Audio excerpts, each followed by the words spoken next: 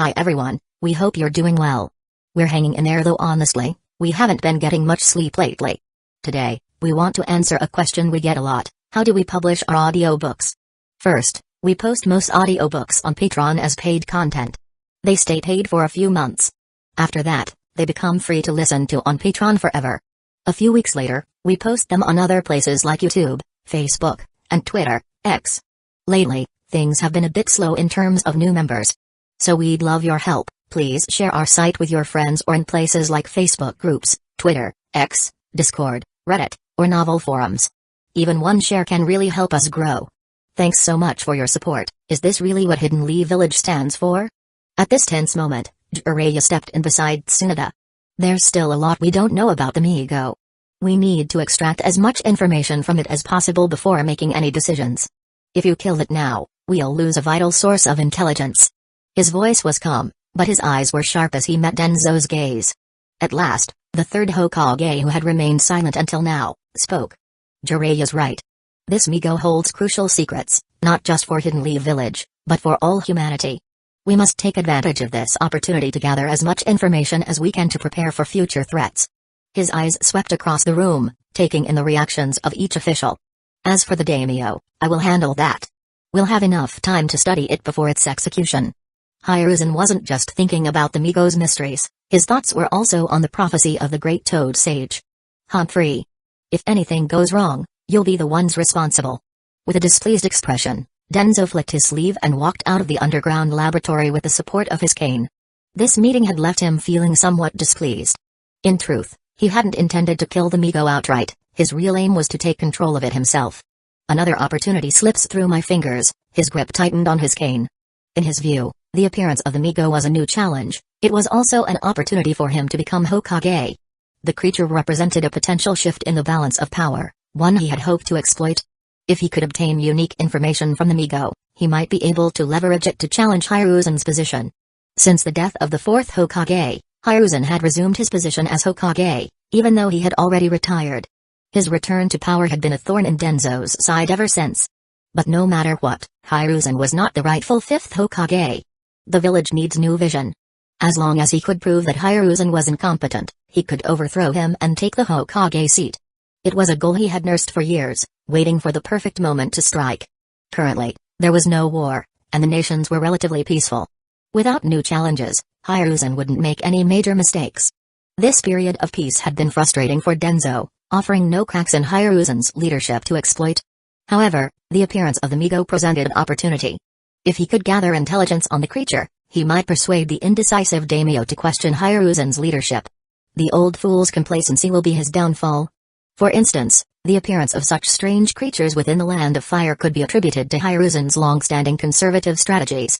But now, Hiruzen had control of the Migo, and he had no authority over it, let alone the chance to gather any information that might undermine Hiruzen. The realization made his blood boil with frustration. Among the 5 people present earlier, 2 were Hiruzen's disciples. Those 3 were extremely close allies, and Denzo couldn't outmaneuver them. The other 2 Hidden Lee Village advisors were indecisive, easily changing their positions based on the current situation. Useless cowards. No backbone between them. Damn it. If only I could capture those creatures myself. Meanwhile, Jiraiya, Tsunade, and Hiruzen had returned to the Hokage's office to resume their conversation. About Orochimaru, Tsunade and I not only encountered him, but we also fought against him and his companion, Jiraiya said. His companion? Hiruzen paused just as he was about to put his lit pipe to his mouth. The revelation of Orochimaru working with someone else was unexpected and concerning. Yes, a highly skilled puppeteer. I don't think he's someone insignificant. Jiraiya recalled the battle. He had fought the old man personally. Though the battle was inconclusive, and Jiraiya hadn't fought at full strength, he could tell the old man had held back as well. His judgment made Hiruzen think. He considered all the possibilities as he stood beside the window. A skilled puppeteer. Could someone from Hidden Sand Village be assisting Orochimaru?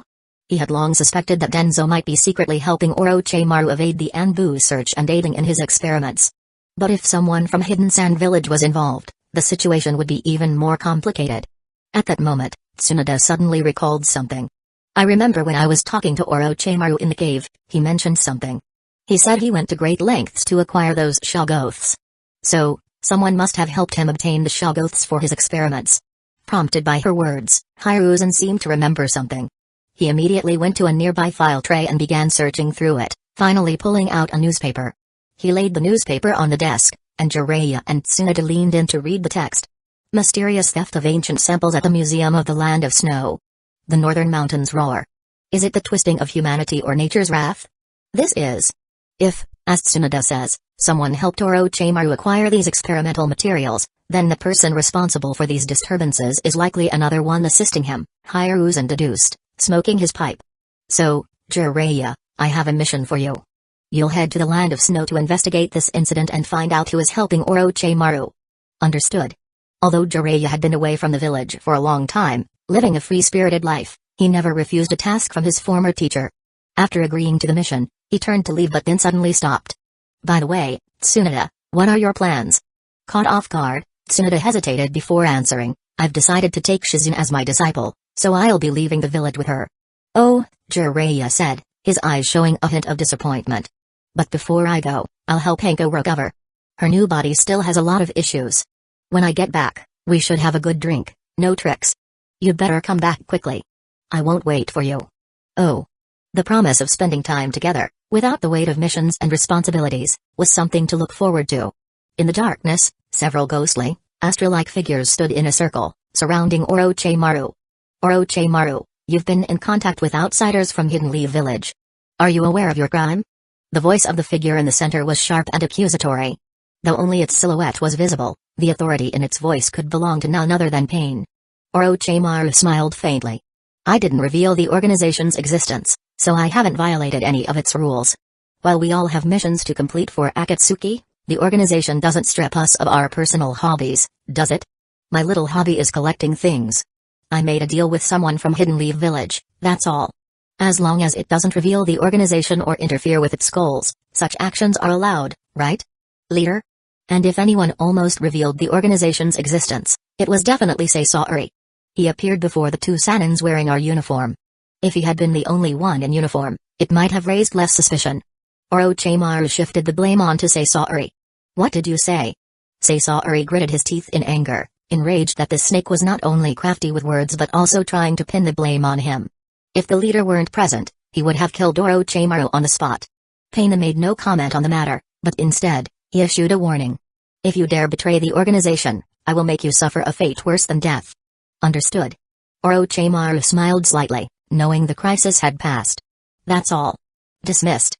Chapter 120, An Ordinary Family, Blocked Roads. Dad, where are we going this time?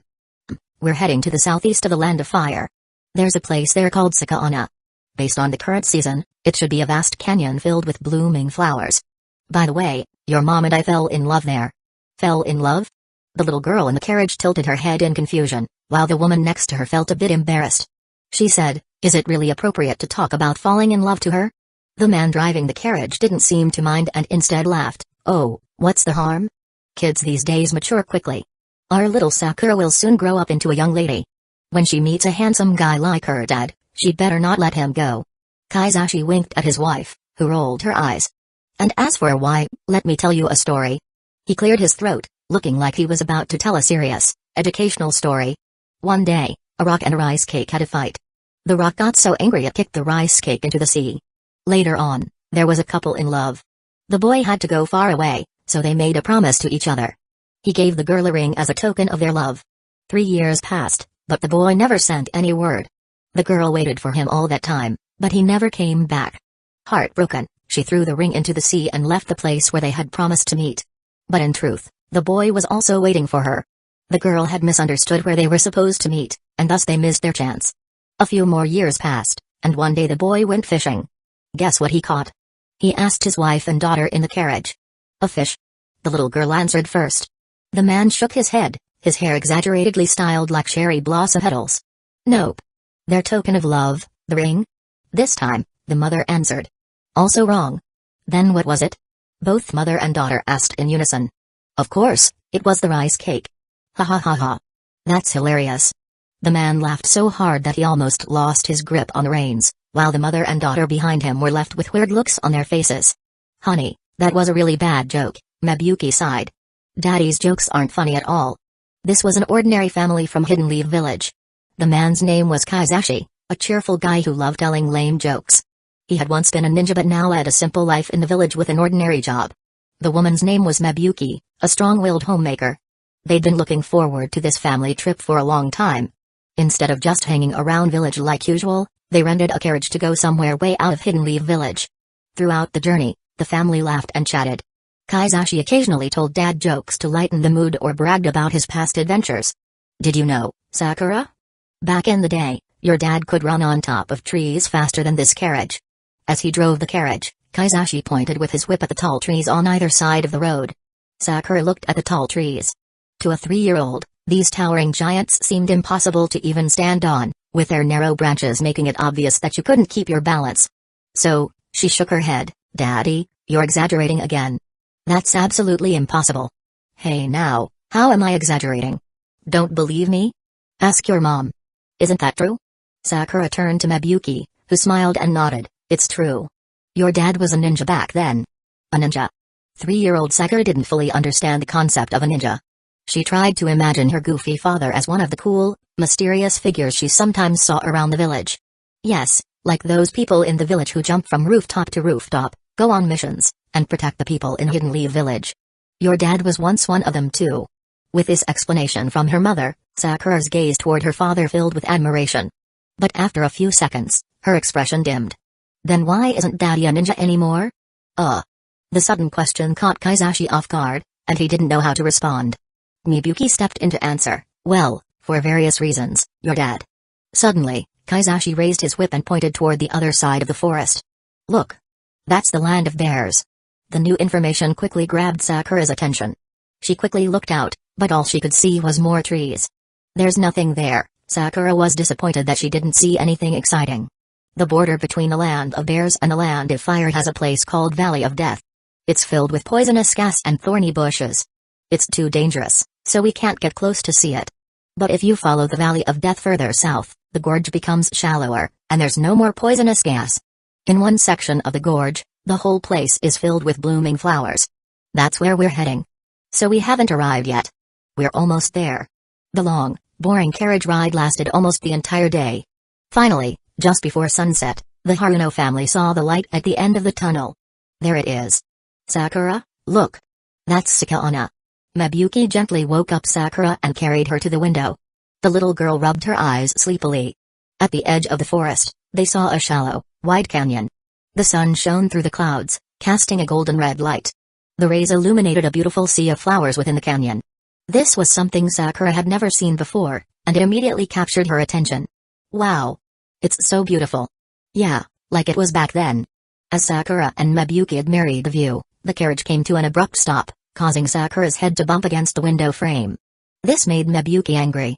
She moved to the front of the carriage and lifted the curtain. Why did you stop so suddenly? You made Sakura hit her head. But Kaizashi wasn't paying attention to her complaints. He simply raised his hand and pointed ahead. Mabuyuki looked up and saw a few large trees lying across the road, completely blocking their path. Darling, how could there be so many trees here? I don't know. Kaizashi carefully examined the fallen trees nearby and realized that the tall trees lining both sides of the road had collapsed, blocking the road. As he walked to the fallen trees, he noticed something unusual on the stumps where the trees had broken off. Most of the trees appeared to have broken naturally, but about a third of the cuts were unnaturally smooth, as if they had been deliberately cut with a tool. In other words, these trees hadn't fallen naturally, someone had intentionally caused them to collapse. Even worse, it seemed likely that someone had planned to use the fallen trees to block anyone trying to pass through. The precision of the placement was too perfect to be coincidental. Kaizashi straightened up and gazed into the dense forest. The rustling sounds of animals were absent. The silence was unnatural. Something's not right here. Yet, for some reason, he had the feeling that something was watching him. He scanned the trees and bushes, searching for any movement. After staring for a while without seeing anything unusual, he returned to the road at his wife's call. He tried to shake off the feeling of unease, not wanting to alarm his family. So? Maybe some villagers from a nearby settlement cut down the trees and forgot to clear them away. He didn't mention his suspicion that the trees had been deliberately placed there to block travelers, worried it would cause Mabuyuki unnecessary concern. No need to scare them if I'm just being paranoid, he reasoned. What should we do now, Daddy? Beside Mabuyuki, their daughter Sakura asked in a soft, trembling voice, already on the verge of tears. Kaizashi knelt down quickly to comfort her. Don't worry, Daddy will try to move these trees. He ruffled her pink hair gently, trying to project confidence he didn't entirely feel. Are you serious? Mabuyuki grabbed his arm. She knew her husband's strength, but these trees were massive. Let me give it a try. Kaizashi patted her hand reassuringly and walked over to the trees. The fallen trees were massive and thick that it would take at least 2 adults to wrap their arms around the trunks. Moving them would be impossible for even 10 ordinary men. Yet, he stood before one of the trunks, and placed his hands under one end. After closing his eyes for a few seconds, he let out a shout, and all his strength surged through his body. But the tree didn't budge at all. Go, Daddy! Sakura cheered. In response, Kaizashi's face turned bright red, veins bulging in his arms, and miraculously, the massive tree trunk began to rise, slowly lifting off the ground under his strength. The wood creaked and groaned as it shifted. He managed to raise one end of the tree to knee height. But after only a few seconds, the weight became too much. He had to let go and fell to the ground. Are you okay, honey? Mabuyuki rushed over and knelt beside him. Kaizashi, still sitting on the ground, raised his trembling hands. I'm not the man I used to be, he thought ruefully. But he quickly replaced it with a relaxed smile. Sorry, seems I'm a bit rusty after not using my chakra for so long. Hearing this, Mabuyuki lowered her head in silence, while Kaizashi turned to his dog. I'm sorry, Sakura, Daddy couldn't move the trees either. Tears welled up in her eyes before she burst into sobs. Daddy, you lied. You're not even a ninja. If you were a ninja, you'd be able to move those trees easily. You're a liar, Daddy. You're a big liar. She's right. Maybe I never was. Sakura, enough. Mabuyuki, unable to listen any longer, shouted at her. Since Sakura's birth, she had never raised her voice this much, and both Kaizashi and Sakura were stunned. Sakura, go back to the carriage. Don't come out unless I say so. Sakura, still upset, glanced at her angry mother but reluctantly retreated to the carriage. Her small form disappeared into the vehicle, leaving her parents alone on the road. After she left, Kaizashi sighed. Why are you so hard on her? Because she's being unreasonable. Well, that's what kids do. Being unreasonable is a privilege only children get to enjoy. Let's not dwell on it. We need to find another way to deal with these trees. Aside from moving the trees, the other option was to burn them. But with no nearby water source, the fire could easily spread into the forest if they lost control. The risk was too great, especially with night falling. So, the couple decided to call in ninjas from Hidden Leaf Village to clear the trees instead. It wasn't the solution Kaizashi had hoped for, but it was the safest option for his family. There was no need to return to Hidden Leaf Village to request help, as most villagers traveling far from home brought pigeons with them to send distress signals. Once notified, Hidden Leaf Village's ninjas would came to the rescue. While the trees didn't pose a serious danger, it was still a problem beyond what ordinary people could solve, so it would make for a good D-rank mission for the village ninjas. After releasing the pigeon, it was already dusk. He drove the carriage back a short distance, just in case, then set up a campfire beside it. After lighting the fire and heating some food, he climbed into the carriage. Inside, Sakura sat curled up in a corner, hugging her knees, her head buried deeply, clutching a cloth doll in her hands. The sight of his daughter so upset made his heart ache. Are you still mad at your mom? Don't be upset. She may be tough, but she loves you very much. Sakura remained silent. Then, are you mad at me? Still, no response. With no success in comforting her, Kaizashi gently patted her. I've notified the Hidden Leaf Village ninjas. They'll probably arrive by morning to clear the trees. When you wake up, you'll see a valley full of flowers. I've left dinner here. Eat it if you get hungry. Kaizashi placed the food next to her before climbing out of the carriage again. I hope tomorrow brings better things. He cast one last look at his daughter. How's she doing? Mabuyuki asked, but Kaizashi just shook his head. At that moment, they heard a faint rustling sound coming from the nearby bushes. Though it was barely audible, Kaizashi immediately tensed up, grabbing a burning log from the fire and aiming it at the dark forest edge. What's wrong? SHH. Though Mabuyuki hadn't noticed anything, he was certain there was something moving in the bushes. As the torchlight inched closer to the trees, a shadow suddenly darted out from the underbrush. The shadow paused briefly on the grass beside the road, allowing the couple to finally see what it was. Oh, it was just an adorable little chipmunk. The tiny creature sat up on its hind legs, whiskers quivering as it regarded the humans curiously. The Kaizashis relaxed, watching as the chipmunk disappeared back into the forest. He tossed the log back into the fire. Let's eat. Okay. Meanwhile, the chipmunk ran deeper into the forest, occasionally pausing to dig up seeds hidden under the soil. Suddenly, A shadow sprang from the bushes, snatching the agile chipmunk in an instant. Moments later, something was thrown out of the same bushes. Oh, it was just the cute little chipmunk's tail. Chapter 121. An ordinary family. Retirement is over. Night had fallen, and the Haruno family's carriage was quietly parked beside the forest road. A flickering campfire dispelled the darkness around it. Mabuyuki and Sakura slept inside the carriage, while Kaizashi sat in the driver's seat, leaning against the wooden beam of the carriage, though unable to sleep. The night brought endless space for imagination, and the forest in the darkness often triggered unsettling thoughts. Looking at the trees on either side of the road, the flickering firelight cast shadows, resembling figures standing silently in the darkness, watching the carriage. He, unable to sleep, was still thinking about the trees blocking the road ahead. The mystery gnawed at him, refusing to let his mind rest. According to what he knew, this place was near the deadly poison-filled Valley of Death. Though the gas wouldn't spread here, no one wanted to live so close to danger, so it was unlikely that there were any villages nearby. So who would bother to block this remote road? Regardless, by tomorrow morning, the ninja sent from Hidden Leaf Village should arrive. They could help clear the trees and perhaps investigate who had set up such a dangerous roadblock in such a remote area.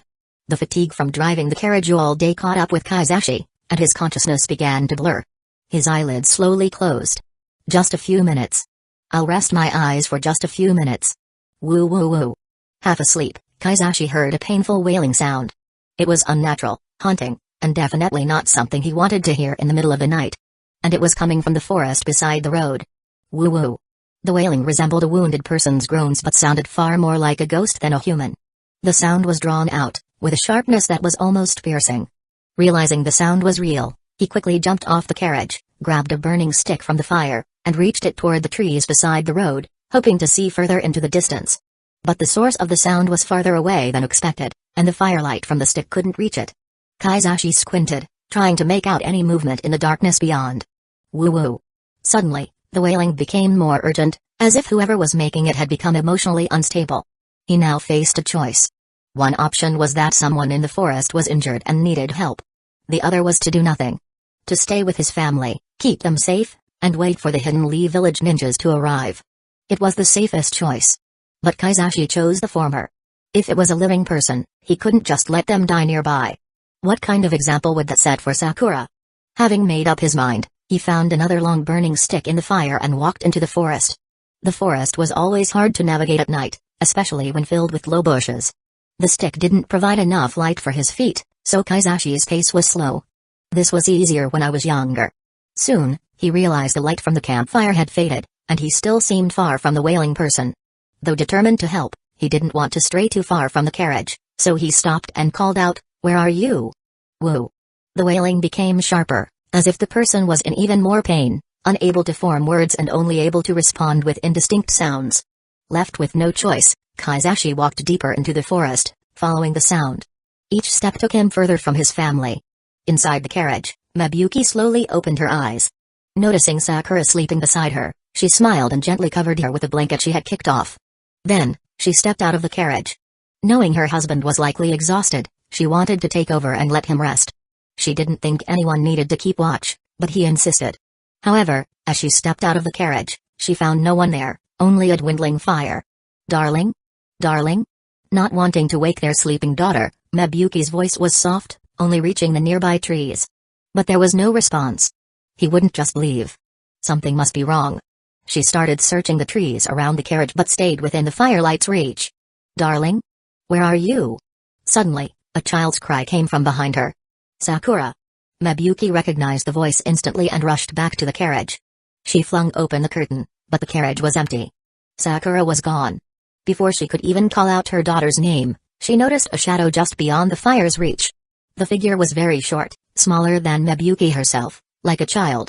Though she couldn't see its face clearly, she saw that the figure was holding a small object, and the occasional flicker of firelight revealed strands of pink hair.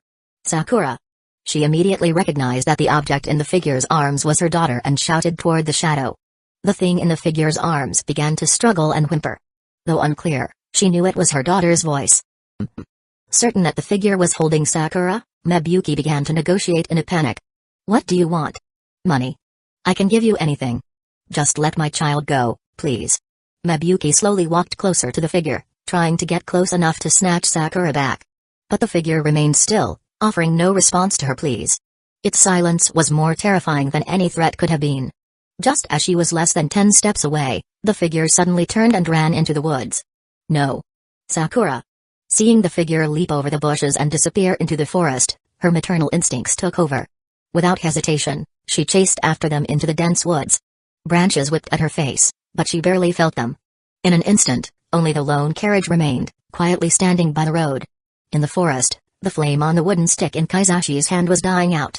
In this silent space, where only the shadows of trees swayed with the changing light, he lost track of time. Just a little longer. Looking back, the fire from the carriage was long out of sight, but the sobbing ahead never ceased. Based on how loud the sound was near the carriage, he should have found the injured person by now.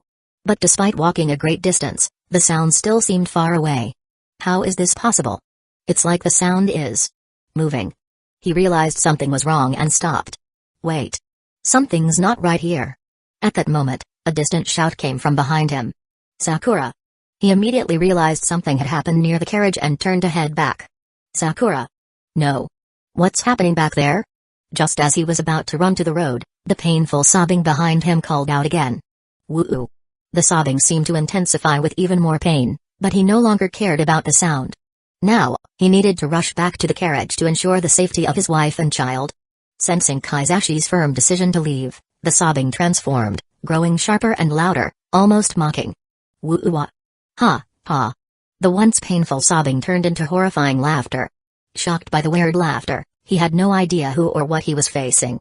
But there was no time to deal with the being trying to lure him away from the carriage. He quickly retraced his steps. You almost had me, you bastard, he muttered. The dense brush he cleared earlier provided a path, so Kaizashi quickly returned to the road and the carriage. He rushed to the carriage, threw back the curtain, and found it empty. His wife and daughter were gone. Where are they? Mabuki. Sakura. Where are you? Answer me, please. He called out anxiously around the carriage, but no one responded. At that moment, a rustling sound came from the dark forest by the road. A figure slowly emerged from the shadows. Show yourself. What have you done with my family? In the flickering firelight, Kaizashi saw the figure clearly.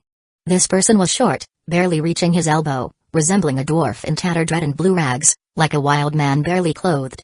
But the figure's face was even more grotesque than its solid stature and clothing. Its face could only be described as deformed, or even monstrous. It had almost no hair on its head, with a few wisps of white hair hanging from the back, ready to fall at any moment. Its face was horribly twisted, as if scarred by fire, with abnormally small eyes sunken into its dome-like bald head. The dwarf-like wild man stood before him, the corners of its twisted mouth curving into a stiff, mocking smile. Though the smile was difficult to discern on its distorted face, Kaizashi could see it clearly, a smile full of mockery. Not only that, the dwarf parted its uneven lips and made a soft whistling sound, like a monkey. Woo! Woo! The sound was all too familiar. It was the same sobbing that had been leading him earlier. It was you. Kaizashi glared at the dwarf. Despite the fury rising within him, he fought to keep control. Did you and your kind take my family? If this creature had lured him away, then someone else must have taken his wife and child. He assumed there were more of these dwarf-like beings. Give them back to me. They're everything to me. The dwarf tilted its head in silence, maintaining a confused expression as if it didn't understand Kaizashi's words. But 2 seconds later, the dwarf's mouth curved again, revealing sharp, yellowed teeth, and it nodded with a vile grin. Damn it. It was pretending not to understand all along. You think this is funny? Kaizashi shouted. You'll regret this, I swear it. In a fit of rage, he threw his burning stick at the dwarf. But the dwarf was swift, turning and jumping away the moment Kaizashi raised his arm. The spinning torch hit where the dwarf had stood, colliding with a tree instead. Damn. It's faster than it looks. Bang. Sparks flew from the burning stick. Kaizashi saw the dwarf running deeper into the forest, laughing that same eerie laugh. Ha, ha ha. The laughter echoed, multiplying as it bounced through the forest, growing fainter as the dwarf ran farther, until it vanished into the darkness.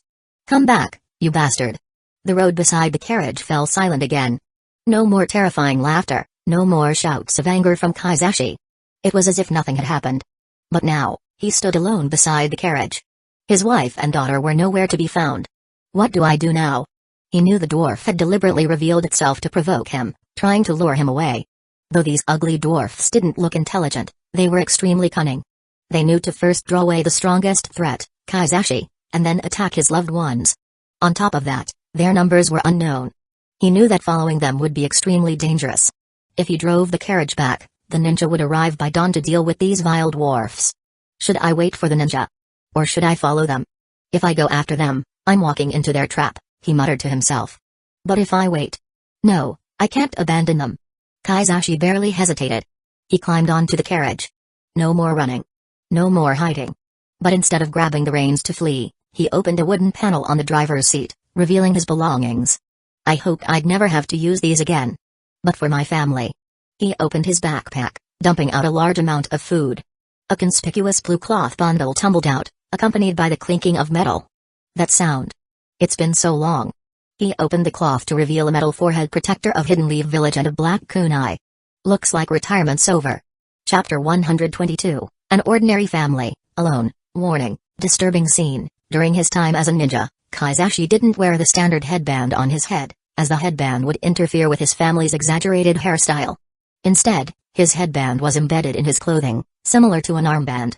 However, after retiring, he chose to switch back to the head-worn style of the headband as a keepsake. He thought he'd never have the chance to wear it again. But today, he's about to fight with that headband once more. He grabbed a bottle of water from his bag, then poured it over his head and put his hair back. In a flash, he transformed from a friendly dude to a villain. Time to become who I once was. Who I still am, deep down. His pink hair fell over his shoulders as he tied the headband onto his head. Old friend, we've got work to do. One last mission, he murmured as he touched the metal plate. After leaving a mark on the carriage to guide the following ninjas, he ran into the forest. Follow quickly, my friends, he whispered to the wind. But not too quickly. This is my fight. The dark woods, concealed by the canopy above, allowed only faint starlight to pierce through. In this dim environment, his eyes needed a moment to adjust. Breathe. Focus. Remember your training. Fortunately, the forest had plenty of low bushes. When someone recently passed through the bushes, the tight branches wouldn't immediately spring back to their original position. Using these traces, he methodically tracked the dwarf. They're moving fast, but careless. Good. However, the deeper he went into the woods, the fewer bushes there were, replaced by tall, towering trees that were harder to leave obvious signs on. This change made tracking more difficult for him. Stay sharp, old man. Before long, he lost the trail of the dwarf in an open clearing. Damn it. Kaizashi hissed under his breath. Where did you go? With no visible traces in the area, he had to slow down and carefully search for subtler clues. There's always a trace. Always. Just need to find it. Next to a tree, he finally found an overturned patch of grass. This patch had been turned over by something stepping on it, an abrupt change about the size of a fist, with a depth varying from shallow to about 2 centimeters at its deepest. Tracking was one of the most basic skills taught at the Ninja Academy, and although it had been years since he was a ninja, he hadn't forgotten the fundamentals. The marks on the turf were from the pressure of a footstep, and because human feet aren't flat, the depth of the imprint varied accordingly. But a human foot is about 1/7 the height of the body, while the dwarf stood about as tall as Kaizashi's elbow, meaning their feet should be roughly the size of 2 fists. Yet this footprint was only the size of 1 fist. Looking closer, it became clear that this wasn't a full footprint. Only the ball of the foot had touched the ground, leaving a partial impression, as if someone had been standing on their toes. This meant that when the dwarf left this print, they were standing on their toes. And standing on tiptoe generally serves the purpose of reaching something higher. But what exactly was the wildman trying to reach here? Kaizashi looked up, and in the dark canopy above, a row of sharp objects was hidden. Gotcha. You can't hide from me that easily. Carefully parting the branches, he uncovered a crudely made wooden spike trap. A row of sharpened wooden spikes was tied to a flexible branch, connected to a hidden trigger mechanism on the ground by a tripwire. From a ninja's perspective, it was a poorly constructed and crude trap, something that would only be made by a student still learning trap setting techniques. However, when set by seemingly uncivilized wildmen, the trap seemed sinister and deadly. With their ugly appearance and inability to communicate, it was easy to underestimate these wildmen, assuming they lacked the intelligence to set traps. If he had recklessly followed the dwarf here, he would have triggered the mechanism and been impaled by the spikes from behind. Underestimating these creatures could be fatal. Kaizashi carefully dismantled the mechanism, muttering, "Let's see how you like having your toys broken." However, since the wildmen had set traps along this path, it indicated that they had gone this way. He resumed his pursuit, now moving more cautiously, constantly on the lookout for more traps. It didn't take long for him to encounter another trap. This time it was a rusty iron trap, equally crude and poorly disguised under out-of-season dried grass, easily spotted by him. Did they really think this would work? But just as he was about to walk around it, he noticed a glimmer of silver in the moonlight filtering through the leaves. He immediately halted and carefully examined the silver thread, realizing it was part of yet another trap. This one was another wooden spike trap, but much more sophisticated than the previous one. The wooden spikes were connected by an almost invisible silver wire instead of a coarse, blackened rope. This type of wire was akin to what ninjas would use to trigger traps. Additionally, to further disguise the spikes in the trees, the wildman had set a decoy iron trap on the ground, easily spotted by anyone. Most people, upon seeing the decoy trap, would instinctively walk around it, unaware of a hidden trap nearby. After encountering a series of traps, he was taken aback. Even an experienced ninja would struggle to create such traps using only primitive materials. It was astonishing to think that these traps had been set by the supposedly primitive wildman. Realizing the kind of adversaries he was facing, he grew increasingly worried for his wife and child, fearing what these depraved dwarfs might do to them. Mabuki, Sakura. Please be safe. I'm coming as fast as I can. I will find you. And I will save you.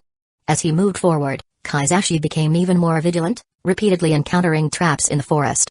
Like the previous spike traps, these traps came in two forms, a crude version to lower one's guard and an upgraded version to catch victims off guard.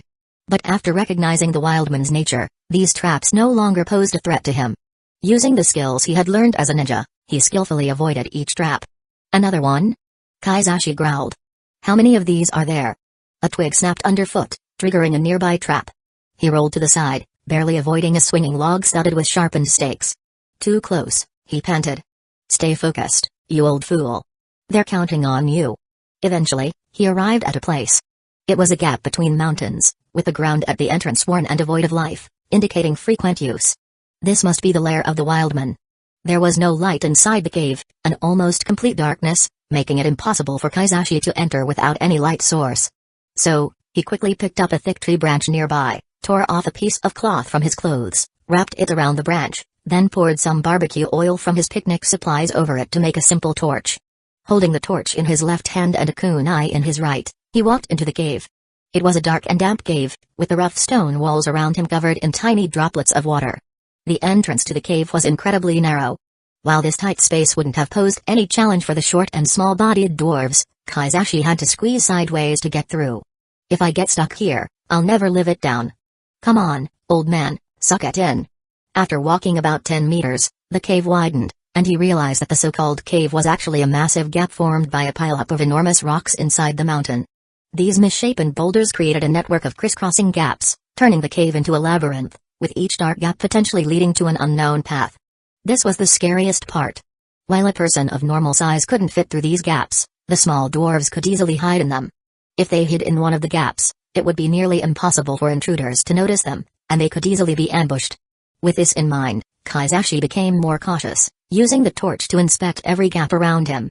Come out, wherever you are. Daddy's here to play. As he walked deeper into the labyrinth, every shadow seemed to move. Is this fear, or instinct? In the darkness, Sakura slowly opened her eyes.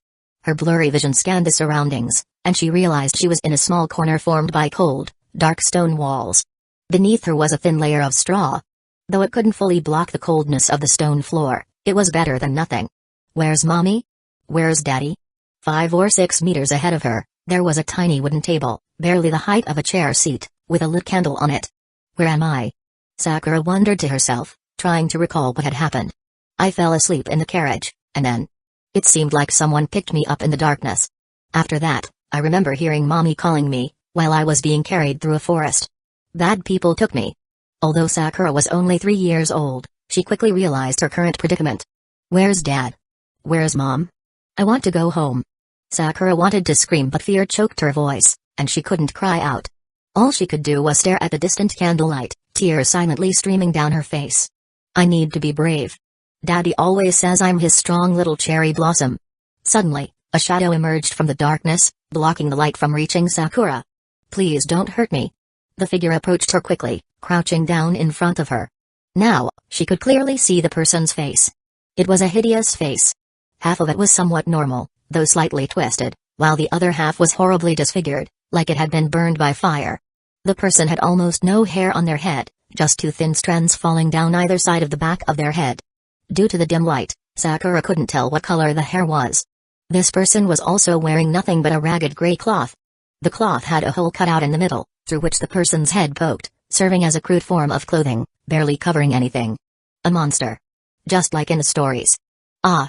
But before she could make another sound, the person quickly placed one hand over Sakura's mouth and the other over their own, as if gesturing for her to stay quiet. It wants me to be quiet. Maybe it won't hurt me if I listen. Somehow, she understood this gesture and, despite her fear, she nodded. The figure slowly released her mouth, and Sakura simply stared at the grotesque figure crouching before her, who made no further moves but just kept watching her intensely. Suddenly, the figure reached out a hand toward her. Instinctively, she shrank back, trying to avoid the touch. But with the cold stone wall behind her, there was nowhere for her to retreat. Sakura closed her eyes, bracing herself, but she felt no pain or harm. Instead, she sensed a strange sensation in her hair. Opening her eyes, she realized that the grotesque figure was not harming her but gently stroking her shoulder-length pink hair. A bony hand lightly caressed her hair, and the figure's eyes were filled with a look of desire or obsession. Why does it like my hair? It was clear the person was captivated by her hair, treating it like something precious. Suddenly, heavier footsteps echoed through the gap, startling the grotesque figure, who immediately stopped stroking Sakura's hair. In the flickering candlelight, Sakura saw another disfigured person enter the space. This one's scarier. This figure was taller and more muscular than the first and wasn't empty-handed, he was carrying a bowl of something. Without a word, the tall figure walked over to Sakura, placed the bowl in front of her, and pointed to its contents with his rough fingers. Pork. Meat. Eat. Pork meat, eat. Although the speech was broken, the figure managed to speak words that she could understand, urging her to eat the pork meat and the bowl. But as Sakura saw the thin soup and a few pieces of meat floating in it, she shook her head. She shrank back again. I can't eat that. What if it's poison? What if it's not really pork? Seeing Sakura's rejection and retreat, the tall figure raised his hand to strike her, but the smaller figure from before quickly stopped him. The smaller one shook her head and began speaking rapidly in a language Sakura couldn't understand. Are they fighting over me? After a brief exchange, the taller figure lowered his hand, turned around, and left. The smaller figure crouched down in front of Sakura again, lifted the bowl, and, as if to demonstrate, picked up a piece of meat with her fingers, chewed it, and swallowed. It ate the food. Maybe it is safe? After doing so, she handed the bowl back to her, encouraging her to eat. At that moment, Sakura's stomach growled. She hadn't eaten much dinner. And after everything that had happened, she was now quite hungry. Unable to resist her hunger, she took the bowl. She stared at the meat for a long time, and finally picked one up and began to chew. It's delicious. To her surprise, the meat was unexpectedly good. Chapter 123, An Ordinary Family, Food, Warning, Disturbing Scene. In the darkness, Kaizashi walked forward slowly. The light from the simple torch in his hand swept over every gap between the boulders. In one of the gaps stood an uneven stone, different in color from the surrounding rocks. Upon closer inspection, it wasn't a stone, it was a hidden dwarf. As the torchlight hit it, the dwarf suddenly opened its eyes and drew a polished bone spear from behind its back, thrusting it toward him. Gah! He grunted, quickly stepping back to dodge the attack. But the dwarf wasn't giving up and kept stabbing at Kaizashi's head with the bone spear. He tilted his head slightly, dodging the lethal strike as a foul wind brushed past his ear. Too close. I'm getting sloppy. Then, he swung his kunai, deflecting the bone spear to the side. Taking advantage of its inability to recover quickly, he stepped forward and thrust his kunai upward, stabbing the dwarf under its chin. The sharp blade almost penetrated its entire small head, and warm blood flowed onto his hand. He quickly pulled out his kunai and shook off the blood from his hand, ensuring his grip on the weapon wouldn't be compromised by the wetness. So far, he had already dealt with 3 dwarves.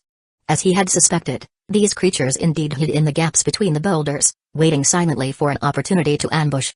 Deadly in surprise, but predictable after. Though the dwarves were small, their strength was equivalent to that of an average adult man. These dwarves specialized in ambushes and setting traps, but it seemed this skill was an inherent racial trait due to their cowardly nature, rather than a sign of intelligence. For example, once their ambushes failed, they would attack frantically, their moves chaotic and without strategy. Even after Kaizashi had slashed open their bellies, they wouldn't stop, desperately attacking even as their intestines spilled out. It was as if they couldn't feel any pain. They don't stop. Don't feel pain. What kind of monsters are these? Originally, Kaizashi had wanted to capture one of the dwarves to ask about the whereabouts of his daughter and wife, But facing such a crazed enemy with whom communication was impossible, he had no choice but to kill them on the spot. Can't even ask where my family is. Damn these creatures. He muttered under his breath. As he went deeper, he noticed candlelight flickering in a distant gap between the rocks. He immediately placed his torch on the ground and quietly approached the gap, peering inside. What he saw was a low wooden table, on which stood a fine silver candle holder with 3 lit white candles. On the other side of the table, a dwarf chopped something on the table. Thud. Thud. Thud. The dwarf was repeatedly chopping with a butcher's knife. What's it chopping? After chopping for a long time, the dwarf finally split whatever it was and then walked over to a nearby pot of boiling water. It scooped up some broth with a ladle and tasted it, like a chef sampling his dish. Kaizashi took the opportunity to see what the dwarf had been chopping on the wooden table. The once whole piece of meat had been crudely chopped into 4 parts, its bright red color proving that it was fresh. The 4 pieces were small enough to fit perfectly into the pot. As the dwarf tasted the broth, it seemed satisfied. It then scooped up the 4 pieces of meat and tossed them into the pot. In that brief moment before the meat hit the pot, Kaizashi recognized it. It looked like... No. No, it can't be. Suddenly, his head spun, and his legs moved uncontrollably. He let out a low growl and charged at the dwarf like a beast. You monsters! I'll kill you all! He roared. Hearing the sound, the dwarf quickly spotted Kaizashi and raised its butcher's knife to meet him. The knife clashed with the kunai, producing a sharp metallic sound. His kunai was slightly pushed back. Feeling the pain in his hand from the impact, he regained some clarity and focused his attention on the dwarf in front of him. This dwarf was far stronger than an ordinary dwarf due to its constant chopping tasks. In several exchanges, it overpowered him. However, Kaizashi had the advantage of speed. As the dwarf's movements became too wide, leaving it vulnerable, he sidestepped and slashed its neck. But like the other dwarves, this wound wasn't enough to stop it. It raised its knife again, attacking him furiously, swinging wildly left and right. He dodged and counterattacked, slashing the dwarf's skin multiple times. Despite its injuries, the dwarf became even more frenzied. Kaizashi stepped back from the dwarf's attack range and glanced down, noticing the pot of hot broth at his feet. Sometimes the best weapon isn't a weapon at all. He grabbed the handle and threw the pot at the dwarf. The fragile clay pot shattered on its head, spilling hot broth all over its body, and the meat scattered across the ground. At that moment, the dwarf seemed to regain its sense of pain, letting out a piercing scream that echoed through the cave. However, this scream didn't evoke any pity in Kaizashi, it only disgusted him further. The dwarf dropped its butcher's knife and clutched at its wounds. He seized the opportunity, swiftly moving forward and plunging his kunai into its head, finishing it off. At that moment, he heard footsteps running through a nearby gap between the rocks. No time to rest. He knew he couldn't fight all these dwarves head-on, so he grabbed a burning stick from the fire and ran in the other direction. Faster! They're coming. Can't fight them all. Soon after, 3 dwarves rushed into the area. Seeing the mess and the dead dwarf on the ground, the leading dwarf let out a beast-like roar. After the howl, instead of chasing him, it grabbed one of the other dwarves and started biting into its head.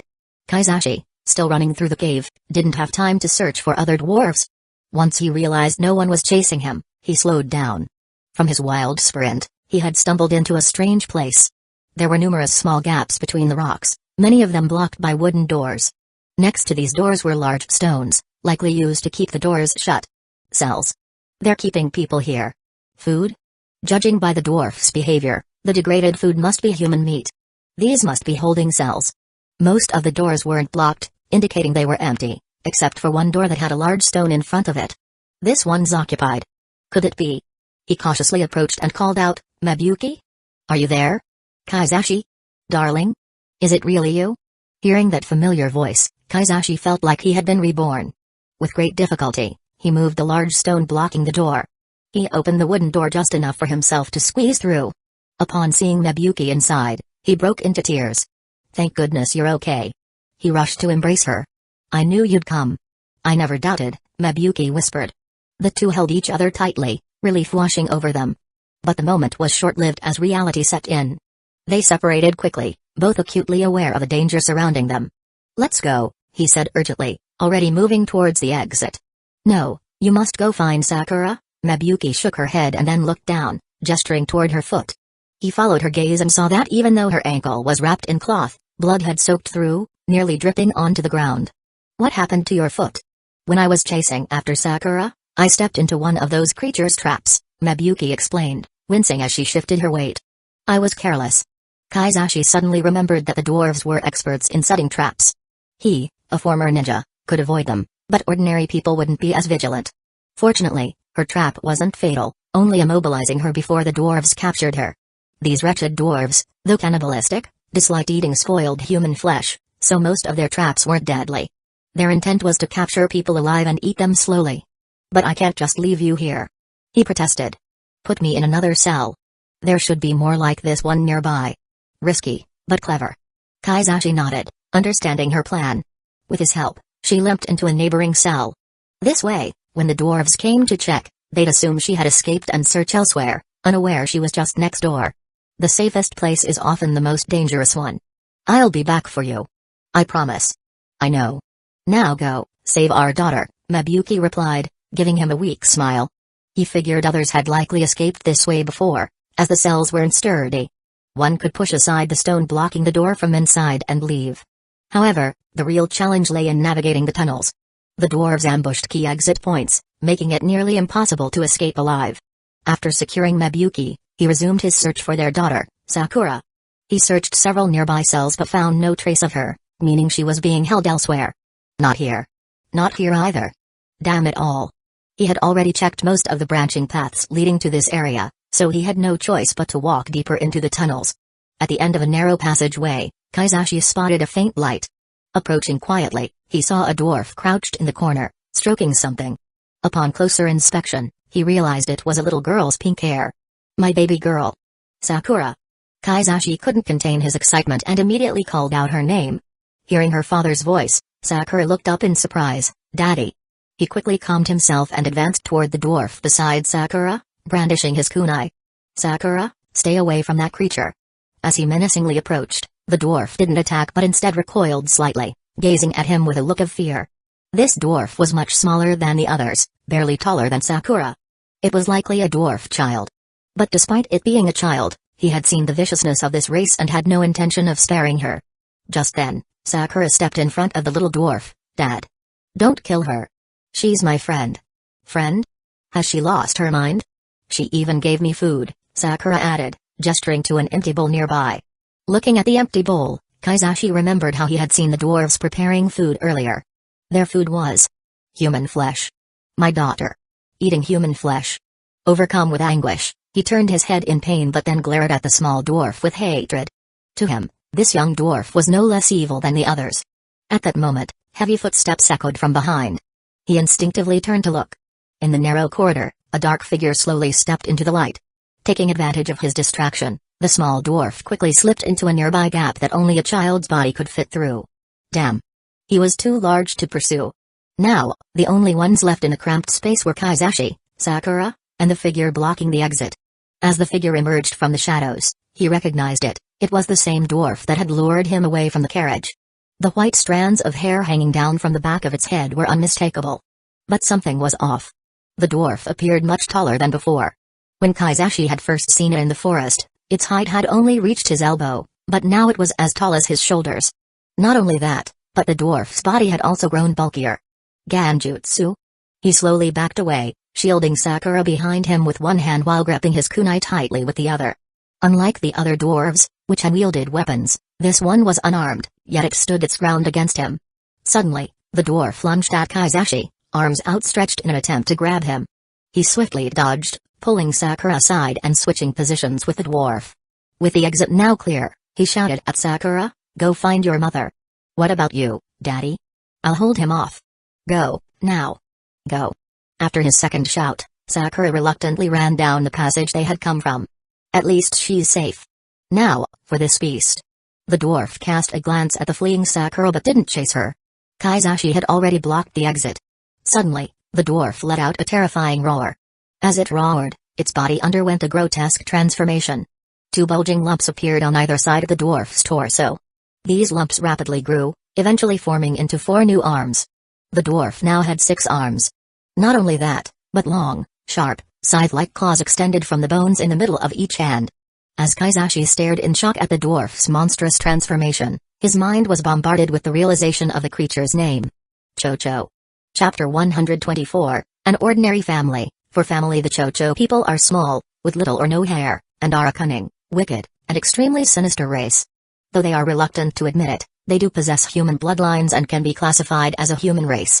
Their creator is the Great Old One, Chuagnarfon, also known as the Elephant God and the Horror from the Hills. He used pieces of early amphibians to create a dwarf race called the Miri Nigri, specifically to serve him. Eventually, the Miri Nigri interbred with humans, producing mixed blood offspring. Over generations of independent evolution, they became the Chocho people.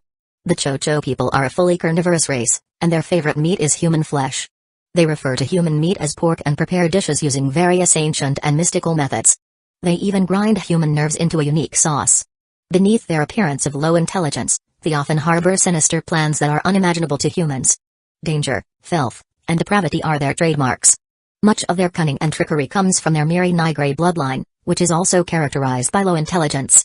Because half of their bloodline is Miri Nigri, Chocho people are born with only half the sanity of a normal human.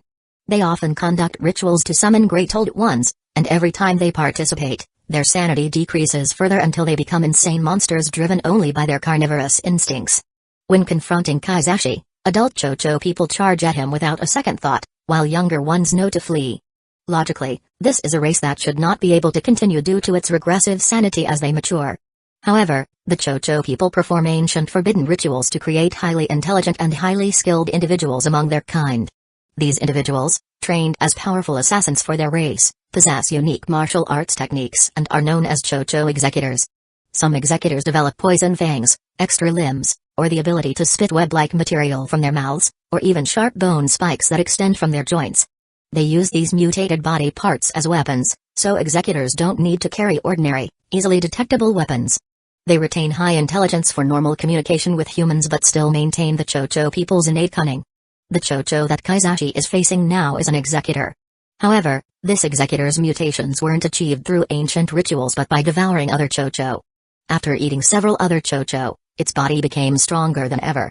Its physique grew taller and more muscular, with 2 extra pairs of arms sprouting from its side, and sharp bone spikes extending from its finger bones. Luckily, this Chocho hadn't yet undergone the specialized training executors usually receive, so it hadn't developed advanced combat skills. Kaizashi grasped a kunai in his right hand, his left hand against a handle ring, adopting a purely defensive stance against the enhanced Chocho executor. One wrong move and I'm dead. It spread out its 6 arms, looking like a giant upright spider with all its bone spikes extended, slowly advancing toward him. I always wanted to fight a human spider. Suddenly, the Chocho pushed off the ground with its thick legs, quickly pouncing on him. Kaizashi knew a single kunai wouldn't be enough to block all 6 bone spikes, so he dodged with a roll to the side, narrowly avoiding the attack. However, his abdomen was grazed by the tip of one spike, leaving a bloody cut. Too slow. He frowned but gritted his teeth, ignoring the pain, as he focused on the Chocho's next move. The intelligent Chocho noticed his injury, its twisted face forming a mocking grin as it attacked again. I'm not done yet. Despite its evolved body, the Chocho couldn't properly coordinate its 6 arms and could only manage clumsy lunges. Its arms spread wide, making it difficult to evade in a confined space. After a while, Kaizashi had accumulated several cuts. Another cut. How much more can I take? His breath came in ragged gasps. He knew that if he sustained more injuries, he'd soon lose consciousness from blood loss. With what strength he had left, he decided to try one more thing, using chakra. Chakra could enhance his body's speed and strength far beyond that of a normal human. Once a skilled ninja, Kaizashi had mastered chakra, but after a particular mission, he lost the ability to use it like before. That mission had involved rescuing villagers of Hidden Leaf Village from the Valley of Death, at the border of the Land of Bears. Among the trapped villagers was his future wife. During the rescue, Kaizashi was accidentally pricked by a poisonous thorn. After carrying her back to Hidden Leaf Village, the poison spread, and though Tsunade saved his life, he could no longer use chakra like before and had to retire as a ninja. Though his body could still produce chakra, it was far weaker and less stable than even a novice ninja. He knew this well, so he had to summon as much chakra as possible in one decisive moment against the Chocho. Can I even do this anymore? It's been so long. He had no choice. Gathering his energy, Kaizashi slowly felt the faint chakra flow within him. The Chocho lunged again, its 6 bone spikes aiming for a deadly embrace. Wait for it. Timing is everything. At the last second, he leaped into the air with the help of his chakra. I'd forgotten how this felt. In an instant, he was above the Chocho, its unprotected head exposed. Seizing the opportunity, he threw his kunai, which was empowered by chakra. It pierced deep into its skull, with blood gushing out as the handle almost fully disappeared into its head. Gotcha, you monster. With the effort expended, his body gave out, his legs going numb as he collapsed. The Cho-Cho wobbled, its 6 arms slowly lowering, before collapsing as well. As his vision blurred, Kaizashi's last conscious thought was of his family. At dawn, 4 shadowy figures dashed out of the gates of Hidden Leaf Village.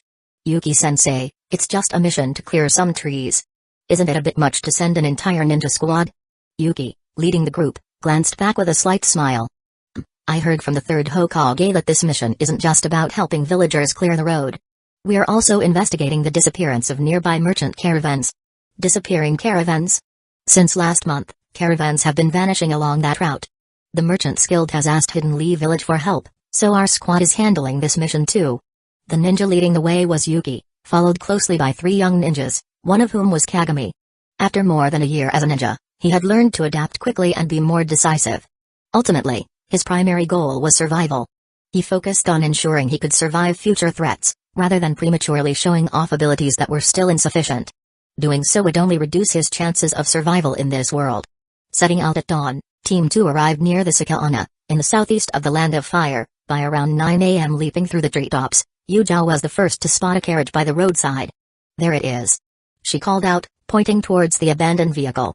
Yes, let's go down, Yuki commanded, and the 4 jumped down, surrounding the carriage as he pulled aside the curtain. No one here. Itachi, being observant, noticed a blade of grass wedged under the driver's seat. The angle was so precise that it couldn't have been placed there by accident. Sensei, look at this, Itachi said, kneeling to examine the grass more closely. Could it be a signal? Yuki thought for a moment before nodding. The villager who asked for our help used to be a ninja.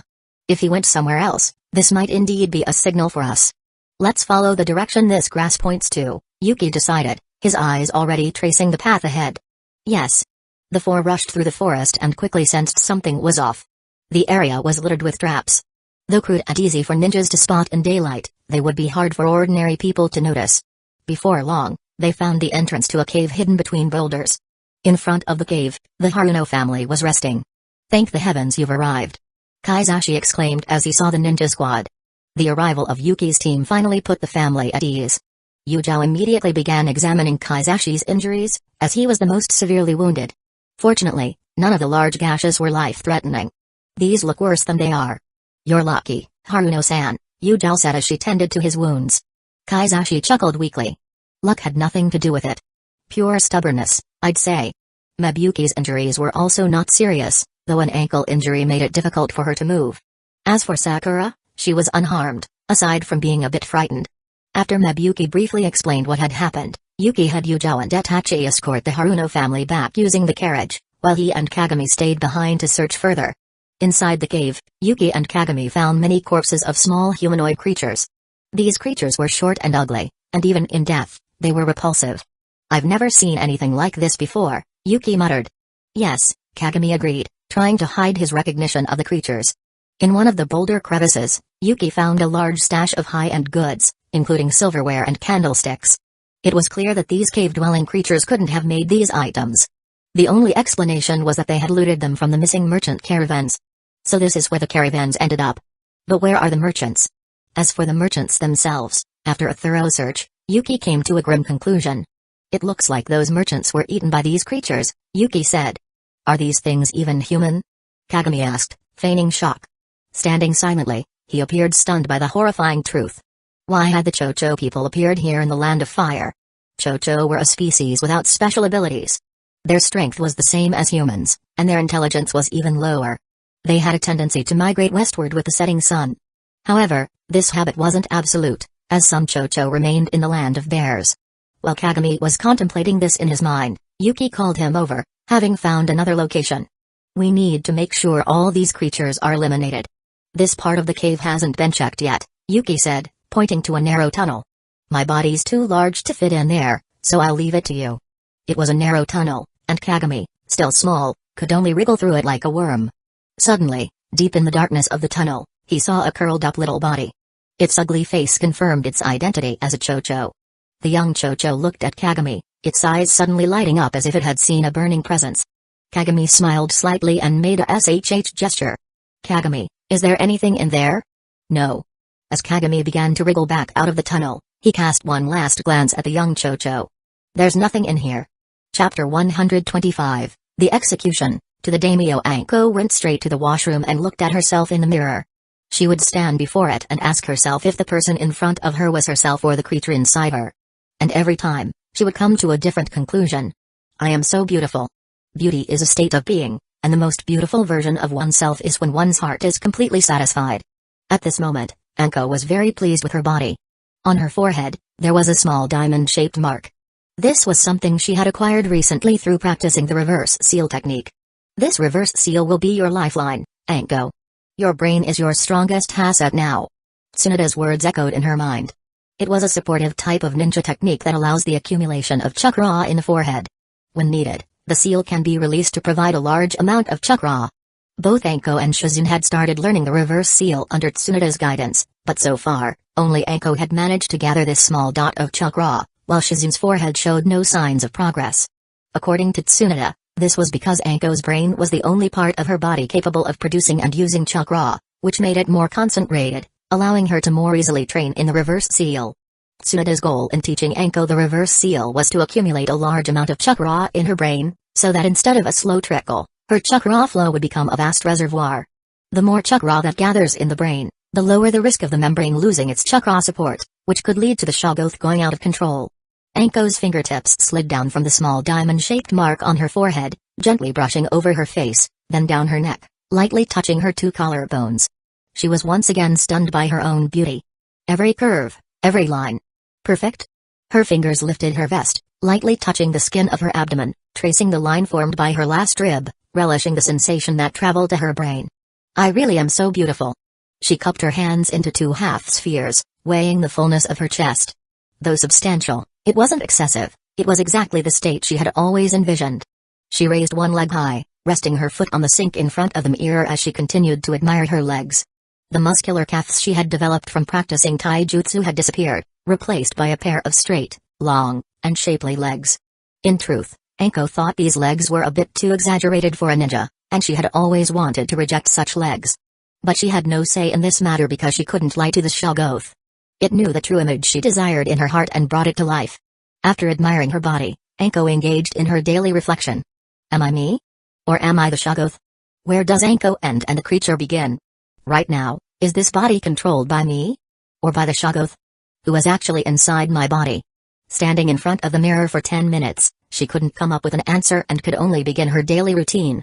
Washing up was a dull and perfunctory task because Anko didn't really need it. Take brushing her teeth, for example, she could easily spit out any dirt in her mouth, just like spitting saliva. Other bodily hygiene tasks, like bathing, cutting nails, or shaving leg hair, were equally unnecessary. But she stubbornly believed that by maintaining these human habits, she could constantly remind herself that she was still human. After finishing her morning routine, she picked out a medium-sized outfit she used to wear, and left the house. Standing on the street of Hidden Leaf Village, Anko looked up at the sky. Today, the sunlight seemed a bit too strong. Dim it down a bit. With a mere thought, the brightness in her field of vision immediately decreased, as if she had put on sunglasses. This was the secret Anko had figured out over time, the secret to controlling her own body.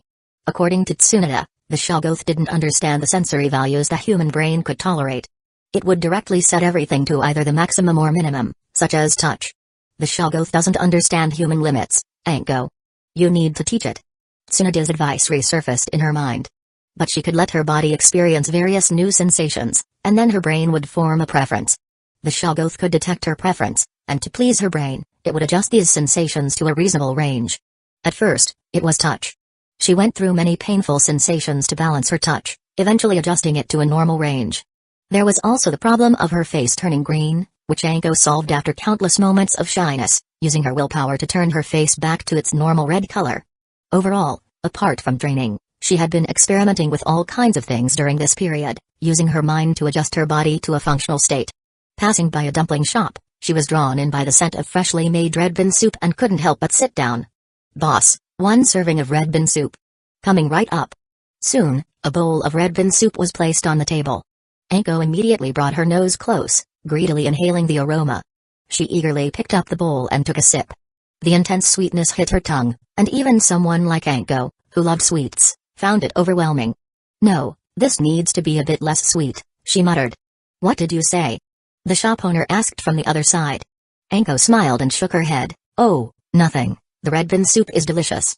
After pausing for a moment, she took another sip of the soup. Sure enough, the sweetness had lessened slightly, no longer overwhelming. Anko was using this trial and error method to slowly fine-tune her body's sensations. Though the process was painful and slow, it was something she had no choice but to endure. As Anko was enjoying her red bean soup, across the street, a young boy walked by alone.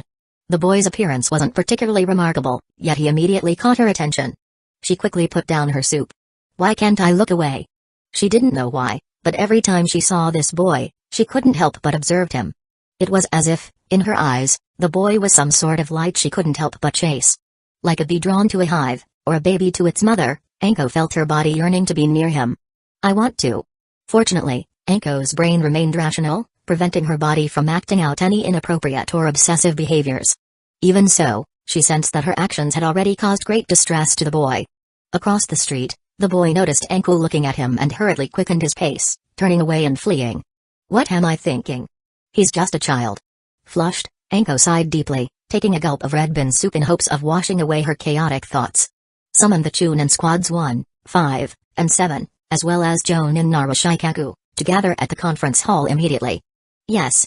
Several shadowy figures rushed out from the Hokage building, spreading throughout various corners of Hidden Leaf Village. What could be so urgent to require this many of us? One ninja thought as he leapt from rooftop to rooftop. Shortly after, more figures returned to the building. Inside the conference hall, Hiruzen sat solemnly in the center of the hall. Before him, 10 ninjas, led by Shikaku, knelt on one knee, awaiting the Hokage's orders. The reason I've gathered you all here is to assign a mission that requires your cooperation. As soon as Hiruzen finished speaking, the 10 ninjas showed expressions of surprise. What kind of mission could require the combined strength of 3 Chunin squads and a Jonin? This information is top secret and has not been disclosed to the village. Leaking it would be considered treason. The atmosphere in the room tensed, each ninja straightening their posture, ready for whatever bombshell the Hokage was about to drop. Recently, Hidden Leaf Village captured an otherworldly creature. This creature killed a minister from the Land of Fire's daimyo's mansion. Normally, it would be executed immediately.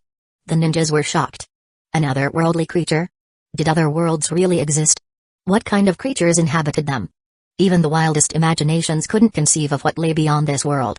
However, at my request, the daimyo granted us 1 month to study this creature. The month is now up, and it's time for the creature to be executed. Your mission is to escort this creature to the daimyo's mansion tomorrow, where the execution will be carried out under the daimyo's supervision. Hiruzen continued after allowing the ninjas some time to process the information. The creature is currently being held in the underground research facility beneath the Hokage building. I will now take you to see it and have the researchers explain more. Follow me. As they descended into the depths of the facility, one Chunin whispered to another, what kind of creature are we about to see? Will it be like the tailed beasts? Led by Hiruzen, the 10 ninjas entered the underground research facility and were immediately struck by what they saw.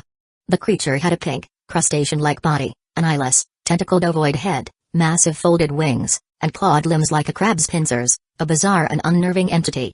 What in the world is that thing? One Chunin whispered. It's like nothing I've ever seen or imagined. Another replied.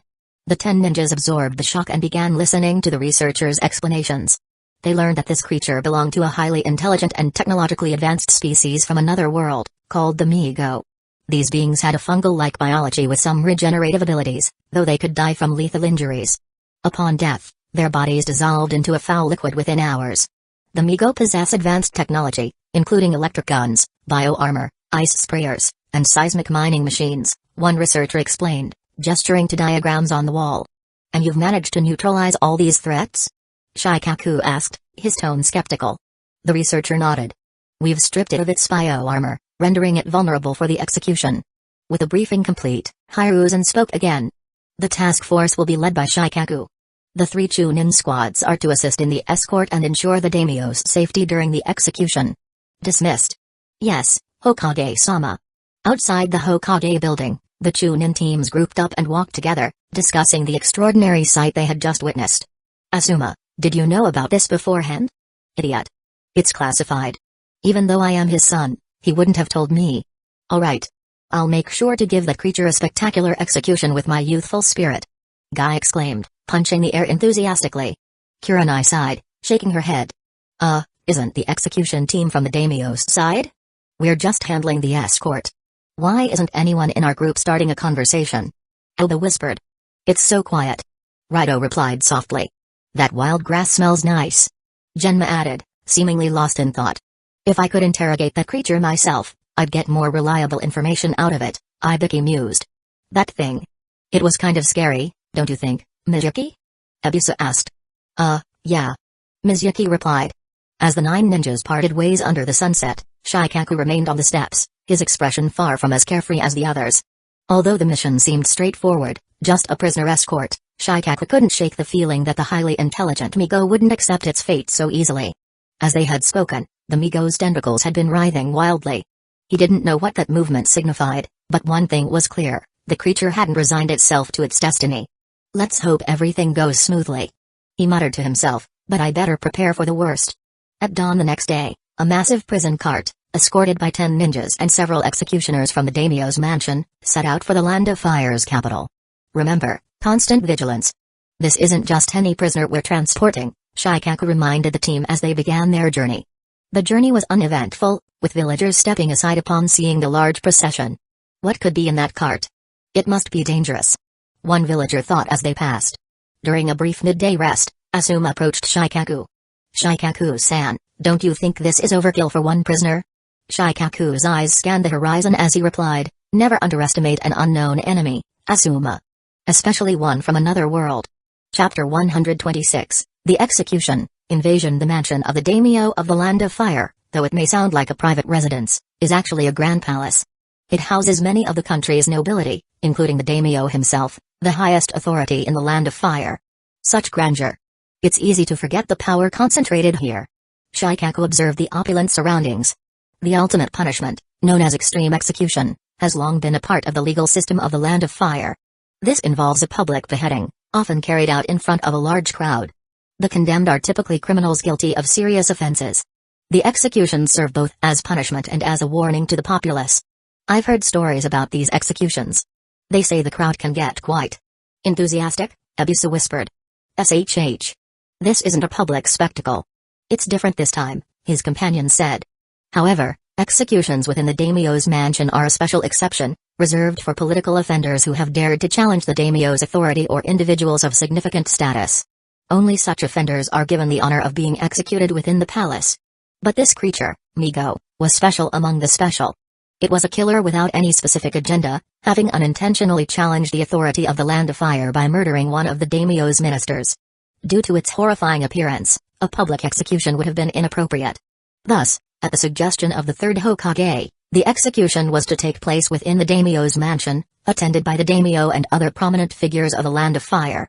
On the palace square, a large group of officials and nobles were seated in the stands, watching as a giant prison carriage was slowly pushed onto the execution platform. Make way. Clear the path for the prisoner. A guard shouted as the carriage approached. Prisoner? What kind of criminal requires such measures? A noble whispered to his neighbor, eyeing the massive, cloth-covered cage curiously. After a brief wait, a tall, long-faced man dressed in luxurious robes slowly walked onto the platform, surrounded by guards and servants. All rise for the daimyo of the Land of Fire. A herald announced. He looks as indecisive as ever. I hope he doesn't complicate things. Shikaku watched the daimyo's slow approach. All the nobles of the Land of Fire immediately rose and bowed to this man, their lord and ruler, the daimyo of the Land of Fire. He was an unimpressive-looking man, always seeming lethargic. The daimyo surveyed the area and quickly spotted the massive prison carriage, still covered with a black cloth, on the execution platform. Pointing toward it, he asked, Is the monster in there? Yes, daimyo-sama, Shikaku, who was standing nearby, replied with a bow. The daimyo pondered for a moment before a sudden idea struck him. Can we uncover it now and take a look?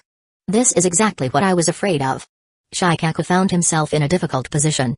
There was still some time before the official execution at noon, and uncovering the creature too early might lead to unforeseen complications.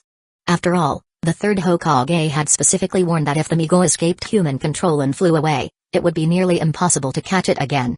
Moreover, the Migo's thought process was entirely alien to them, making it impossible to understand. Even the mind-reading techniques of the Yamanaka clan were ineffective. With only a month of research on the creature, There was still much uncertainty about its capabilities. To minimize risks, the execution needed to proceed cautiously. The third Hokage's warning versus the daimyo's command. What a troublesome situation. However, the daimyo's orders had to be obeyed. With no other choice, he reluctantly instructed the guards to remove the black cloth from the prison carriage. Steady now. We don't want any surprises, Asuma said as they moved to untie the cloth.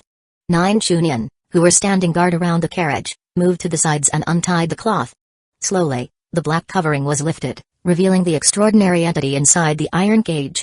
Before laying eyes on the creature, everyone had imagined countless possibilities, grotesque features, an enormous body, and so on. But all these ideas fell short of what they now saw. The pinkish body of the creature, while not overly large, was more shocking than anything anyone had ever witnessed. It had no facial features. Instead, vile tentacles writhed like maggots where its face should have been. By the gods, what is that thing? One noble exclaimed. I think I'm going to be sick. Another muttered, turning away from the horrifying sight. The daimyo and the assembled nobles were struck speechless, unable to find words in their human language to describe the terrifying sight. They could only stare in shock at the Migo, uttering nonsensical murmurs. Wow! What? After staring for what felt like an eternity, the daimyo finally regained his composure. He pointed toward the creature on the execution platform. Is this thing safe? The question was directed at Shikaku, but the daimyo's broken sentence was hard to interpret. Was he asking whether the Migo was inherently safe, or was he worried about his own safety? After a moment of thought, Shikaku assumed the latter and reassured him. Rest assured, we've considered that. The execution will proceed safely. Oh. Good, good, the daimyo sighed in relief. That's good. As the shock and fear persisted among the onlookers, the appointed hour for the execution finally arrived. The executioner nervously stepped onto the platform, holding a scroll detailing the Migo's crimes. Standing hesitantly by the cage, he began reading the charges aloud, his voice trembling. Just read the charges and step away. Don't look at it. Don't think about what it is. The executioner tried to steady his nerves as he unrolled the scroll. Prisoner Migo, guilty of sabotaging the timber industry of the Land of Fire, murdering Minister Shi of the Daimyo's court, killing Ishitaro of the Ape family, killing numerous civilians, bringing weapons of mass destruction into the Land of Fire, conducting illegal mining operations on our soil, and inciting widespread panic within our borders. For these combined offenses, on behalf of the Daimyo of the Land of Fire, I hereby sentence you to extreme execution. The executioner's delivery was comically absurd. Typically, he would be sentencing a human, where the term prisoner would make sense. But for the Migo? And as per the ritual, the executioner had to turn and face the prisoner when delivering the final words. Yet, as he turned to face the creature, his legs visibly shook, making it unclear who was truly being executed here. After reading the sentence, the executioner fled the platform, leaving only a muscular executioner with a large sword and the 9 ninja standing guard. As the time for execution arrived, Asuma jumped onto the cage, unlocking the padlock at the top. Instantly, the cage's iron bars opened like the petals of a flower. Yet, the Migo did not gain its freedom. All of its limbs were securely bound by chains, held tightly by the 9 ninjas surrounding it. Hold tight. Don't give it an inch. The executioner, accustomed to dealing with gruesome scenes, did not seem as frightened as the previous official. He confidently walked up to the Migo's oval-shaped head, ready to assume the posture for a beheading. But just as the executioner raised his blade, the Migo emitted a strange, low buzzing sound. The sound's frequency was so high that it caused a sense of overwhelming fatigue. While the 9 ninja remained relatively unaffected, the executioner dropped his sword and staggered forward. To everyone's horror, he collapsed off the platform, bleeding profusely, his fate unknown. What's that sound? My head. I feel dizzy. A noble muttered, swaying in his seat. Everyone, cover your ears. Shikaku shouted, his own head pounding from the strange frequency. What's happening? Guards. The daimyo cried out in panic, stumbling back from the platform. Stay back, daimyo-sama. It's not safe. Shikaku warned, moving to protect the ruler. You cannot judge me. You cannot kill. You cannot kill me. The Migo spoke, its words fragmented and unsettling. Ah! Did that monster just speak? Did it actually say human words? How terrifying. The daimyo and the gathered nobles were reluctant to believe what they had just heard, but the fact remained undeniable, the creature on the execution platform had indeed spoken in human language. Though its voice was faint and intermittent, everyone in the execution ground heard it clearly. Quick! Kill this monster. Hurry! The daimyo pointed at Migo on the execution platform in a panic. His legs trembled so much that he nearly collapsed from his seat.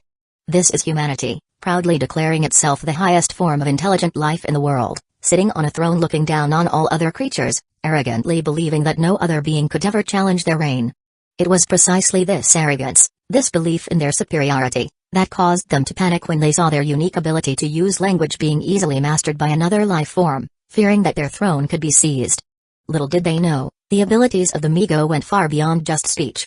The human language, with its monotony and inefficiency, was no more sophisticated than the cries of apes or the neighs of horses to these creatures. At the daimyo's terrified command, the executioner quickly ran to the platform, holding a large sword, preparing to execute Migo. He stood next to its elliptical head, raising his blade to strike. However, before the sword could fall, Migo once again emitted a low, rumbling hum. Immediately, the executioner's hand froze in midair, and just like the previous one, his body moved uncontrollably. He staggered to the edge of the platform and fell off. "You can't kill me. You won't." Hum. Hum. The string of humming noises that followed sounded eerily like laughter, as though the Migo was mocking everyone present. "Kill the monster now!" The daimyo shouted, either enraged or terrified, his hands trembling even more violently, but he still issued the command. "My lord, please calm yourself. The ninja will handle this," an advisor whispered, trying to soothe the panicking daimyo. Nearby, Shikaku knew that it was finally time for the ninjas to step in and execute Migo. "It's toying with us." "But why?" Shikaku tried to understand the creature's motives. Originally, the execution of the creature could have been handled directly in Hidden Leaf Village, but it was instead escorted to the daimyo's palace to be carried out there. There was only one reason for this, to establish the authority of the daimyo's court. The authority was aimed not only at the Migo, an alien life form, but also at Hidden Leaf Village. The Migo had killed the minister of the daimyo, and if Hidden Leaf Village had executed it on their own, it would undoubtedly have been seen as an overreach. Hidden Leaf Village's responsibility was merely to capture the creature, the actual execution had to be carried out by the daimyo. Thus, when Shikaku noticed that Migo might have other abilities, he did not immediately have the ninjas replace the executioner from the daimyo's court. As for its ability, it seemed like some kind of hypnosis, likely effective only on ordinary people. If it worked on ninjas, the Migo would have already escaped. However, he found it strange that the Migo had chosen to conceal its power for so long, only to suddenly reveal it now. Did the creature have another plan in mind? Fearing that delays could complicate things, he decided to act now that the daimyo had given the order. What a drag! Shikaku's eyes narrowed as he made his decision. With a single glance, 9 Chunin ninjas immediately understood. They drew their kunai and surrounded Migo. "On my mark. 3, 2, 1. Asuma said. "For Hidden Leaf Village and the Land of Fire." His companion replied, tensing for action. The Migo's biological armor had already been removed by Hidden Leaf Village in advance, and its body was not particularly strong, almost comparable to that of a human. If those 9 kunai struck its head, the Migo would surely die. As the ninjas closed in, slowly surrounding it, a series of loud, droning sounds suddenly filled the sky. The humming grew louder and more intense, bombarding the ears of everyone present, like a relentless mental assault. "What's that noise? What's happening? My ears. It hurts." The nobles on the platform were thrown into a state of chaos again. The hum was a torment to human ears, and the sound waves created a painful resonance, making it even worse. "Don't let it distract you," Asuma shouted to his comrades, fighting against the disorienting noise. Standing on the platform, Shikaku looked up in shock, seeing the crowd descending into disorder. He turned his gaze toward the sky, the source of the sound. Above the daimyo's palace, dozens of fiery orbs streaked downward like meteors, their hums resonating through the air. "Look! In the sky! What are those things?" A guard cried out in alarm. "Everyone, take cover! Now!" Shikaku shouted the daimyo and other nobles. In that instant, he understood, Migo had been waiting for them all along. "Kill it now!" He then yelled to the ninjas on the platform. The ninjas, less affected by the sound than the ordinary people, immediately leapt forward with their kunai, charging at Migo from 9 directions. Suddenly, 9 blue orbs of light descended from the sky at incredible speed, stopping the ninjas in their tracks. Though the light orbs didn't strike the ninjas directly, they scorched the stone surface of the platform. Everyone looked up again to see a number of strange creatures hovering in the sky above the platform. Several Migos floated in the air, wielding electric guns aimed at the ninjas. "Secure the perimeter. Neutralize all threats," Amigo commander chittered in its alien language. The fiery orbs in the sky grew brighter and brighter until they finally crashed onto the plaza, erupting in explosions that sent dust and flames swirling across the square. As the dust settled, even more Migos emerged from the craters, their flexible legs scuttling as they aimed their electric guns at every living thing that wasn't one of their own. Shikaku stared in disbelief at the scene before him. Even he, known for his calm and composed mind, couldn't remain calm in the face of the dozens of Migos that had suddenly appeared. What a drag! How did we miss this? An entire invasion force, right under our noses. When had they arrived in the sky? There was nothing there just moments ago. Space-time. Before he could think further, the Migos in the sky launched their attack. Blue bolts of lightning shot from their electric guns, striking down several nobles on the platform. Their bodies convulsed, faces turning black as they collapsed. It burns. Help me. A noble screamed as he was struck by the alien weapon.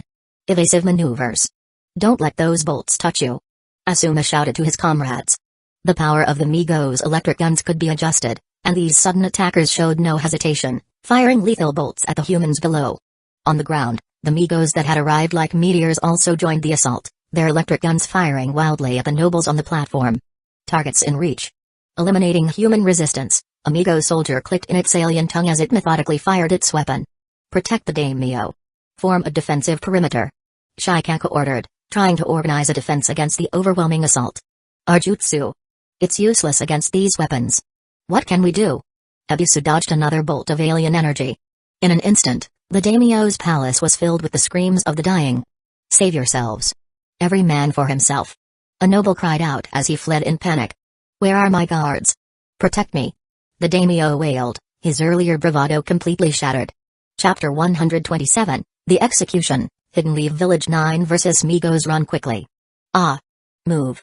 Don't block the way. The nobles in the stands scrambled to flee, their usual orderly demeanor giving way to panic. In this moment, their human instincts were laid bare as they stepped over fallen, slower nobles, trampling them in their rush to escape.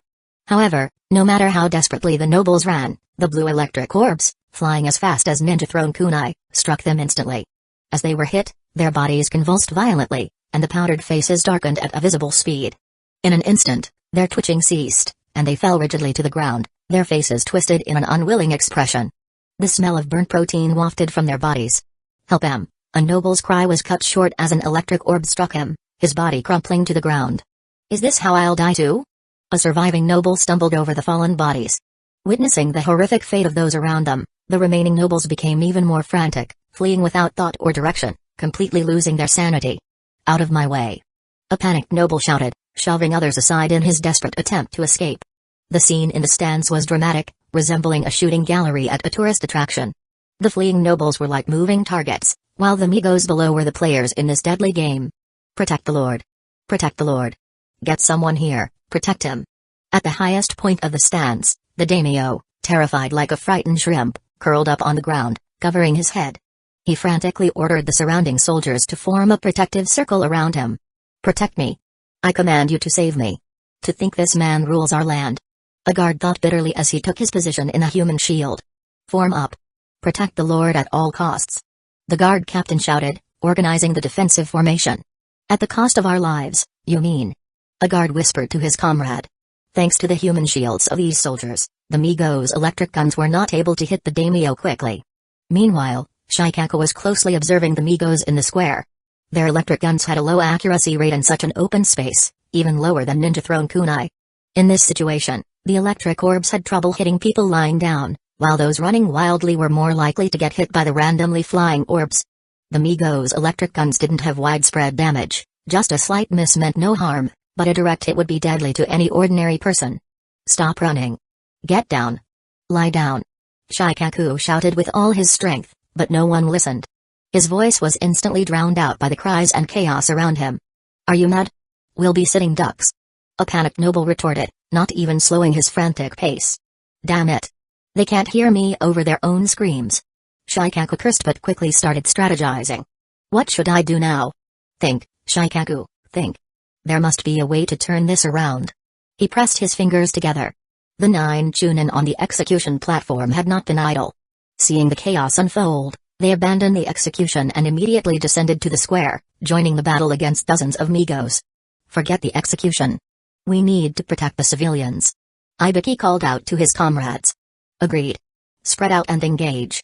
Asuma responded, already moving into position. Ninja art, Senbon Rainstorm.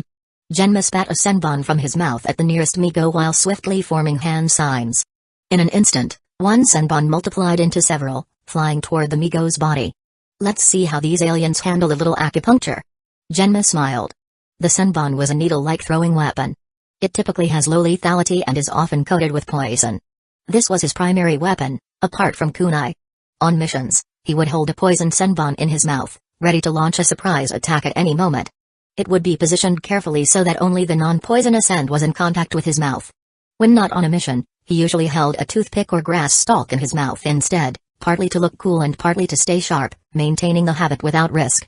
Once, a senior ninja known for his skill with knives made the foolish mistake of licking a poisoned blade, turning himself into a joke among ninjas. Genma wasn't about to repeat that. As for the Senbon Rainstorm technique, it was inspired by the third Hokage's Shuriken Shadow Clone Jutsu, though this was a weaker version since duplicating Senbon was easier than Shuriken. Several poisoned Senbon flew toward the Migo, whose large bodies and slow movement made them an easy target. Most of the Senbon were deflected by their bio-armor, but a couple pierced their bodies, as the webbed structure of the armor wasn't fully resistant to needle-like attacks. However, such minor physical damage was barely noticeable to the massive Migo. And the poison? Useless. Genma's poison was designed for human biology, while the Migo were some kind of fungal organism. Still, his attack drew the attention of the Migo, who had been firing electric orbs at the stands.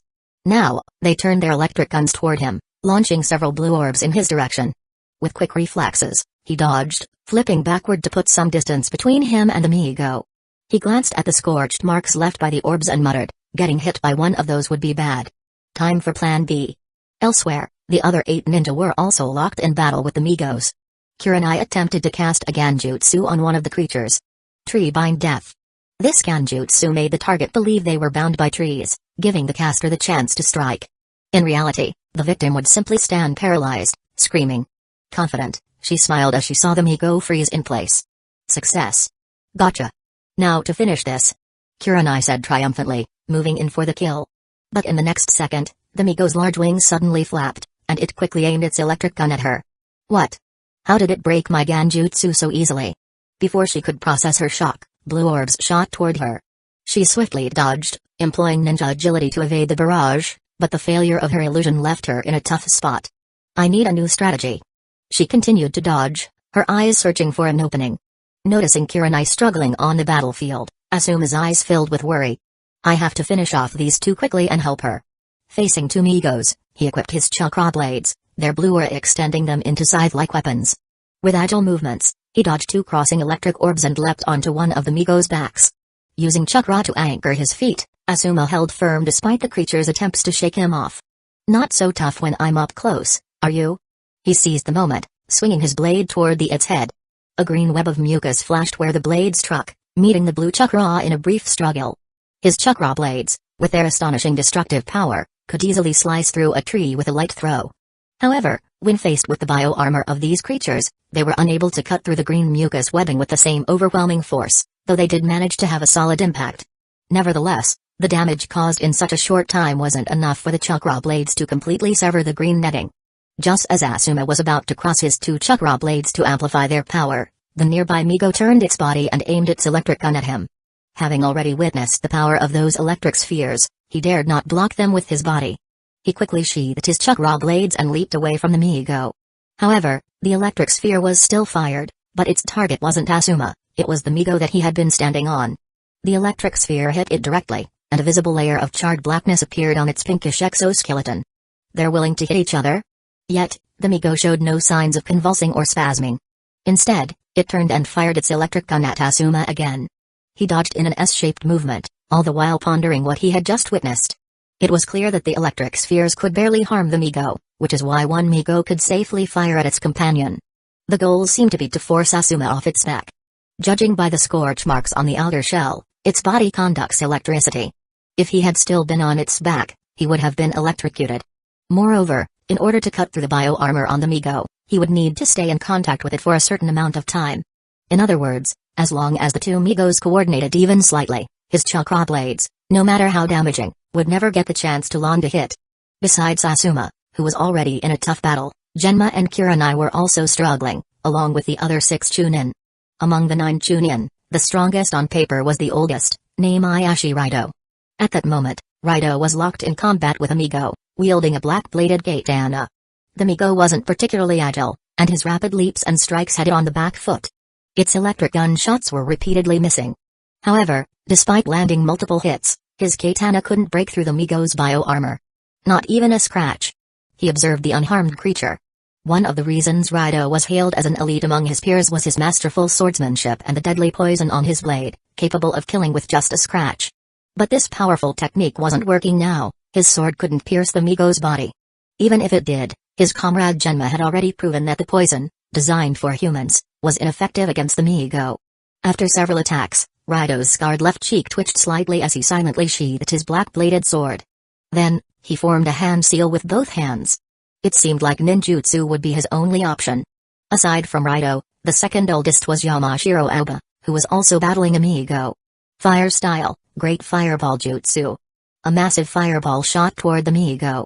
It quickly moved its legs to dodge, but its bulky body still got grazed by the fireball, causing red flames to erupt on its pinkish body. I hit it.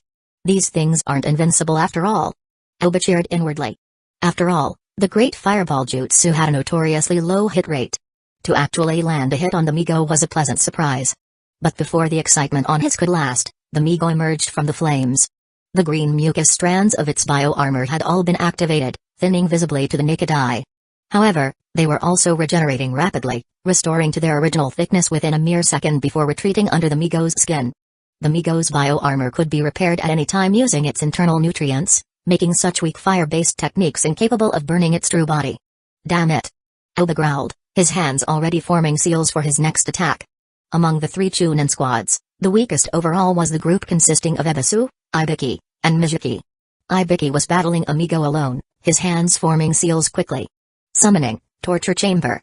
Several chains shot out from the ground around the Migo, wrapping tightly around it multiple times before swiftly retracting, binding the Migo firmly to the ground. These chains were part of his summoning jutsu. However, he hadn't fully mastered the technique, so what he summoned was an incomplete version, significantly less effective than the full one. To maintain this binding state, he had to keep his hands in the seal position, unable to deal a finishing blow. His already stern face grew even more grim. Someone. I can't hold this forever. Ibiki called out. But his plea for assistance went unanswered as his fellow shinobi were all locked in their own desperate battles. Nearby, Ebisu and Mizuki had their hands full, working together to surround another Amigo. Both of them had only average talent and strength among their peers. They hadn't become Chunin until they were 17, and Ebisu was a year older than Mizuki, meaning he had a bit more experience. The two adopted a flanking formation to attack the Migo. While running, Ebisu pulled out a scroll from his waist. Mizuki. On my signal. Ebisu called out as he unfurled the scroll. Got it. Unfurling the scroll in midair, he slapped his hand onto it, summoning two giant shuriken. Catch. Ebisu threw one of the giant shuriken to Mizuki, who caught it firmly, holding it at his side. They both dodged the Migo's electric spheres with spiral, crisscrossing movements, then simultaneously leaped into the air, throwing their giant shuriken at its head. Give it everything you've got. Ebisu shouted as they launched their attack. Clang. Clang. The two giant shuriken hit the exact same spot on the Migo's head, doubling the destructive force. This was a tactic that could only be executed with extensive cooperation. Yet, despite this combined attack, there wasn't even a scratch on its head. The green mucus netting of its bio-armor didn't even show up clearly. What? Ebisu was dumbfounded, his mouth agape. Mizuki glanced sideways at his unreliable senior, while secretly thinking about something else. If only I had more power. Among the 9 Chunin, the most impressive at the moment was Guy. Unlike the others with their grim expressions, his face was full of excitement, a kind of thrill from facing strong opponents. And he was facing not one, but 3 Migos. Dynamic entry. Leaf Hurricane. Leaf Rock Crushing Square. With 3 taijutsu moves, he not only forced the Migo's bio-armor to reveal itself, but also caused them to repeatedly retreat, struggling to stabilize their pink body. Alright. You're worthy opponents of the proud blue beast of Hidden Leaf Village at full power. 8 gates released formation, the first inner gate, the gate of opening, open. 8 gates released formation, the second inner gate, the gate of healing, open. 8 gates released formation, the third inner gate, the gate of life, open. 8 gates released formation, the fourth inner gate, the gate of pain, open. Chapter 128, The Execution, The Warning. Rise with all your might. My youth. Burn and roar. 8 gates released formation, The first inner gate, the gate of opening, open. 8 gates released formation, the second inner gate, the gate of healing, open. 8 gates released formation, the third inner gate, the gate of life, open. 8 gates released formation, the fourth inner gate, the gate of pain, open. 8 gates released formation, the fifth inner gate, the gate of limit, open. Forgive me, Father. I must push beyond my limits once more. Guy opened 2 of the 8 inner gates, instantly unleashing the 5th gate, transforming his body into a fiery red color as his veins bulged on his forehead. Massive green chakra surged from his body. Anomalous energy spike detected. Recalibrate defenses. The Migo chittered in their alien language, their bodies twitching with what seemed like confusion and curiosity. Before the Migo could react, Guy vanished from his spot, and in the next moment, a spinning kick landed on its head. Feel the power of youth. Severe leaf hurricane. Guy shouted as his foot connected with the Migo's head. Physical impact exceeds parameters. With just one kick, Migo's body shot across the stone-paved plaza like a cannonball, crashing into the distant wall. Before that Migo could even hit the ground, Guy had already teleported beside another Migo, driving his bent elbow into its side. Leaf rock crushing square. Although this taijutsu move had been used earlier, it was just a regular attack before. Now, with Guy having opened the 5th gate, both his speed and strength were massively enhanced, making the technique's power incomparable. Structural integrity compromised. Initiating emergency protocols. The second Migo's body vibrated as it tried to absorb the impact. Its body was instantly deformed from the precise impact to its side, and like the first, it was sent flying. The sight of 2 Migos being blasted away quickly drew the attention of more around them, with 5 or 6 immediately turning their weapons toward him. Formation Delta 3. Neutralize the high-energy threat. Amigo commander ordered. However, with the speed Guy possessed after opening the 5th gate, dodging their attacks was no problem. His rapid movements stirred up the stone tiles of the plaza, and his red-green figure blended in with the debris flying in the air, making it difficult for the electric orbs from Migos to hit him directly. Migo's attacks seemed completely ineffective against him in his 8 inner gates form. Target too agile. Activate genic disruptors. The Migo commander chittered. Guy continued his assault, kicking more Migos into the air. The sight of their comrades being knocked away further attracted the attention of even more Migos, causing their formation to collapse in chaos. Watching from the grandstand, Shikaku observed the sudden shift in the battle. Incredible. Guy might actually turn this battle around. The ninja forces, who had been on the verge of defeat, now had a glimmer of hope, all thanks to Guy's overwhelming combat power. More and more Migos shifted their focus to him, abandoning their assault on the nobility in the stands. This gave the daimyo and other dignitaries a chance to escape. Dewey, you've truly raised a fine son. Shikaku quietly admired Guy's prowess for a moment, but quickly refocused, analyzing the situation. Despite Guy's astonishing strength, he knew that this powerful state wouldn't last long. To his dismay, he also noticed that the Migos Guy had kicked away were starting to stir again, their legs twitching even as they lay flat on the ground. Not even dead? The resilience of these creatures far exceeded his expectations, likely due to their advanced biological armor technology. Realizing that it was impossible for them to annihilate all the Migos, he came to a decisive conclusion. He crouched down beside the trembling daimyo, who had curled up in fear beneath the throne instead of fleeing. Daimyo-sama, I must leave you briefly. Don't leave me here. The daimyo whimpered. Shikaku didn't wait for permission. He leaped down from the grandstand into the plaza. Everyone, gather here. Instantly, 9 Chunin disengaged from their battles and appeared at his side. We can't afford to get entangled with these Migos any longer. I'm assigning tasks now. Guy and I will stay behind to hold them off. The rest of you, escort the daimyo and the dignitaries to Hidden Lee Village for safety. Understood? Understood. Disperse. The 8 Chunin scattered in an instant, leaping away from the plaza, leaving only Shikaku and Guy at the center. Subjects attempting escape. Intercept. Amigo soldier called out to its commander. Negative. Focus on primary threats. The commander responded, its attention fixed Guy. Guy, it's you and me now. It's an honor to fight alongside you, Shikaku-san. Back to back, Guy faced the Migos hovering above the execution platform, while Shikaku faced the ones on the ground. I've never stretched my shadow this far before. It's now or never. Shikaku pushed his technique to its limit.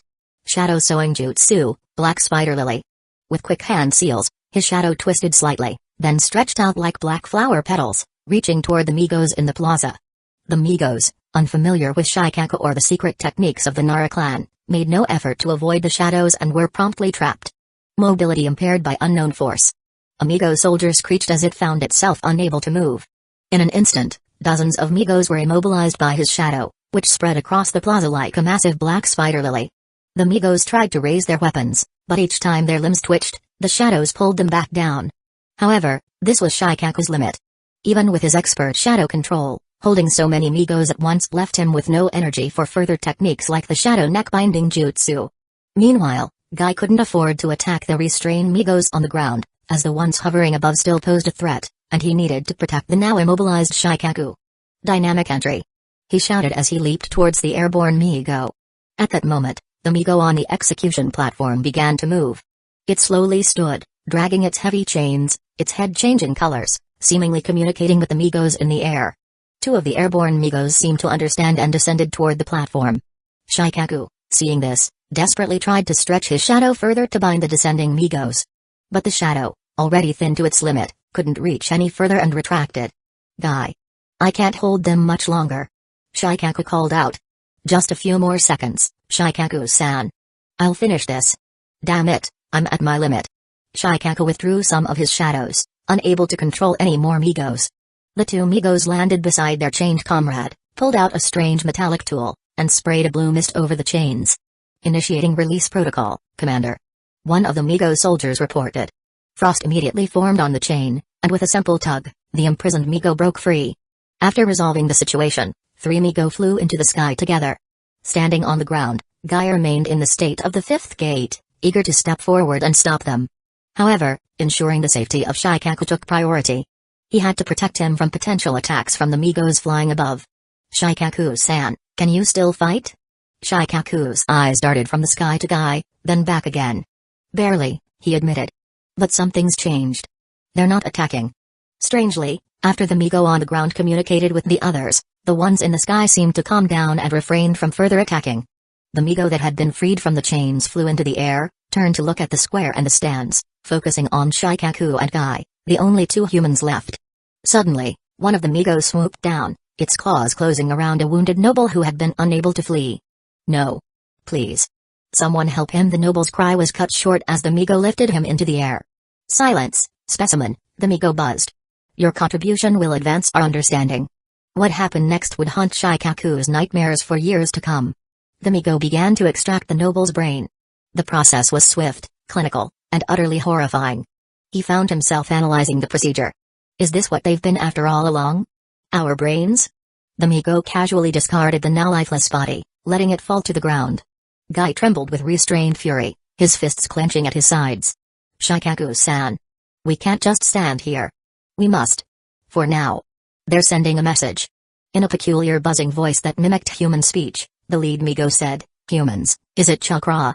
That must be Chakra. They know about Chakra. He whispered, more to himself than to Guy. This Migo mentioned Chakra twice in a row because it had witnessed Tsunoda's green Chakra firsthand and even plotted to obtain it, only to be thoroughly beaten as a result. During its subsequent capture and study by human ninjas, this Migo continued observing humans. Through this, it began to understand the nature of Chakra. The Migo is a race that worships technology. They believe that the true great power in the universe comes from the great old ones they revere. However, the only power that can truly be controlled in the mortal world is the power of technology. Initially, it assumed that Chakra was some form of technology, sparking a desire to acquire it. But after careful observation, it realized that Chakra wasn't technology but a form of energy. Humans in this world could use this energy to perform a variety of feats, including binding its fellow Migos on the ground. The Migo buzzed again, its alien features somehow conveying curiosity. Your Chakra. Fascinating energy. Not technology, but power nonetheless. Both Shikaku and Guy couldn't help but tremble slightly at the Migo's words. All along, they had believed they were the ones studying the secrets of the Migo. In reality, it had been observing them just as closely, even understanding the existence of Chakra. We've severely underestimated their intelligence, Shikaku realized. As he marveled at the Migo's comprehension, the Migo in the sky continued speaking. Humans, we do not wish to be your enemies. We only want to act in the shadows of this planet. And what exactly does that entail? Shikaku asked cautiously. Do not attempt to find us. Do not attempt to disturb us. Do not attempt to be our enemies. This is merely a small warning. Guy muttered under his breath, as if we'd simply ignore your presence. The Migo seemed to ignore his comment, pressing on with its speech. Humans, you must remember. This universe holds many beings beyond your imagination. We are but a lowly kind among them. What exists out there if the Migo consider themselves lowly? But our fury is something you cannot withstand. Buzz. The Migo concluded its emotionless speech with a high-frequency buzzing sound. This sudden buzz slightly shook Shikaku's concentration. His control over the chakra supporting his shadow technique wavered. This minor slip caused his shadow possession jutsu, which had already been pushed to its limit, to break prematurely, freeing the dozens of Migo under its control. Guy immediately dropped into a fighting stance. Here they come, Shikaku-san. Ready yourself. But Shikaku held up a hand. Something's not right. As he and Guy immediately stood together in a defensive stance, these Migos did not attempt to continue attacking the two remaining humans. Instead, they flapped their wings and lifted off the ground. Just like that, they watched as dozens of Migos flew off into the distant sky, disappearing completely from view. In the Hokage's meeting room, the leaders of Hidden Leaf Village sat in deliberation. Present were not only Hiruzen, Denzo, and the two long-serving advisors of Hidden Leaf Village, but also Tsunade as well as the heads of the major clans in Hidden Leaf Village. At the table were Fugaku of the Uchiha clan, Hayashi of the Hyuga clan, Shikaku of the Nara clan, Inoichi of the Yamanaka clan, Choza of the Akimaki clan, Shibi of the Aburame clan, and Tsume of the Inyuzuka clan. On the periphery of the meeting room stood several anonymous ninjas wearing animal masks. The ninjas in the room were fiercely debating the Migo's warning, which Shikaku had just relayed, when a forceful voice cut through the discussion. What an utter humiliation. This is disgraceful. This defeat is intolerable. We must immediately dispatch all of Hidden Leaf Village's ninjas to punish them. That voice belonged to Denzo. The daimyo's estate was attacked, and many nobles and officials from the Land of Fire were killed by them. Hidden Leaf Village cannot let this go unanswered. I believe we should launch a large-scale operation to hunt down Amigos across the Land of Fire and completely eradicate every Migo hiding within our borders. His proposal stirred excitement among the masked ninjas, although the heads of the major clans remained silent. The Migos must be avenged. Those vile monsters need to be punished. Seeing the fervor of the ninjas, Denzo allowed a faint smile to creep across his lips. Silence. Suddenly, an even stronger voice commanded the room. It was the Hiruzen. Cough, please calm down. The room fell silent, all eyes turning to the third Hokage. I understand your anger, but we need to consider carefully before deciding whether Hidden Leaf Village should go to war with the Migos. From the information we've gathered, the Migo are not creatures of our world. They come from a distant place called Yuggoth. We don't know where Yuggoth is or how many Migos live there. But what we do know is that they are the most powerful race in that world. Furthermore, they can sense the location of our world through a symbol unique to their race. The reason they attacked the daimyo's estate was because the captured Migo secretly carved this pattern in a cave, which summoned a large number of Migos that attacked the execution grounds. So, if we choose to declare war on them, we will essentially be declaring war on the race of another world. I trust you all understand what that means. We would be making enemies of an entire world, not a shinobi village. Chapter 129, The Night of Genocide, Prelude. When Hiruzen finished speaking, everyone took a sharp breath. Could Hidden Leaf Village alone really stand against an entire world? Even if you added the ordinary soldiers of the Land of Fire, the situation wouldn't change much. The combat power of the Migos wasn't something ordinary people could match. Regular soldiers would only be cannon fodder. Moreover, if they chose to go to war with them, they had to consider one crucial thing. This wouldn't be a war between nations or villages but a war between species, humans against the Migos. Consider this carefully. If we lose, it's not just Hidden Leaf Village at stake. It's all of humanity. Our shinobi are strong enough to risk the entire human race? Hiruzen interrupted, his gaze sharp. Are you certain, Denzo? The greatest difference between wars within the same species and wars between species is that, if defeated, the losing side would bear an unbearable cost. The defeated species could be enslaved as labor, or in the worst case, face total extermination. If Hidden Leaf Village went to war with other ninja villages and lost, the worst that could happen would be losing land, paying reparations, or seeking alliances. Even if Hidden Leaf Village itself were destroyed, the civilians of the Land of Fire wouldn't be affected much. But if they lost the war against the Migos, the civilians of the entire Land of Fire would face slaughter at the hands of another species. The Migos, coming from a different race, or even a different world, would show no mercy to humans. From the previous encounters with them, it was clear their way of thinking was entirely alien to humans. They had no empathy.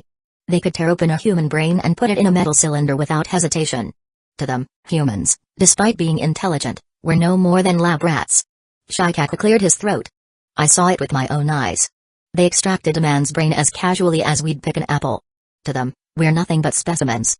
Hoping that such a race would spare civilians after a defeat was simply impossible.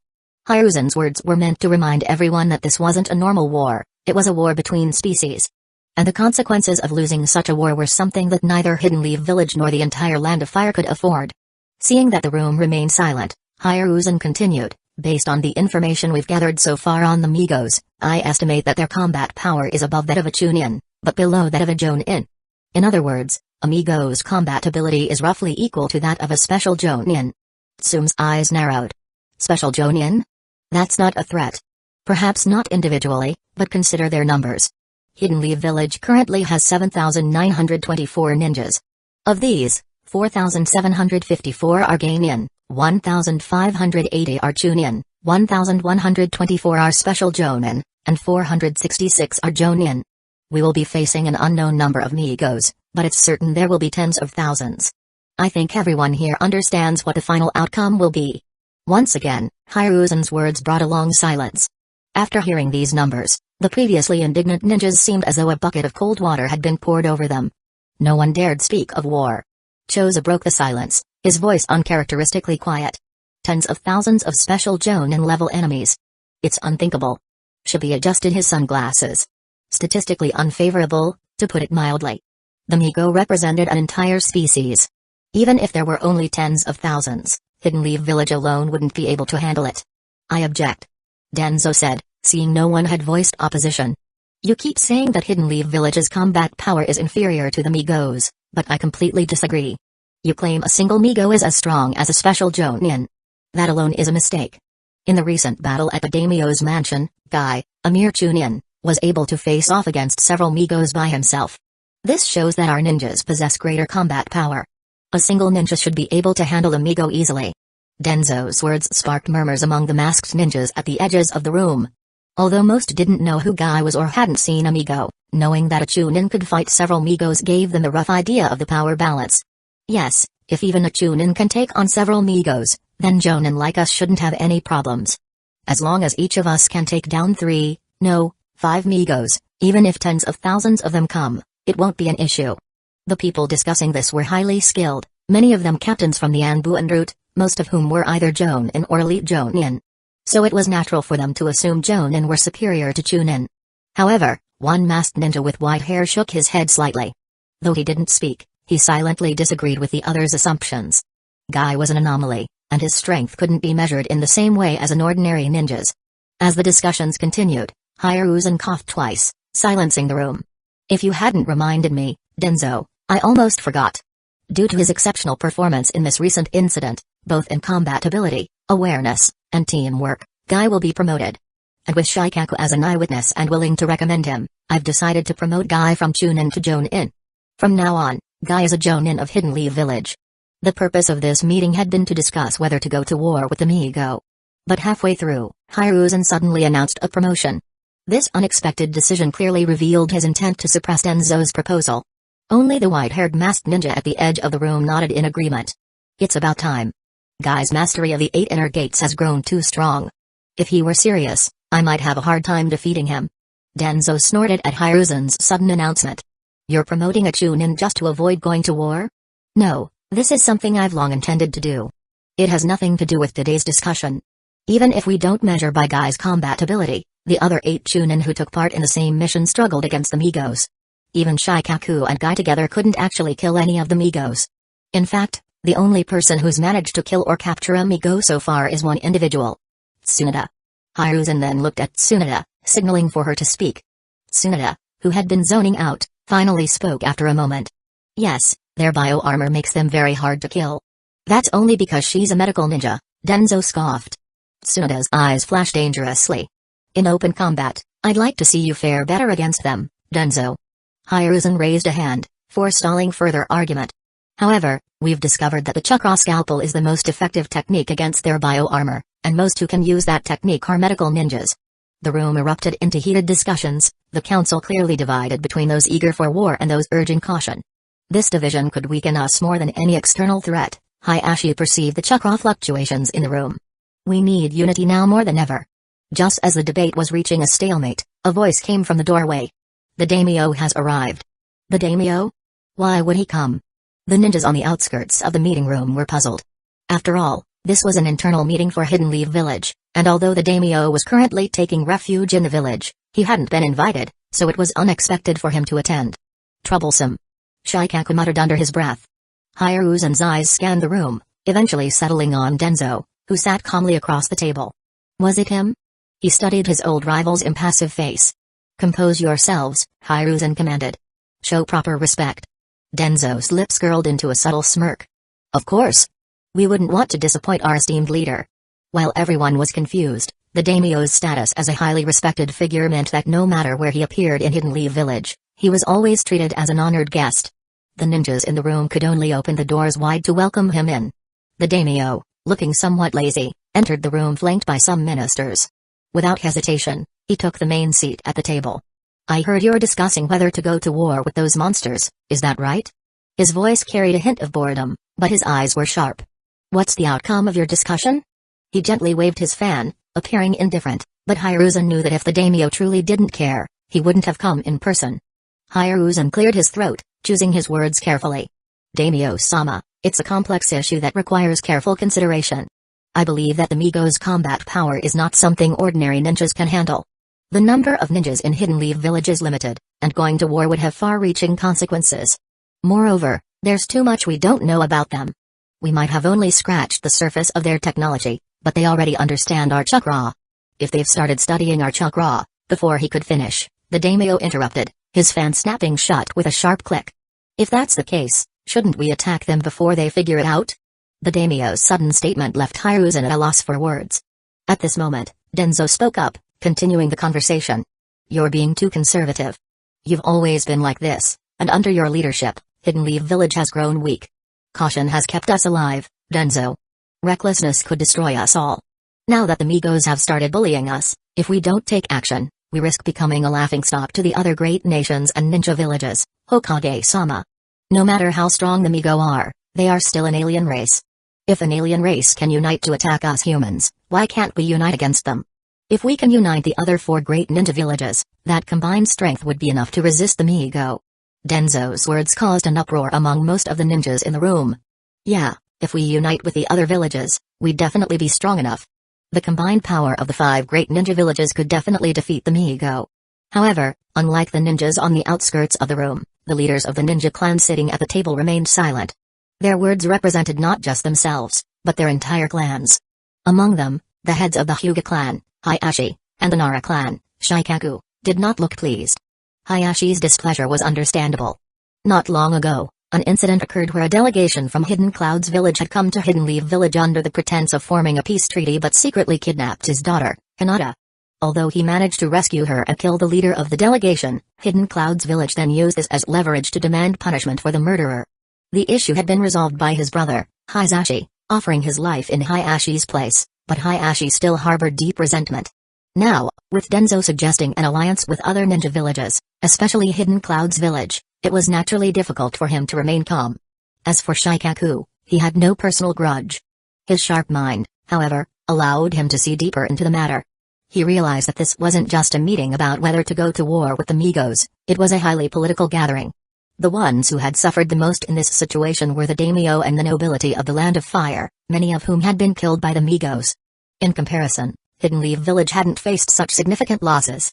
However, Hidden Leaf Village was still subordinate to the daimyo of the Land of Fire, essentially functioning as mercenaries for his government. In times of peace, the village was maintained by the daimyo. But after such significant losses, Hidden Leaf Village was expected to restore his honor and provide some form of retribution. If a rift were to form between them, or if Hidden Leaf Village were to lose the daimyo's support, the consequences would be unimaginable for the village. Thus, this meeting was largely meaningless.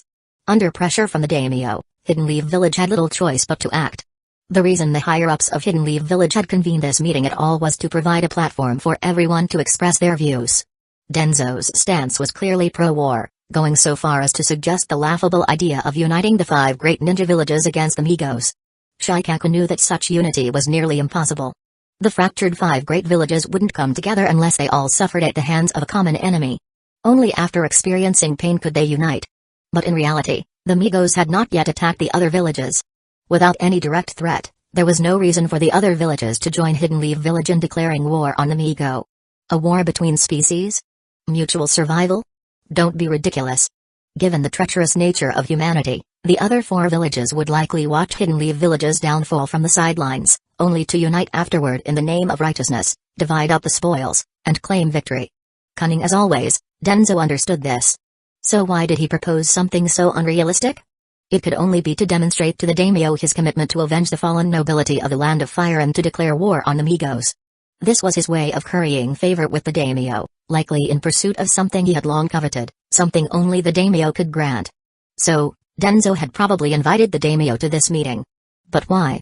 The third Hokage could see through Denzo's schemes. Why, then, did he persist in opposing war in front of the daimyo? Yes, if we unite the 5 great villages, our chances of victory would increase significantly. The daimyo closed his fan, wearing an innocent smile, but his true thoughts remained unclear. His words, however, had already shifted the conversation to the post-war scenario. Very well, since the idea came from you, Denzo, you will be the one to carry it out.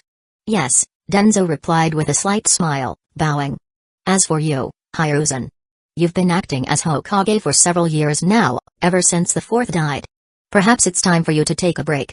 Chapter 130, The Night of Genocide, New Reign. Although Daimyo's tone was gentle, the meaning was clear. He intended to remove Hiruzen from his position as Hokage.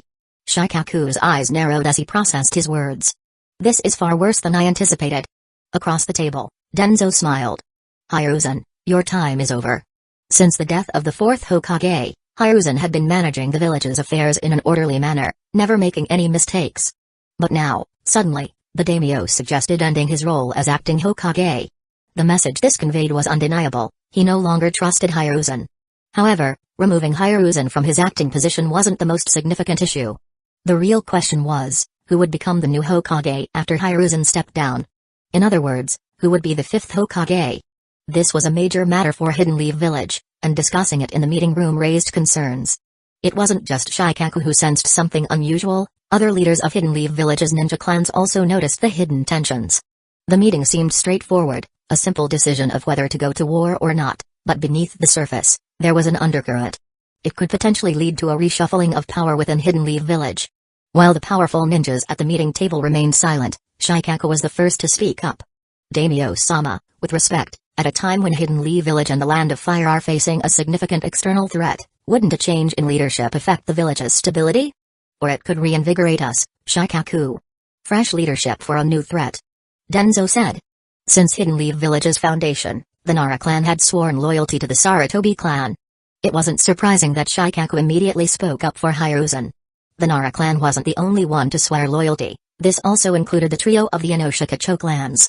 Shikaku is right, Choza added, his large frame leaning forward.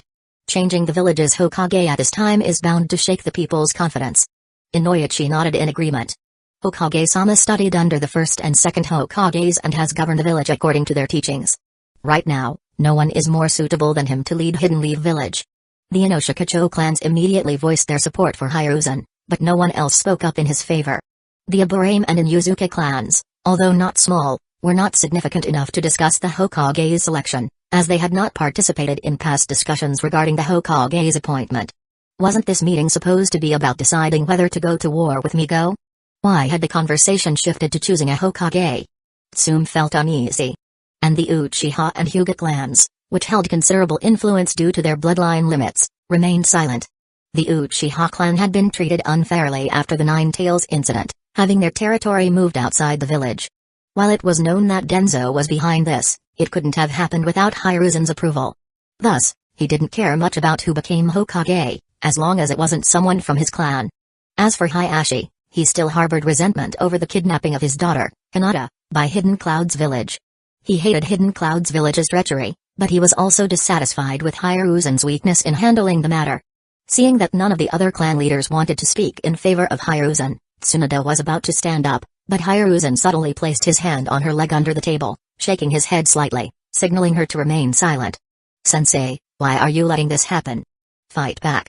Tsunade's fists clenched in frustration. Denzo then spoke from across the table. Hiruzen wasn't the only one taught by the 1st and 2nd Hokages. As he spoke, he straightened his posture, making his intentions clear to everyone present. I too learned from the 1st and 2nd. I've safeguarded Hidden Leaf Village from the shadows for decades. The daimyo, who had been silent for a while, suddenly clapped his fan and said with a pleased expression, "That's right. Denzo has been a high-ranking figure in Hidden Leaf Village for a long time. He should be capable of handling this crisis."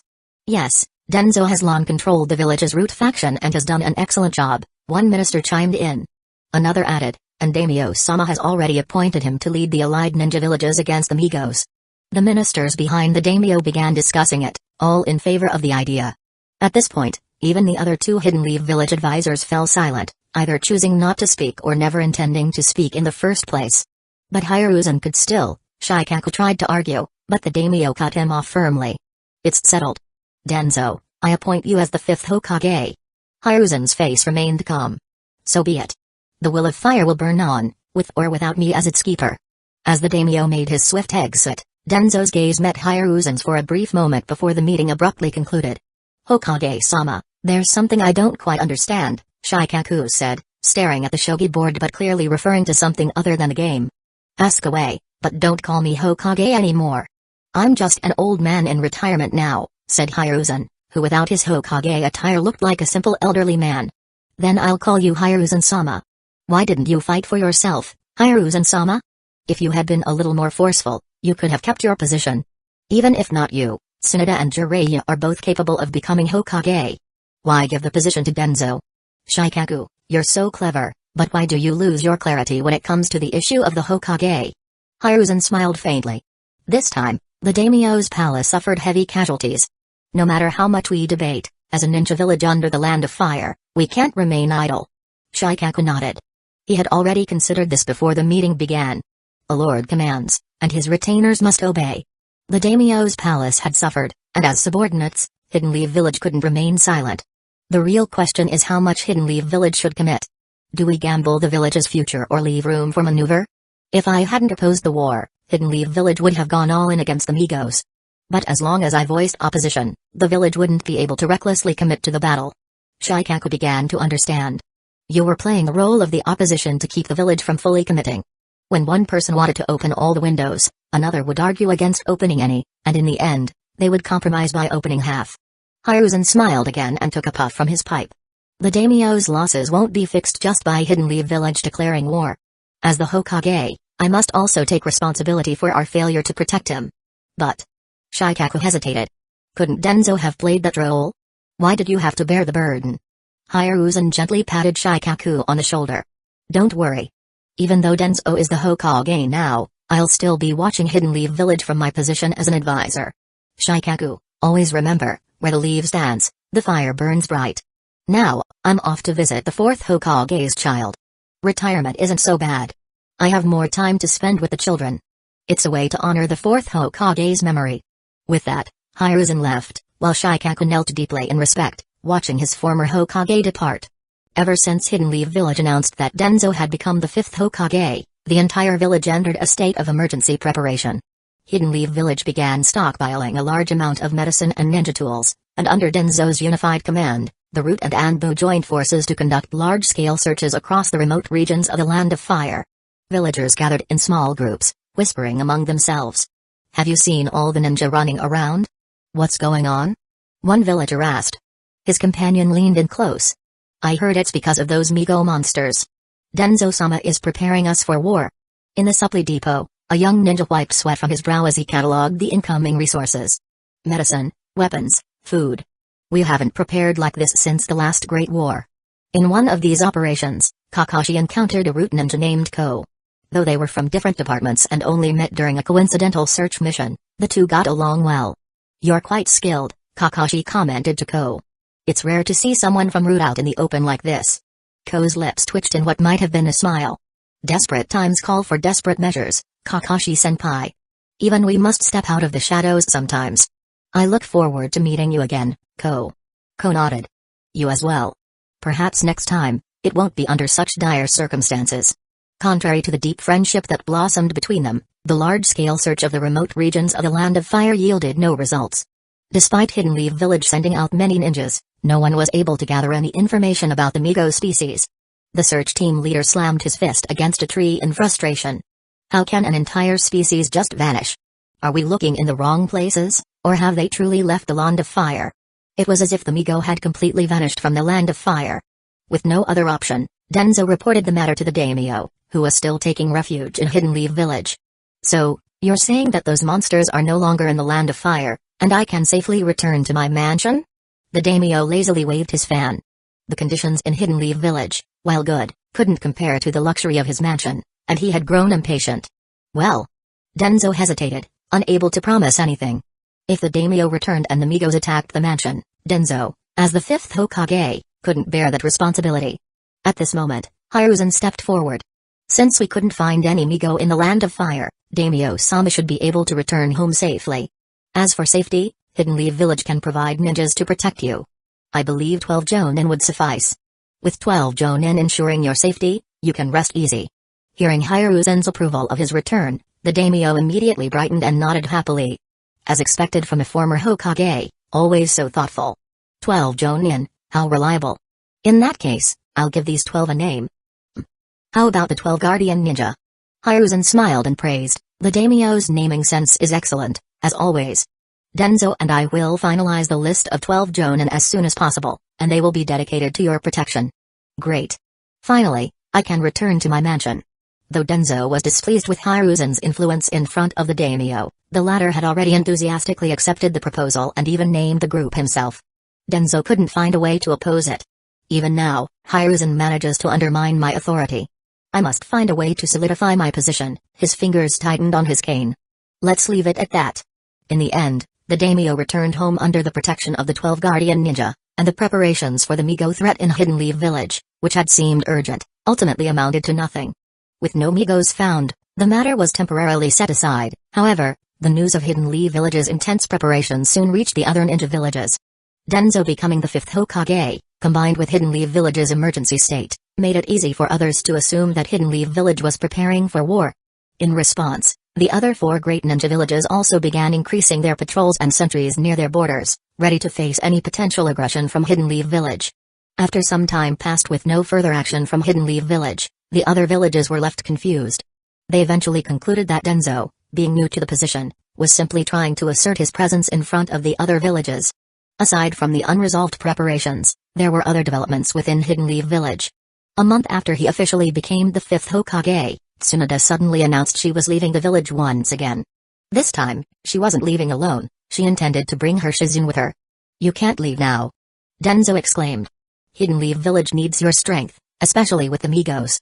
I returned for personal reasons, not to be your war asset, Denzo. Your grandfather helped found this village, Denzo pressed.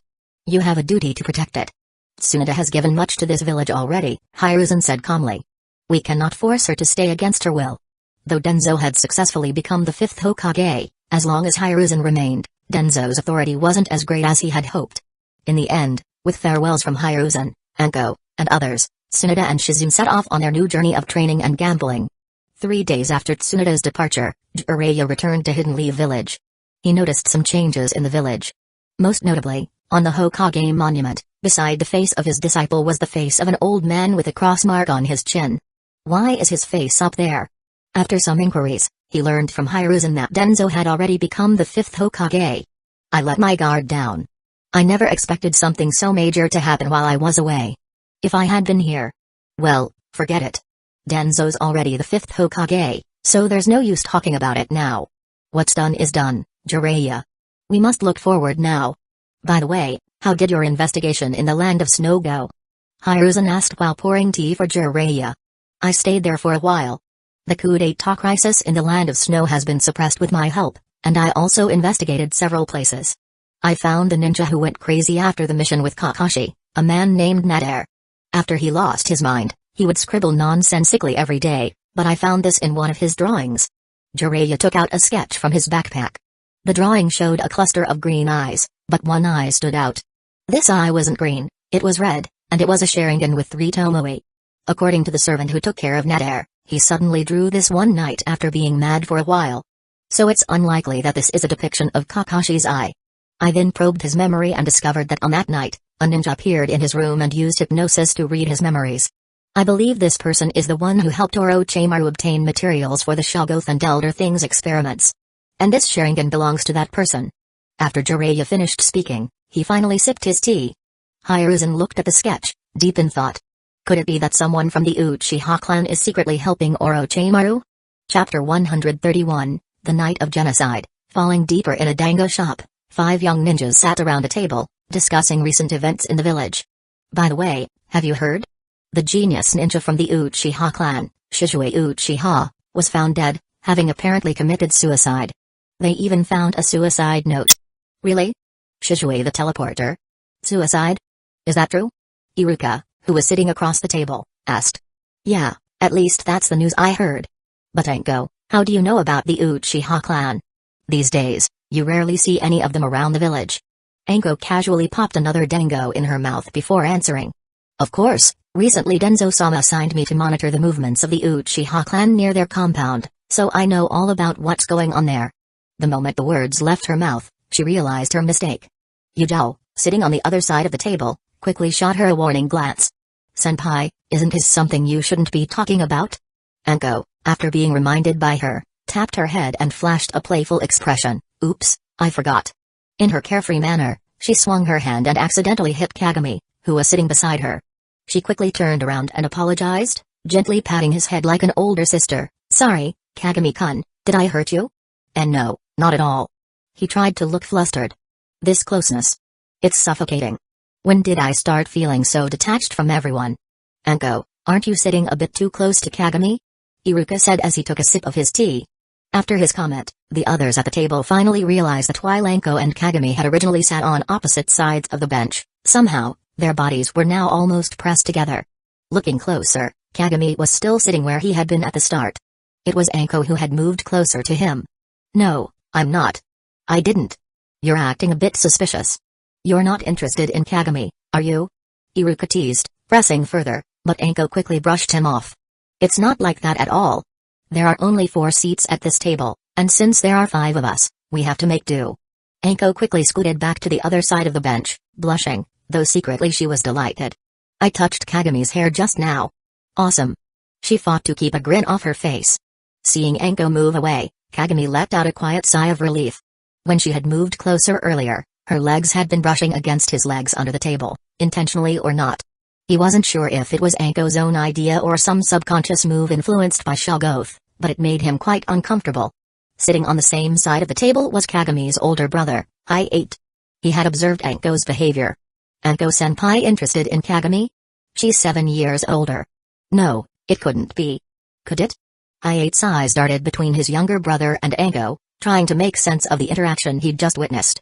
The atmosphere at the table grew a bit awkward, so Yujao quickly tried to change the subject. If only we could still hang out with Itachi. Itachi and Shizue were good friends. Now that Shizue is dead, Itachi must be really sad. Maybe we could comfort him, right, Kagami? Yeah, I can't imagine how he's coping with this loss, Kagami nodded. That's right, Yujao, you and Kagami were Itachi's teammates back when you were Geinin, right? Yes, but ever since the 3 of us became Chunin, we haven't been in contact much. Iruka was genuinely curious. You 3 were quite the team back then. What happened? Yujao sighed, her fingers tracing the rim of her teacup. Life happened. We all went our separate ways after becoming Chunin. Oh. The 5 continued chatting, but eventually, the conversation died down. They split the bill for the afternoon tea and went their separate ways. Walking down the road, Kagami reflected on everything that had happened over the years and accidentally bumped into someone. As a result, a book fell to the ground. I'm sorry, he said as he retrieved it, finding himself face to face with a man in dark clothing. Ah, thank you, the man said. One must be careful with such potent knowledge. Kagami's eyes flicked to the book's cover, no title, just a strange symbol. Interesting design, he remarked, handing it back. Oh yes. Some might say it holds the key to enlightening rituals. For a split second, Kagami thought he saw the man's skin darken. Then everything was normal. I'm sorry again. Enjoy your reading, Kagami said, moving on. These glimpses into what might be parallel worlds had been occurring more frequently. A side effect of his developing abilities, perhaps? The price of touching Cthulhu's power? A pregnant woman passed by, her swollen belly brushing against him. For an instant, he saw something else, a grotesquely bloated figure, skin stretching impossibly. He shook his head, and the vision faded. Another movement above him caught his eye. A cat leapt from a low wall to a rooftop. It was a perfectly ordinary action, except for the brief moment when he could have sworn he saw wings unfurl to assist the jump. Below, a cluster of cats turned to watch him pass. Their eyes, all 9 of them on each feline face, blinked in strange synchronicity. He kept walking, his pace unhurried. These visions were curious, but not frightening. If anything, they hinted at layers of reality he was only beginning to perceive. An old man dozed on a bench ahead. As Kagami neared, the man's skin seemed to ripple and vanish, revealing raw muscle and sinew beneath. A group of children ran past, and when Kagami looked again, the old man was whole. Fascinating.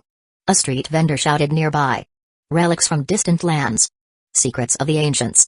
Kagami paused. The vendor's face flickered, briefly taking on angular features and darker skin. A weird headdress glimmered gold before fading away. See anything that interests you, young man? The vendor asked. Perhaps. What would you recommend for someone looking to expand their horizons? Kagami smiled. The vendor chuckled. Oh, I have just the thing. But be warned, some knowledge comes at a price. Are these visions random? No, my instinct is warning me. Something is coming to Hidden Leaf Village. And now, with Shishui's death, it could be soon. Ever since Denzo had come to power, he had longed to use his thread vision again. This special ability allowed him to see and touch what he called threads of destiny, invisible strands connected to a network spanning the entire dreamland. Without it Black Naga summoning him to the dreamland, he couldn't enter it with his current abilities. It was not possible to even touch one of these threads. If only I was in the dreamland. However, he could sometimes glimpse some threads while using his spider vision. These glimpses were not specific and mostly random. They still provided some information, though, and one of them had shown him that Denzo wasn't supposed to be the Hokage at all. That murky green thread. It reeks of paranoia and irrational fear. Denzo's path is tainted, Kagami recalled, thinking of the thread color he had seen and the pain that followed its use. At least his eye color stayed the same when using the ability. And luckily, no one had seen his eyes bleeding when he couldn't hold back the pain any longer. Since completing the Chunin exams alongside Yujao and Itachi, the 3 of them had gone their separate ways. Itachi had joined Root under Denzo, while Yujao had entered the Anbu and was currently an apprentice under Kakashi's Anbu team. As for Kagami, he remained a regular Chunin, ready to provide support to other ninja teams. Denzo had once tried to recruit him into Root as well, but he politely declined. The memory of that conversation still made him uneasy. Kagami, your skills would be valuable en route. Join us, Denzo had said, his visible eye scrutinizing Kagami intently. Kagami had bowed respectfully, hoping he had shown the right amount of nervousness. I appreciate the offer, Denzo-sama, but I believe I can serve Hidden Leaf Village best as I am.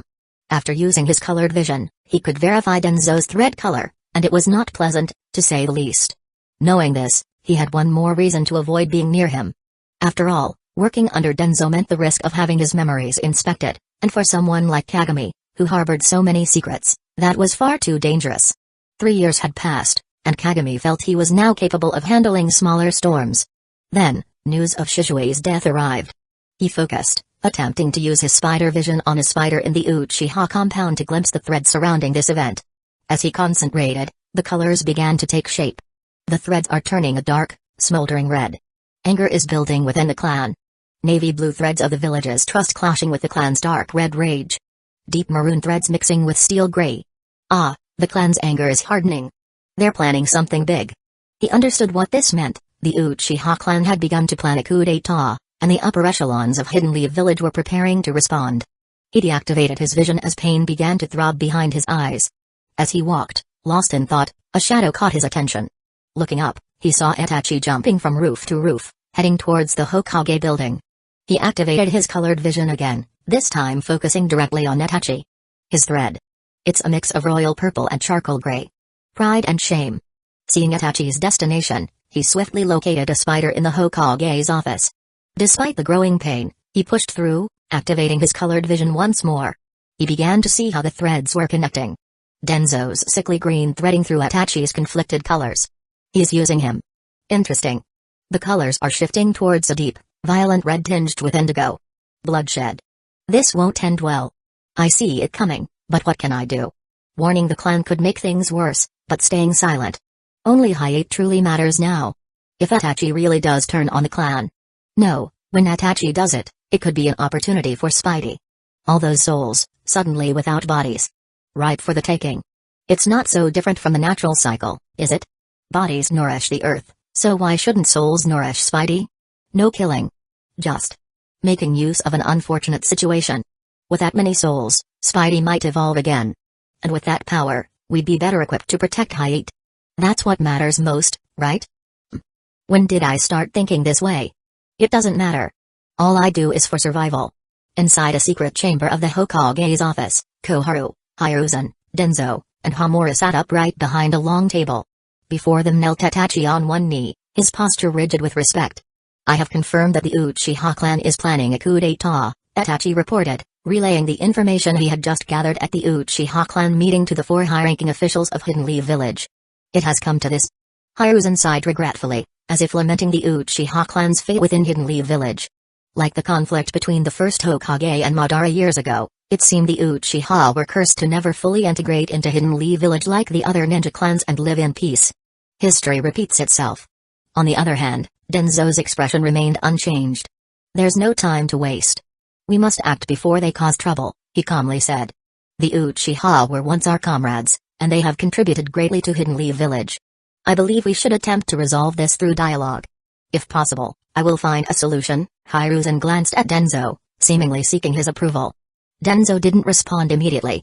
After a brief silence, he finally spoke. As the 5th Hokage of Hidden Leaf Village, I cannot allow any instability to remain within the village. Therefore, I've decided to strike first and eliminate the Uchiha clan before their coup d'etat begins. The word eliminate stunned the other 3 elders and shocked Itachi. To Itachi, the words eliminate and Uchiha sounded harshly in his ears. Yet, despite the turmoil in his heart, his face remained expressionless. To protect the village, we must quell this chaos before it spreads. Itachi, as a double agent of the Uchiha and Hidden Leaf Village, where do you stand? Will you stand with your clan, and be destroyed with your family and kin? Or will you choose Hidden Leaf Village, and spare your beloved younger brother's life before the coup d'etat? Make your choice, Itachi. Choose wisely. Shocked by Denzo's ruthlessness, Hiruzen and the other 2 elders remained silent, leaving the chamber in complete silence as everyone awaited Itachi's decision. The village? Or the clan? Forgive me, father, mother. Sasuke. The village. Itachi whispered. What? Denzo asked again, seeking confirmation despite hearing his soft response. I choose the village. I accept the mission. I will eliminate the Uchiha. Upon hearing this, Denzo nodded slightly, while Hiruzen silently exhaled a sigh of relief. Why did I feel relieved? Did I truly support Denzo's plan all along? Then why did I speak such hypocritical words earlier? Am I that weak? Putting aside Hiruzen's inner turmoil, Denzo began to set the plan in motion. 3 days from now. On the night of the 3rd day, Itachi, you will carry out the plan to exterminate the Uchiha clan. You will not receive any missions for the next 3 days. Prepare yourself. By the morning of the 4th day, I expect a report from Root confirming the Uchiha's annihilation. That's all. Itachi vanished from the chamber, the wind from his departure stirring a spiderweb in the corner. Meanwhile, a figure lying at home withdrew their spider's sight and slowly sat up from a tatami mat. This was Kagami, and now he had confirmed the exact timing of the Uchiha massacre, 3 nights from now. No matter the circumstances, as long as those 4 individuals remained in charge, the Uchiha clan's fate would not change. Just as he had predicted. Such is the world of shinobi. He never intended to change anything. After all, planning a coup d'etat carries inherent risks. The Uchiha's downfall wasn't entirely unjust. As for the innocent Uchiha civilians who were not ninjas but would still be slaughtered, there was only one thing to say: it's not my fault, it's the world's. If there's a second statement, it's this: all unfavorable situations in life arise from one's own lack of ability. Regarding Itachi's choice, he had nothing to say. He had never tried to influence Itachi's decisions. If Itachi willingly wanted to reduce Hidden Leaf Village's carbon footprint, who was Kagami to object? Am I a monster for standing by? Or merely a realist in a cruel world? He pondered, his thoughts as cold and detached as his expression. In fact, the Uchiha clan's demise would benefit him. After all, if the Uchiha truly rebelled, it would inevitably cause turmoil in Hidden Leaf Village. Whether he had the power to survive such chaos or not, he had no reason to make things harder for himself. If he were a member of the Uchiha clan, he would do everything possible to avoid such a fate. But, unfortunately, he wasn't. From the ashes of the Uchiha, new opportunities will arise. The dead have no use for their resources. Why shouldn't I profit? Kagami already considered how to position himself in the aftermath of the massacre. In the shinobi world, morality is a luxury only the strong can afford. And I am not strong.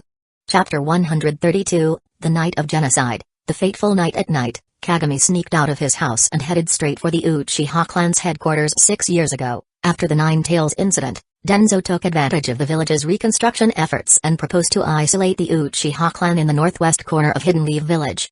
This location was several miles from the village's core, separated by a vast forest, practically making it a separate village. Normally, this forested buffer zone was patrolled by Anbu sentries, but today, per Denzo's orders, they had all been withdrawn. As Kagami made his way through the forest, he observed his surroundings via spider vision. No Anbu in sight. No route. Denzo's chess pieces are all in place. Wearing a black outfit that wouldn't reveal his identity, he easily infiltrated a small house near the Uchiha compound. This dilapidated cabin, once a forester's dwelling, had long been abandoned and became a meaningless, ordinary wooden house, now called the Uchiha cabin. And since no one would come here at night, it was the perfect spot for summoning. He surveyed the run-down structure, a sardonic smile crossing his face. As he began methodically setting up for the ritual, he retrieved an item from his pocket. A shining irregular octahedron, an old object he had found on the night of Orochimaru's defection. He believed that it must be a medium for summoning, and he didn't know if the creature inside would attack him. This was why he had never used it. But after his encounter with Itlagnaka, he felt some kind of familiarity with this box. Kagami turned the octahedron over in his hands, lost in thought. Fate works in mysterious ways. He somehow knew that it was a box that should never be completely closed. If the lid was shut, the outside light would be cut off from the black crystal inside, summoning a night spider. How he knew the name, he didn't care, he just knew it. Call it instinct or fate. As he prepared for the summoning, memories of his encounter with Itlagnaka flooded back. That day changed everything. The night spider fears light intensely. Any unnatural light can dispel it. But aside from this weakness, the night spider is nearly invincible. A box never to be fully closed, a creature that fears the light. What a paradox. He held the box, which had 24 irregular surfaces, and with a firm press, he sealed the lid over the black crystal inside. Instantly, he heard a faint monster's howl by his ear, a sound only he could hear. Black smoke poured from the gap between the lid and the box. The smoke gathered and formed a visible shape resembling a spider. Its legs swirled in shifting patterns of smoke, and atop its head was a single crimson eye, split into 3 sections. The night spider had been successfully summoned, and the octahedron had fused into its body, only to reappear when the night spider was dismissed. Kagami stared into its fiery, 3-part eye, feeling neither fear nor trembling. It seemed he was immune to its terror. Would it have attacked me if I hadn't met the spider god? The night spider bowed slightly, sensing no other human presence and awaiting his command. Is it bowing to me? Have I truly moved beyond humanity now? Don't worry, you'll feast soon enough. The Uchiha clan has nearly 1,000 people, Kagami said. A sacrifice for the greater good? I am no such hypocrite. It is simply the strong devouring the weak. Such was the way of their world. The creature seemed to understand. It emitted soft, growling noises like purrs from its cloud of smoke. The stage is set. We are kindred spirits in this hopeless world full of cancer cells. Cells that only harm others and the world itself. And I am just one of them. A cancer cell. After sending off the spider, he quickly left the wooden cabin and headed to the power station in the Uchiha compound. The night spider fears unnatural light, so he needed to destroy the lighting first. Once the entire compound was plunged into darkness, it would be harder for the Uchiha clan members to grasp their surroundings. Due to the compound being far from Hidden Leaf Village, the clan managed all infrastructure themselves. The power station was located at the edge of the compound, and he found it quickly. Slightly opening the door to the power room, he saw part of a leg lying on the ground at the corner of the control panel. Upon closer inspection, it turned out to be an Uchiha clan member lying in a pool of blood. It seems the Great Purge had already begun. Itachi or Obito? Their handiwork lacks finesse. To prevent anyone from escaping, they must have assassinated the Uchiha members on the outer edges first, before moving inward to carry out their massacre. Help! Help! The man barely opened his eyes as Kagami approached. He tried to call for help, but before he could finish speaking, a mouthful of blood gushed out. He knelt beside the dying man. SHHH. You won't feel the pain anymore. Splat. Although this person was not beyond saving, Kagami still drew his kunai and swiftly slit his throat, speeding up his death. After dealing with the dying man, he walked to the control panel and pulled the large red lever down. Instantly, the entire compound was plunged into darkness. 10 minutes earlier, a strange vortex appeared near the Uchiha compound. Next, a man wearing an orange mask and a black kimono emerged from it, standing in the open space in front of the Hidden Leaf Village Military Police Force building. This masked man was Obito. Using the body flicker jutsu, he swiftly entered the building. Soon, the shouts of Uchiha clan members could be heard inside. "Who are you? Ah! Someone is attacking us. Everyone, to the front hall for support. Ah! Stay on guard. Stay on guard." Inside the building, Obito swung his sword left and right, moving as if no one could stop him. "What's happening? Who's attacking?" One Uchiha ninja cried out in confusion. "It's just one man. How is this possible?" Another shouted in disbelief. Combining his powerful body flicker jutsu with his ability to phase through physical attacks, Obito now felt like a max-level player slaughtering beginners in a starting village. The police force usually dealt with civilian disputes and common thieves, so the Uchiha ninja who usually flaunted their authority were not elite warriors. The building was full of only Chunin and Genin. The slaughter continued for 7 minutes, and the sounds in the building grew fainter, with only the occasional scream breaking the silence. "I'll fight you to the end." Another ninja was sliced by Obito's sword, blood pouring from the wound. The man gasped his last breaths, clearly not going to survive. Obito didn't bother to finish him off, as his massacre mission was quite extensive today. He didn't have time to carefully eliminate every single person.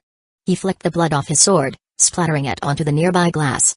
Then, he glanced at the dozen or so bodies scattered in the corridor behind him and turned to head upstairs. But at that moment, the lights in the corridor suddenly went out. This sudden change gave him a slight unease. He looked out the window and realized that it wasn't just the building that had lost power, the entire Uchiha compound was now engulfed in pitch-black darkness. "I thought I already killed the people at the power station. Who shut off the power? Was it Tatachi? What a pointless action. Now I'll have to chase after all the little rats trying to escape."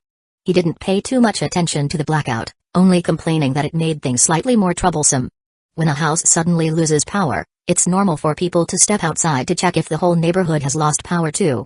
If people saw the killings, they would undoubtedly scatter and flee, which would make his task of hunting them down one by one much more difficult.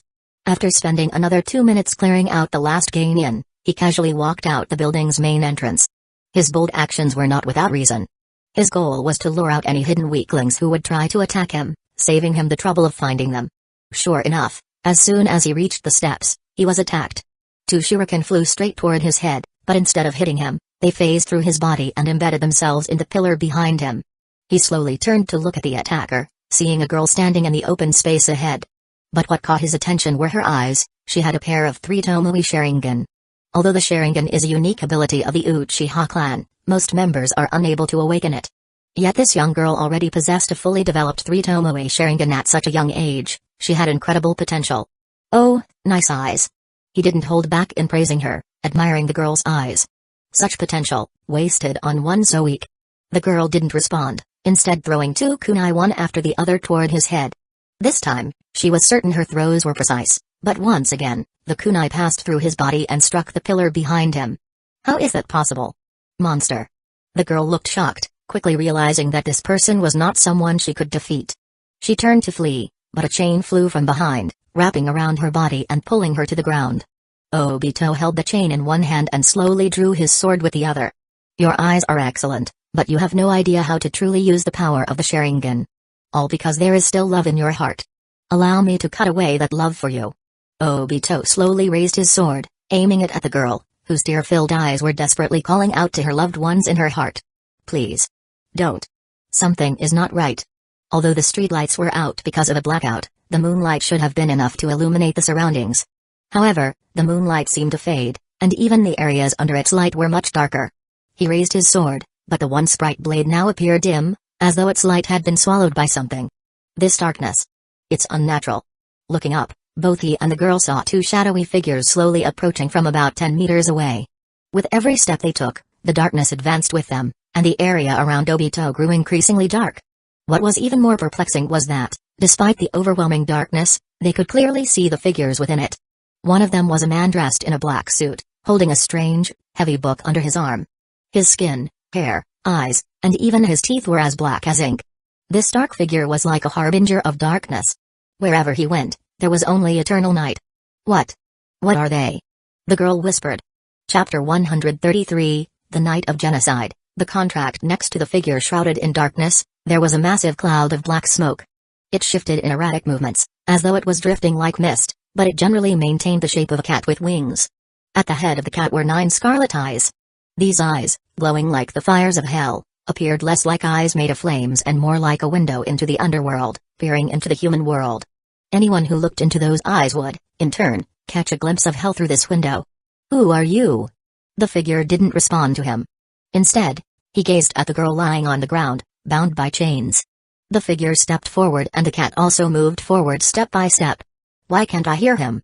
This strange feeling was something he hadn't experienced since wearing the mask and taking on the role of Madara. "I'll ask again, who are you?" His right foot unconsciously took half a step back in response to the strange figure's approach. As an elite ninja, at least at Kage level, he immediately noticed these subtle movements in his body, yet they were beyond his control. These movements were the result of an instinctive reaction, triggered by a condition known as fear of the unknown. The rational part of his mind wasn't sure if he was truly afraid of the figure before him, but his body had already made the decision for him. Powerful shinobi often develop a sense of intuition when facing danger. This intuition can't always be explained, but it's usually quite accurate. And now, he was certain that the person before him was dangerous. Faced with this danger, Obito refrained from acting rashly and continued to observe the figure's movements, analyzing his abilities. What is the darkness surrounding him? Why does the darkness advance as he does? Before Obito could figure it out, the cat beside the dark figure made its move. It let out a sound, and the fiery 3-petaled eye in its smoky head grew even deeper, turning blood red. The cat unfurled its tiny black wings, which transformed into massive ones large enough to envelop an adult. As it flew toward Obito, it released a stench so foul that it distorted the features of his face.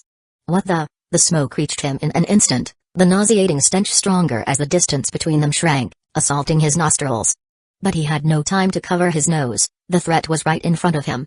He raised his sword and slashed at the cat. The blade cut through its body effortlessly, but he felt no satisfaction. Something's wrong. There's no resistance. Before this realization could even register in his body, the cat's giant wings struck him. In an instant, Obito's body was sent flying. His left hand released the chain, and he rolled several times before crashing heavily into the steps in front of the security building. The impact against the hard stone caused him to grunt, and he tasted blood in his throat. He nearly spat it out but managed to hold it back. Ribs cracked, possibly a concussion. This pain. Since mastering intangibility, Obito had rarely felt this kind of physical pain. The last time he experienced pain so vivid was during a mission to steal tribute, where he faced a genin with a special fire jutsu. And it was this sharp, undeniable pain that reminded him that the dark figure and the cat were not illusions. They were real. Damn it. He cursed under his breath, slowly standing from the human-shaped dent left on the steps. His spine cracked as he twisted his waist. "You've made me angry. No matter who you are, I'll make sure you die here." He tossed aside his sword, a sign that he was preparing to use his true power to face his enemy. But even so, his confidence didn't match his outward display. From the moment he first saw the dark figure and the cat, he thought the man was a puppeteer and the cat was a puppet cloaked in smoke. So, when the cat rushed at him, Obito instinctively swung his sword. But as the blade passed through, he knew he had hit nothing. The smoke wasn't solid. That sword swing revealed a brief vulnerability in him. During the attack, he couldn't make himself intangible, otherwise, his attack would have no effect. This trapped him in a paradox. I can use intangibility to ignore physical attacks, but if I want to attack, I have to become tangible. But how could this cat puppet ignore physical attacks and strike me even when I pierced it with my sword? Could it be? Obito reached a conclusion he didn't want to believe but had no choice but to accept. This cat had a higher level of intangibility than him. It could launch physical attacks while remaining intangible. How is that possible? Earlier, the Uchiha girl had said the same thing after witnessing Obito's intangibility. Now, faced with the cat's superior abilities, he uttered those very words himself. It was as if fate was playing a small, cruel joke on him, showing that even the most impressive of tricks could be outdone by a greater power. Meanwhile, the girl remained bound by chains. She strained her neck to see behind her. On the open ground, the masked man and the cat were locked in a fierce battle. Yet despite the intensity, neither seemed able to harm the other. It was impossible to tell whether the cat was phasing through the masked man or the masked man was phasing through the cat, but they kept passing through one another. Is this some kind of genjutsu? It can win, right? The masked man had been about to kill her, but the cat had intervened. Although Azumi feared the cat, the thought that it might be a creature summoned or controlled by her savior lessened her fear. She turned her head to thank the dark figure who should still be in front of her. "Thank you." But her words caught in her throat as she turned to find the figure's pitch black, obsidian-like eyes staring directly into hers. In those eyes, Izumi couldn't distinguish between the whites and the pupils because both were merged into one solid black. Izumi Uchiha. The dark figure's lips barely parted, not wide enough to speak, but a voice could be heard. It was a man's voice, cold but magnetic, like a lover's whisper in a woman's ear. For a brief moment, Izumi felt as though Itachi himself was speaking to her. But she quickly regained her composure because the person standing before her wasn't him, it was this unknown man. Despite his form blending into the shadowy background, Izumi could see his every movement clearly. "You know my name?" she asked cautiously. "How? I've never seen this person before." The figure's lips barely parted again, and a string of words followed. "I don't just know your name. I know the names of all young women. I know every girl's past, present, and future." His ominous tone sent a small but unmistakable shudder through Izumi. Normally, she would have thought such words were a joke. But from this man, she felt it was no trivial boast. This isn't just a boast. He knows something.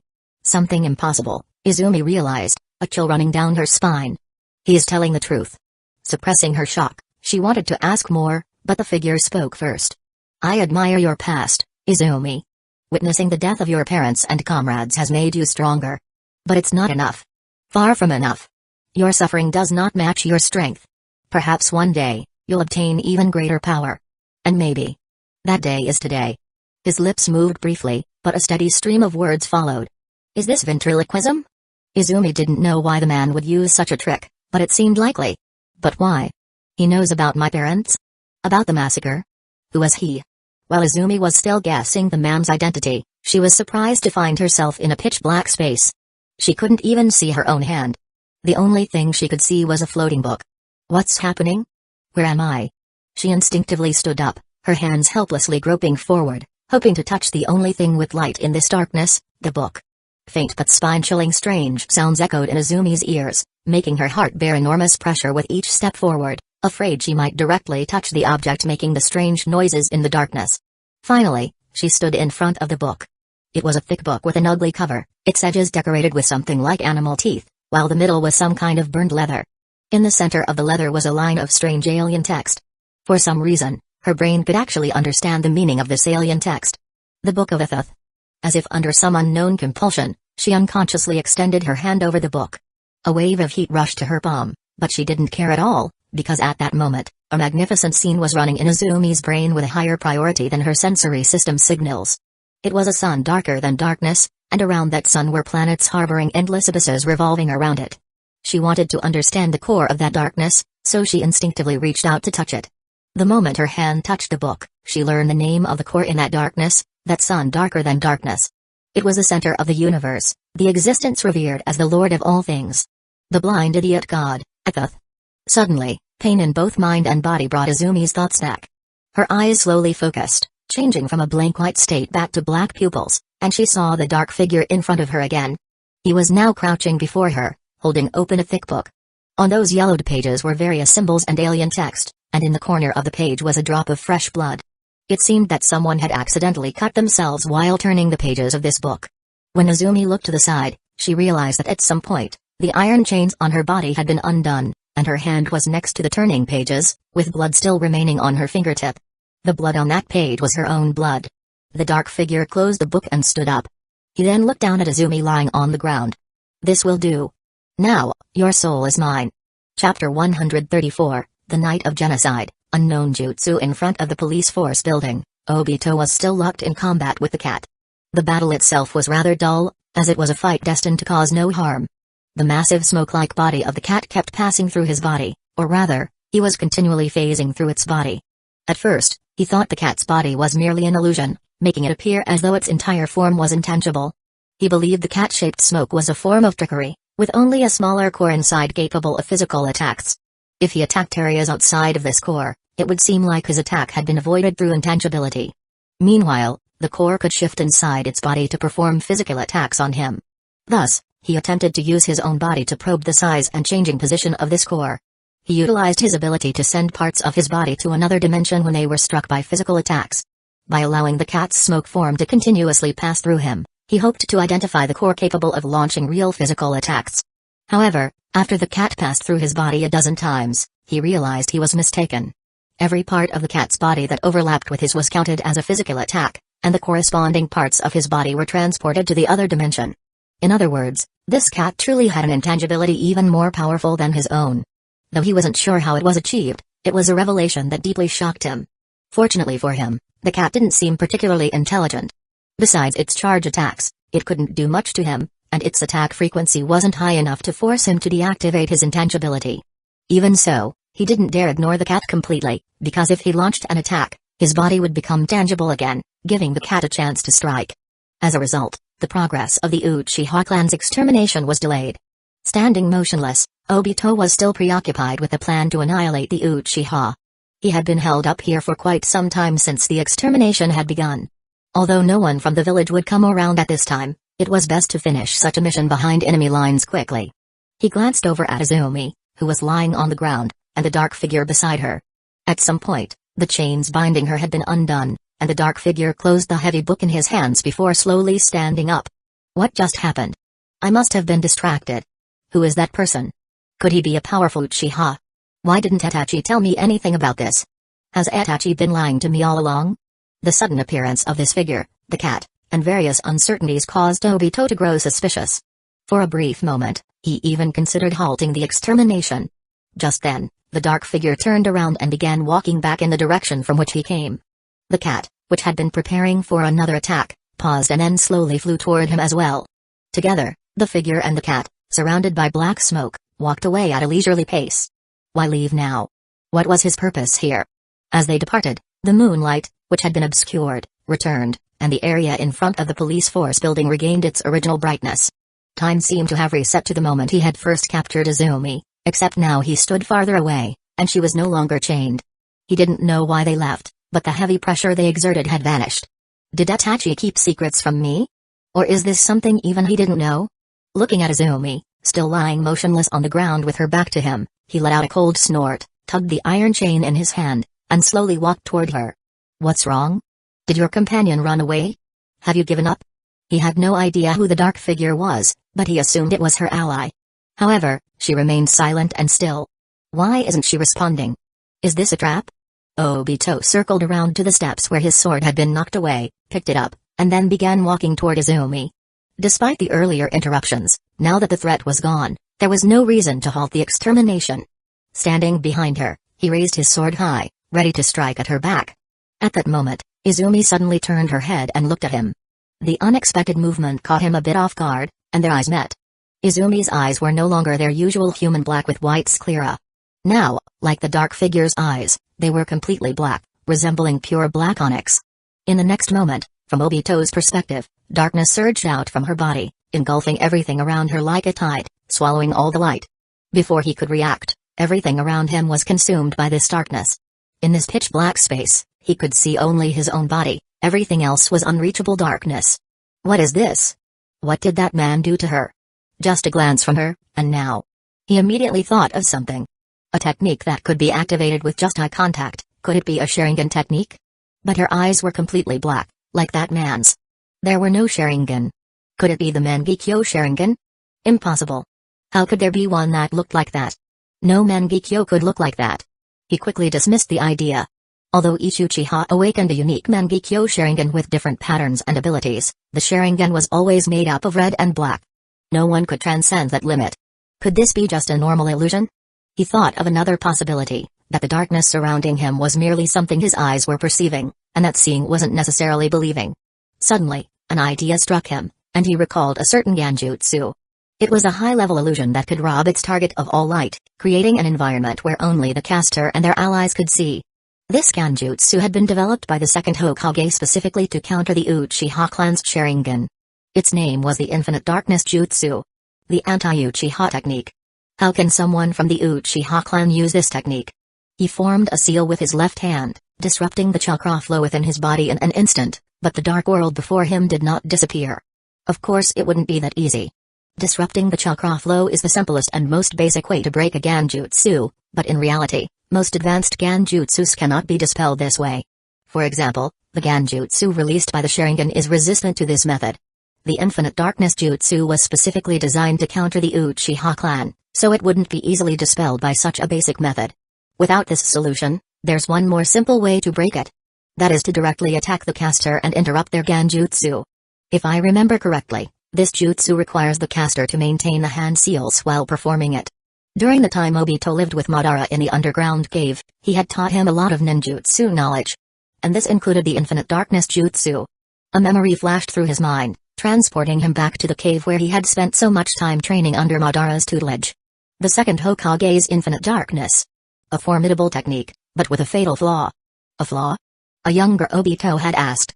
Yes, apart from the second Hokage himself, any other user of this technique becomes immobilized while casting it and can only rely on teammates to attack. So, the way to break this Genjutsu is to directly attack the immobile caster. Though, I think this technique has probably been lost by now. So, you don't need to worry too much about it. Obito secretly felt relieved for having absorbed Madara's teachings, and he began forming hand seals. If I can just locate her, this will all be over. Fire style, Phoenix Flower Jutsu. He spat out dozens of fire missiles, which flew in all directions, expanding his attack range to the maximum. Not only that, but he could slightly control the trajectory of these fire missiles, making them harder to avoid. This should cover every angle. But to his surprise, even this nearly all-encompassing fire-style technique failed to dispel the Genjutsu, and the world before him remained pitch black. Impossible. How could she avoid all of that? Let's try again. Fire style, Phoenix Flower Jutsu. Once again, dozens of fire missiles shot in all directions. Yet, the Genjutsu still wasn't dispelled. At this point, even Obito, who had been doing his best to stay calm, started to panic internally. Why isn't this working? Am I missing something crucial? She was lying on the ground earlier, so should I aim at the ground? He felt unsure, but at this moment, it seemed like his only option. Fire style, Phoenix Flower Jutsu. This time, the scattering fire missiles were directed toward the ground, and a large number of Phoenix Flower fire seeds landed and rolled across the surface. If she is still on the ground, this has to hit her. Still, the Genjutsu remained unbroken. At that moment, he suddenly noticed something strange about his body. In the previous instant, he felt his face being forcibly transported into the dimension of his Kamui. This meant someone had just hit his face. What? How did she? He immediately realized something was wrong. Someone hit him at this moment. It could only be that girl. She can move? But that's impossible. How can she attack? It's not the infinite darkness jutsu. Before he could figure it out, his stomach was also automatically transported into the Kamui dimension. I can't risk another ninjutsu. She almost had me. 2 consecutive attacks made him too afraid to use ninjutsu recklessly. While using ninjutsu, he couldn't activate his intangibility, and he was fortunate that the girl didn't know the weakness of his ability, or she could have easily killed him in those 3 moments. Understanding this, Obito stood still and let the attacks from the darkness pass harmlessly through his intangible body. His abilities were still too powerful. Without understanding the principle of his intangibility, even blocking his vision wouldn't make it easy to harm him. While buying himself some time, he began pondering why the girl's infinite darkness jutsu allowed her to move. Madara had mentioned that only the second Hokage could move while using the jutsu. But after that girl came into contact with the dark figure, she could also freely move while using it. Although he found this idea highly unlikely, he couldn't think of any other explanation.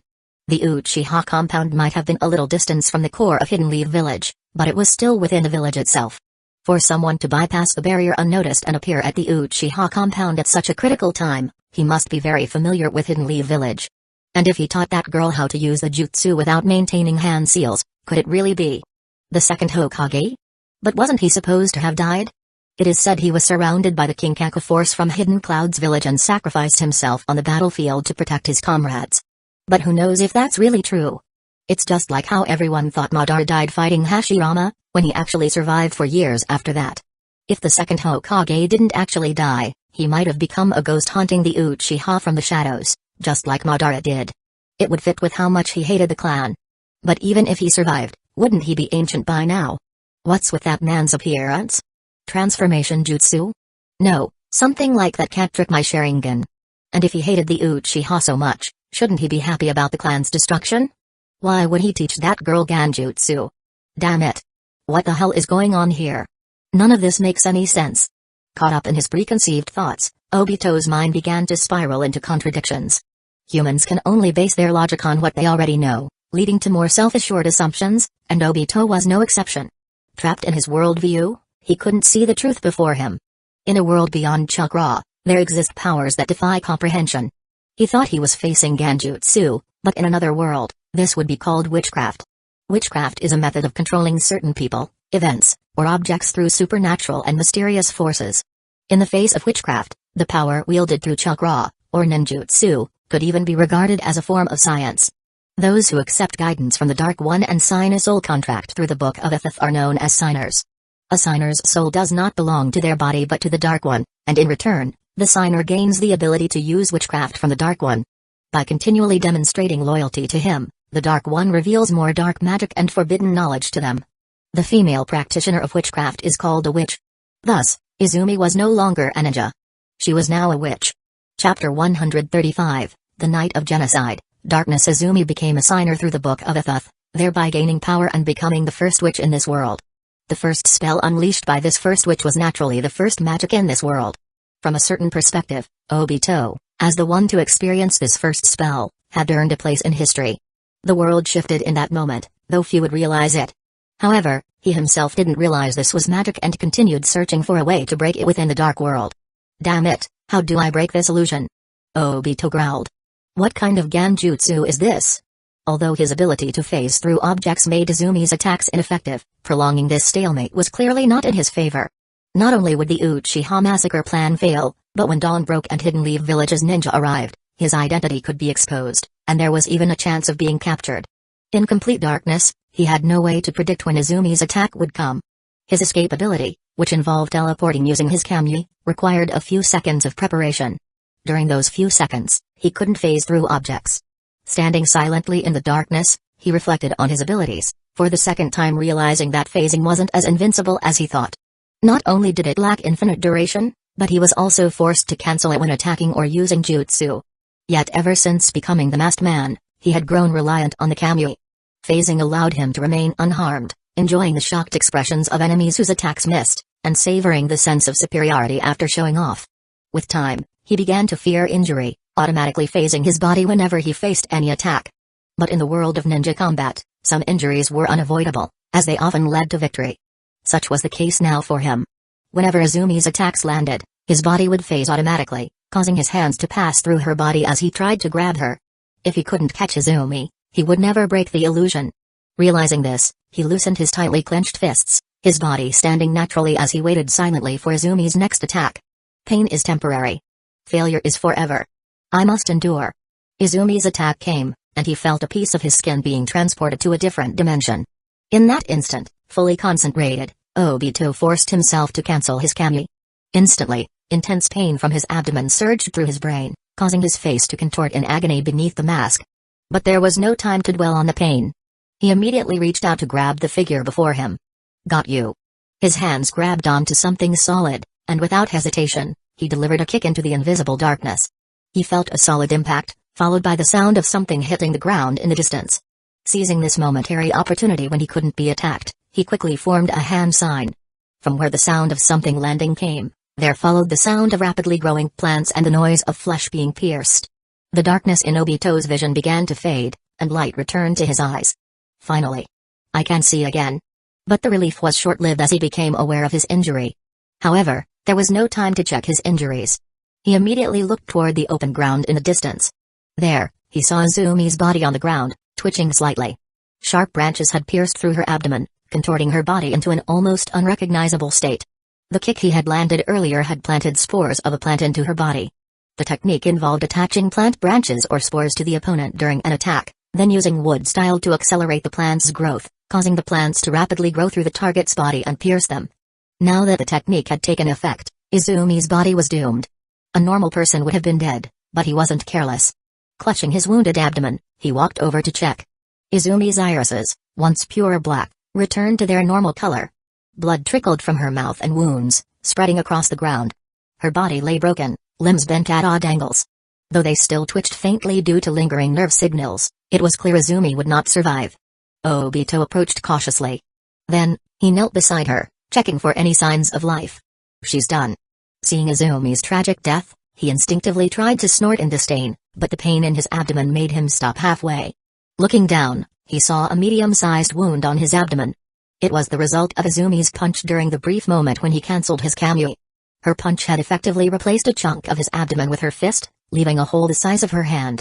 This wasn't just skin, fat, and muscle, it had also taken out a quarter of his stomach. His stomach acid leaked out, corroding nearby organs. I need to retreat. For an ordinary ninja, this would be a fatal injury, even with a medical ninja nearby. But Obito's body contained the cells of Hashirama, which gave him tremendous vitality. Not only was he not dead, but he could still move for a while. He couldn't believe that an ordinary girl had caused him so much trouble, forcing him to abandon the Uchiha massacre plan due to his injury. With survival as his priority, he decided to retreat and heal. "Sorry, Itachi," he said with an insincere apology. "Looks like you're on your own tonight." Before leaving, he had a few things to take care of. Forcing himself to form a hand sign, he launched a small fireball from his mouth toward Izumi's body. Flames erupted, adding a bonfire-like atmosphere to the otherwise quiet night.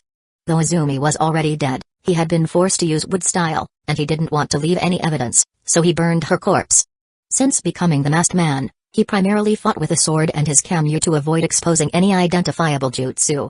After confirming that she was completely dead, he used kamyu to leave Hidden Leaf Village. Once the space vortex disappeared, the open ground in front of the police headquarters returned to peace, with only the occasional crackling of burning branches and bones. At that moment, a blue light floated up from the fire.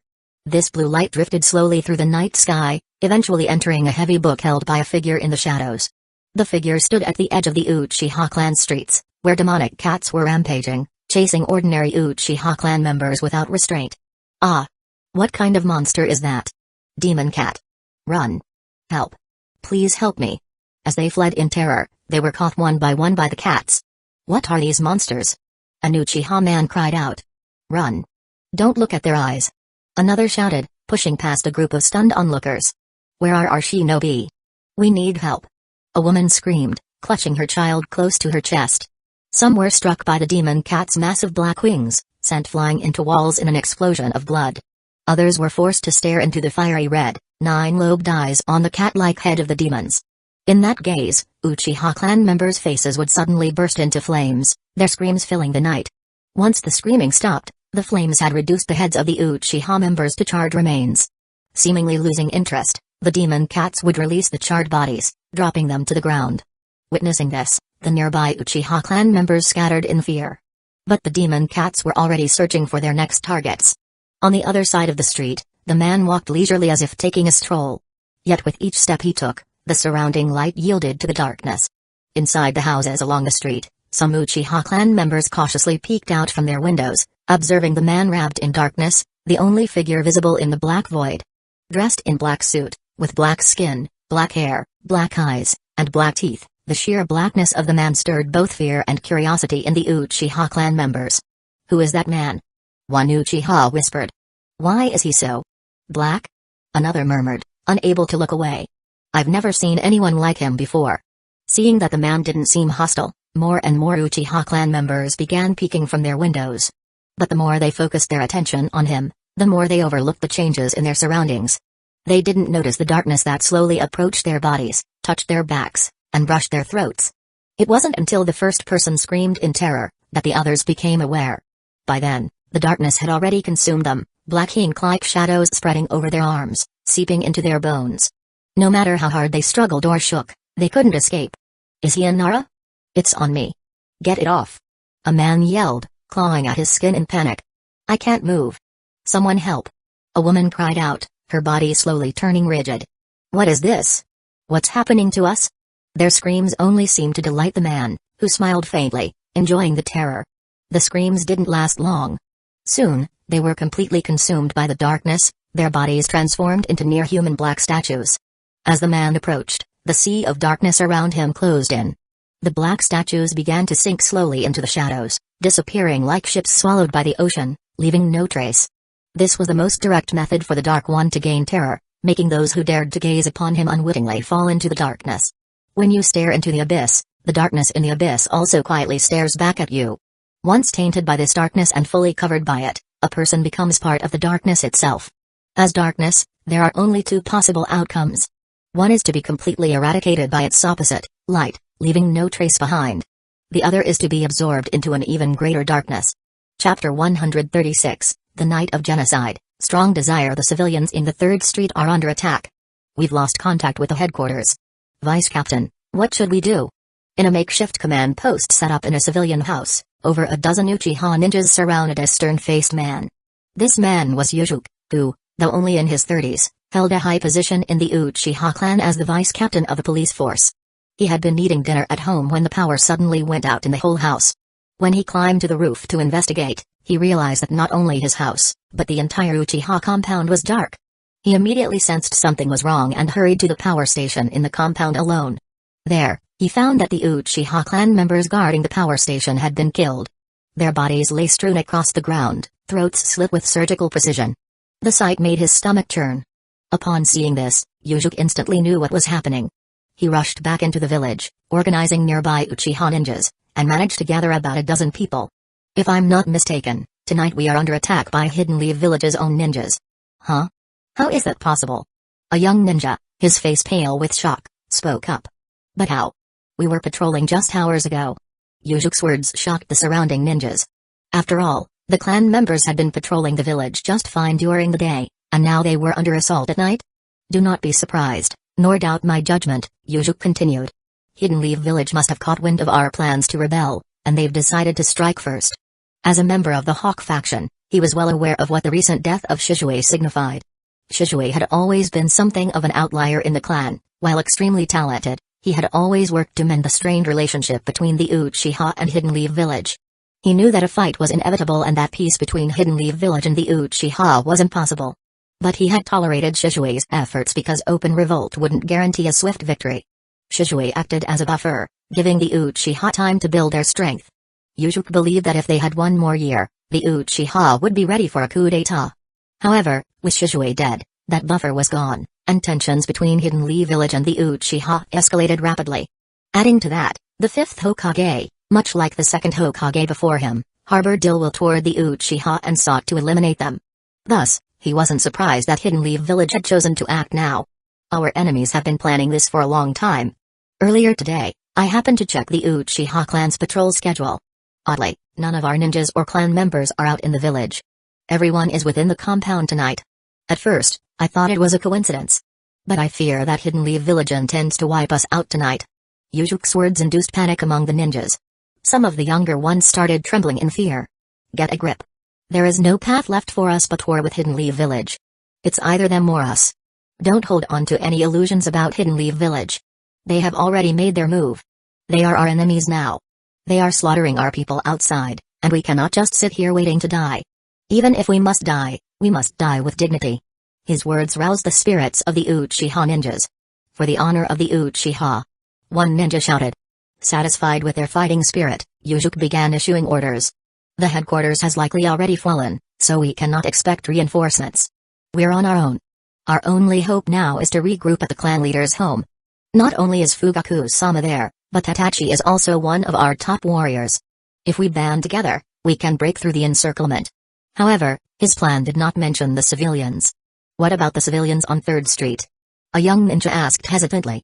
This question caught the attention of the older ninjas, one of whom, Hikidai, quickly interrupted. Hey! Don't ask that. The experienced ninjas knew the reality. The Uchiha had no time to protect civilians. Preserving their high-level combat forces was the priority. No one wanted to say it out loud, but the truth was clear. Yujuk's motives were even more transparent.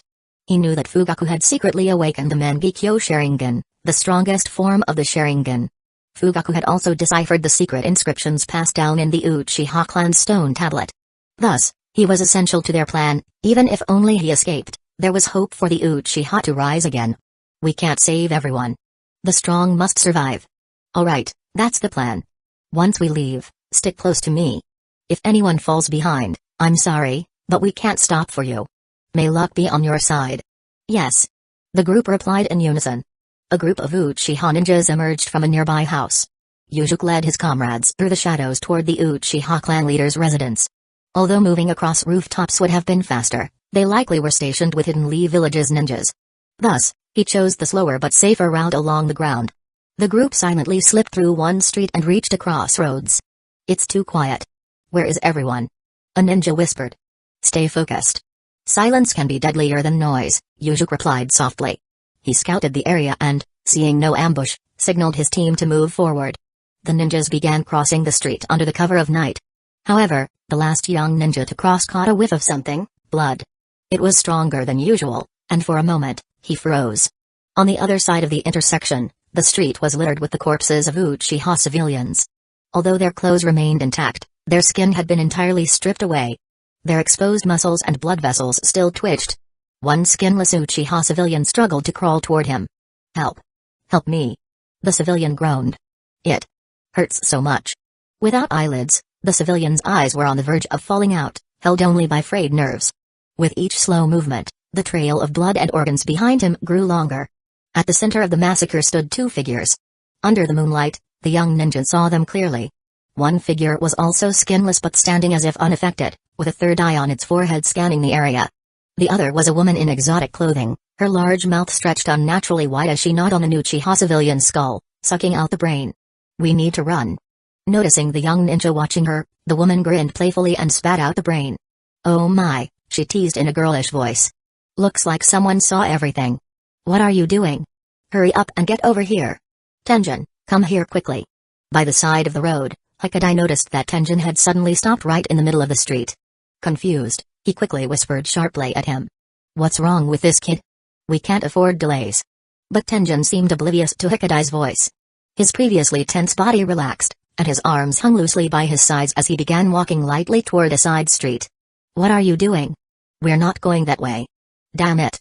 Just as Hikadai was about to give up on Tenjin and leave, a shadow darted out from beside him. It grabbed Tenjin around the waist and pulled him across the street. Once they stopped on the other side of the street, he realized it was Yujuk who had rushed out to save the boy. Tenjin was still in a dazed state, struggling to get up from the ground, and attempting to walk back in the same direction. "We don't have time for this. Enough already." Yujuk punched the boy, knocking him to the ground, finally bringing the young ninja to his senses. Tenjin blinked, feeling the sting on his face. A sharp pain spread across his cheek, and he couldn't help but wince. "Ouch! What happened to me?" "I should be asking you that," Yujuk snorted coldly. Tenjin recalled what he had just seen. A beautiful woman had been standing in the street, holding a black folding fan. She had called out his name in a voice so gentle and sweet, like an angel's song. The sound was irresistible. Not only that, but she had begun to slowly unbutton her clothing with her delicate hand, revealing a glimpse of her décolletés. This temptation was deadly for him, who was still young and inexperienced. Even now, despite having been snapped out of it by Yujuk, he felt a sense of regret. However, he reported that he had seen two enemies on the street, slaughtering many civilians. He spoke of it lightly, as though he had completely forgotten the gruesome scene of the massacre. There were two enemies on the street. They were killing civilians, Tenjin said. Yujuk frowned, noticing the young ninja's strange demeanor. "And? What else did you see?" "The woman. She was beautiful." It was clear how deeply that mysterious woman had affected him in just a moment. She had taken up so much space in his mind that he had even forgotten the brutal deaths of his fellow clan members and the fact that the woman's mouth could open wide enough to swallow a person's head. At that moment, the sound of light footsteps echoed from the side street. The Uchiha ninjas at the crossroads immediately tensed up, listening closely. "Something's coming. Get ready." One of the ninjas whispered urgently. "Hey boys, can you come out? Come out and play with me?" A sultry female voice rang out on the street, completely out of place with the tense atmosphere of the night. Yujuk knew that they had been trapped. To reach the clan leader's house, they had to cross the street, but if they stepped out now, they'd be easy targets for the unknown enemy. With no other option, he needed to divert the woman's attention. "Are you from Root or Anbu?" As he spoke, Yujuk made hand gestures to the others, signaling for them to leave while he held off the threat. Hikadai understood the signal and quickly led the other Uchiha ninjas to leave. "Good luck, Vice Captain." "We'll regroup at the clan leader's house," Hikadai whispered before disappearing into the shadows with the others. Now, only Yujuk, Tenjin, and the mysterious woman standing at the street corner remained. "Root? Anbu? What are those?" "Never mind that, boys, come out and play." "Hey, don't you think my body? Isn't it beautiful? Aren't you craving it? Come on, boys." Hearing this, Tenjin's heart tightened, and the image of the alluring woman flashed once more in his mind. Her curvy figure was the most beautiful he'd ever seen. Her fair skin shimmered, a glow so striking that even the darkness of night couldn't conceal it. Such an incredibly beautiful woman, of course Tenjin wanted her. He craved her. He wanted to possess her. To have her entirely for himself. These desires grew stronger in his mind. His breathing quickened, and his body began to tremble slightly. But this tremble was not from fear, it was from excitement. Just then, Yujuk noticed his rapid breathing. He firmly placed his strong hands on Tenjin's shoulders. Though he said nothing, he gave the young man a steadying look. His eyes conveyed a clear message: stay focused. Don't let her get to you. Tenjin's conflicted gaze met his. I'm trying, but it's so hard. Yujuk found the whole situation odd. Why was this woman in the Uchiha compound at this hour? And from her words, she didn't seem to be a hidden leaf village ninja. But her behavior was suspicious. No matter. Whoever stands in my way is an enemy. I need to eliminate her quickly and head to the clan leader's house. Having made up his mind, Yujuk tightened his grip on his katana. The Uchiha clan also had a sword-fighting tradition. Though not as established as the Gecko clan, many Uchiha trained with a katana, which, when combined with their Sharingan, became a powerful weapon. And he was particularly skilled and had even earned the praise of Fugaku for his mastery of the sword. At that moment, his eyes transformed, shifting from their normal black to the three-Tomoe Sharingan. But just as he prepared to charge, he suddenly felt a sharp pain in his lower back. What? An attack? But from where? He turned and saw that a kunai was lodged in his back. Tenjin? What are you doing? I won't let you hurt my goddess. Chapter 137, The Night of Genocide. Skinless bloodshot veins covered the whites of Tenjin's eyes, and the twisted smile on his face stretched his mouth to an unbelievable degree. The handsome features inherited from the Uchiha clan were now barely recognizable, losing their human-like appearance. In his trembling hand, he still clutched the kunai that had stabbed his comrade, showing no sign of remorse. Yujuk quickly shoved the boy aside, pulling out the kunai from his lower back, and angrily stared at Gim, who was still in a state of extreme excitement. Snap out of it, you fool! Yujuk hissed. Can't you see what you've done? Just then, a voice of a young girl echoed from around the corner of the street again. Hey, what's wrong with you boys? You shouldn't be fighting over a girl like me. You know, both of you can come together. I can give you the greatest pleasure. Come out. Come out. The girl's last shout was not the voice of a human, but the howl of a monster, sending chills down the spine of anyone who heard it. What kind of jutsu is this? However, Tenjin, with a smile still on his face, struggled to stand as if he wanted to go toward her. Seeing this, Yujuk finally realized that the boy had completely fallen under the technique of the woman. When? Was it when she first spoke? Or even earlier? Was it because he saw her face? Is it a Genjutsu? Or something else? But there was no time to figure it out. His wound was bleeding, and approaching footsteps on the street forced him to act quickly. Switching his blade to his left hand, he grabbed Tenjin, who was trying to walk away, as if he were a baby chick. Then, Yujuk dragged him by the back of his collar and charged around the corner of the street. Using Tenjin's body as a shield, he avoided looking directly at the girl, ensuring he wouldn't fall under her jutsu. When he was halfway down the street, he pushed Tenjin with all his strength toward the direction of the girl, then sprinted to the other side of the street, disappearing into the night. I'm sorry, Tenjin. But it's both of us. And just like that, he escaped without choosing to fight, leaving the boy to fall right into the arms of the girl. The girl smiled sweetly and wrapped him in her embrace. It was only when Tenjin stood close to her that he realized the girl was much taller than him. His head was level with her chest, just below her collarbone. She's even more beautiful up close. She's perfect in every way. His hands grasped her, his eyes staring blankly ahead, his head resting under the girl's chin. The girl, too, welcomed his actions, gently caressing his head like a mother, laughing softly. Good boy. Take it slow. It's all yours. Her every smile and gesture made him even bolder. He looked up at the girl's face. Can you take off that fan? What's wrong? She asked. The girl had been holding a black folding fan the entire time, even in their current embrace, using it to cover part of her face. It's in the way, he said, pouting like a child begging his mother. A woman of such irresistible charm could make any strong man turn into a helpless boy. I can, but you better not regret it, the girl said. Tenjin shook his head firmly. I won't regret it. I could never regret anything about you. As soon as the words left his mouth, the girl snapped the fan shut. With the sound of the fan closing, the colors in front of Tenjin's eyes began to blur and distort. What's happening? Like steam rising from intense flames, the girl's skin started to tremble slightly, and the once flawless surface turned dull and rough, becoming an ashen gray. What's happening to her? Is she hurt? Not only that, but he felt the body he was holding swell. Within seconds, his arms could no longer wrap around her waist. His hands were now buried deep within folds of enormous, fleshy mass. The overwhelming pressure made him desperately try to pull his arms free, but he realized he could no longer move. Behind him, the girl's once soft arms had transformed into thick, octopus-like tentacles, tightly wrapping around his small frame. At this moment, it wasn't Tenjin embracing the girl, it was the girl embracing him. Her one slush lips had morphed into a massive maw lined with rows of razor-sharp, spiral-shaped teeth, hovering hungrily over his head. The girl was no longer the beautiful maiden. She had revealed her true form, the bloated woman. The bloated woman often appeared to men as a captivating, alluring girl, her eyes casting a spell that enchanted men, trapping them in her charm.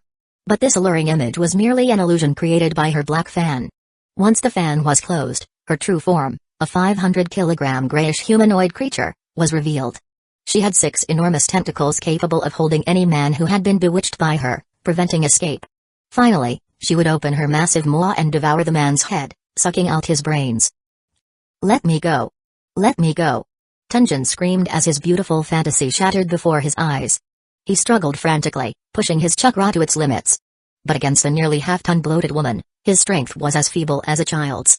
The more he struggled, the faster he sank into the swamp of fat. "Hey, didn't you ask me to take off the fan?"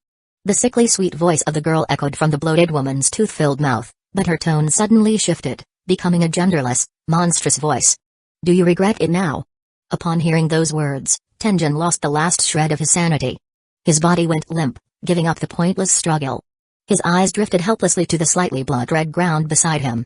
"Huh? Why is the ground red? Oh, that's right, today is a blood moon." Squelch. The next second, darkness swallowed his vision entirely.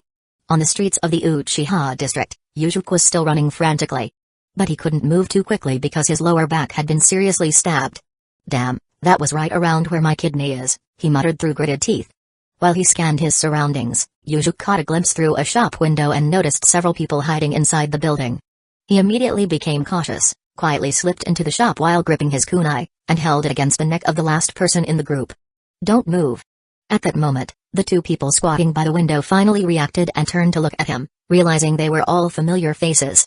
"Hikadai. Vice Captain Yujuk?" He quickly sheathed his kunai and asked, "Why are you still here? Didn't you go to the clan leader's house? And why are there only 3 of you left?" He glanced around the shop. Including himself, there were only 4 people in total, which meant the others were likely dead.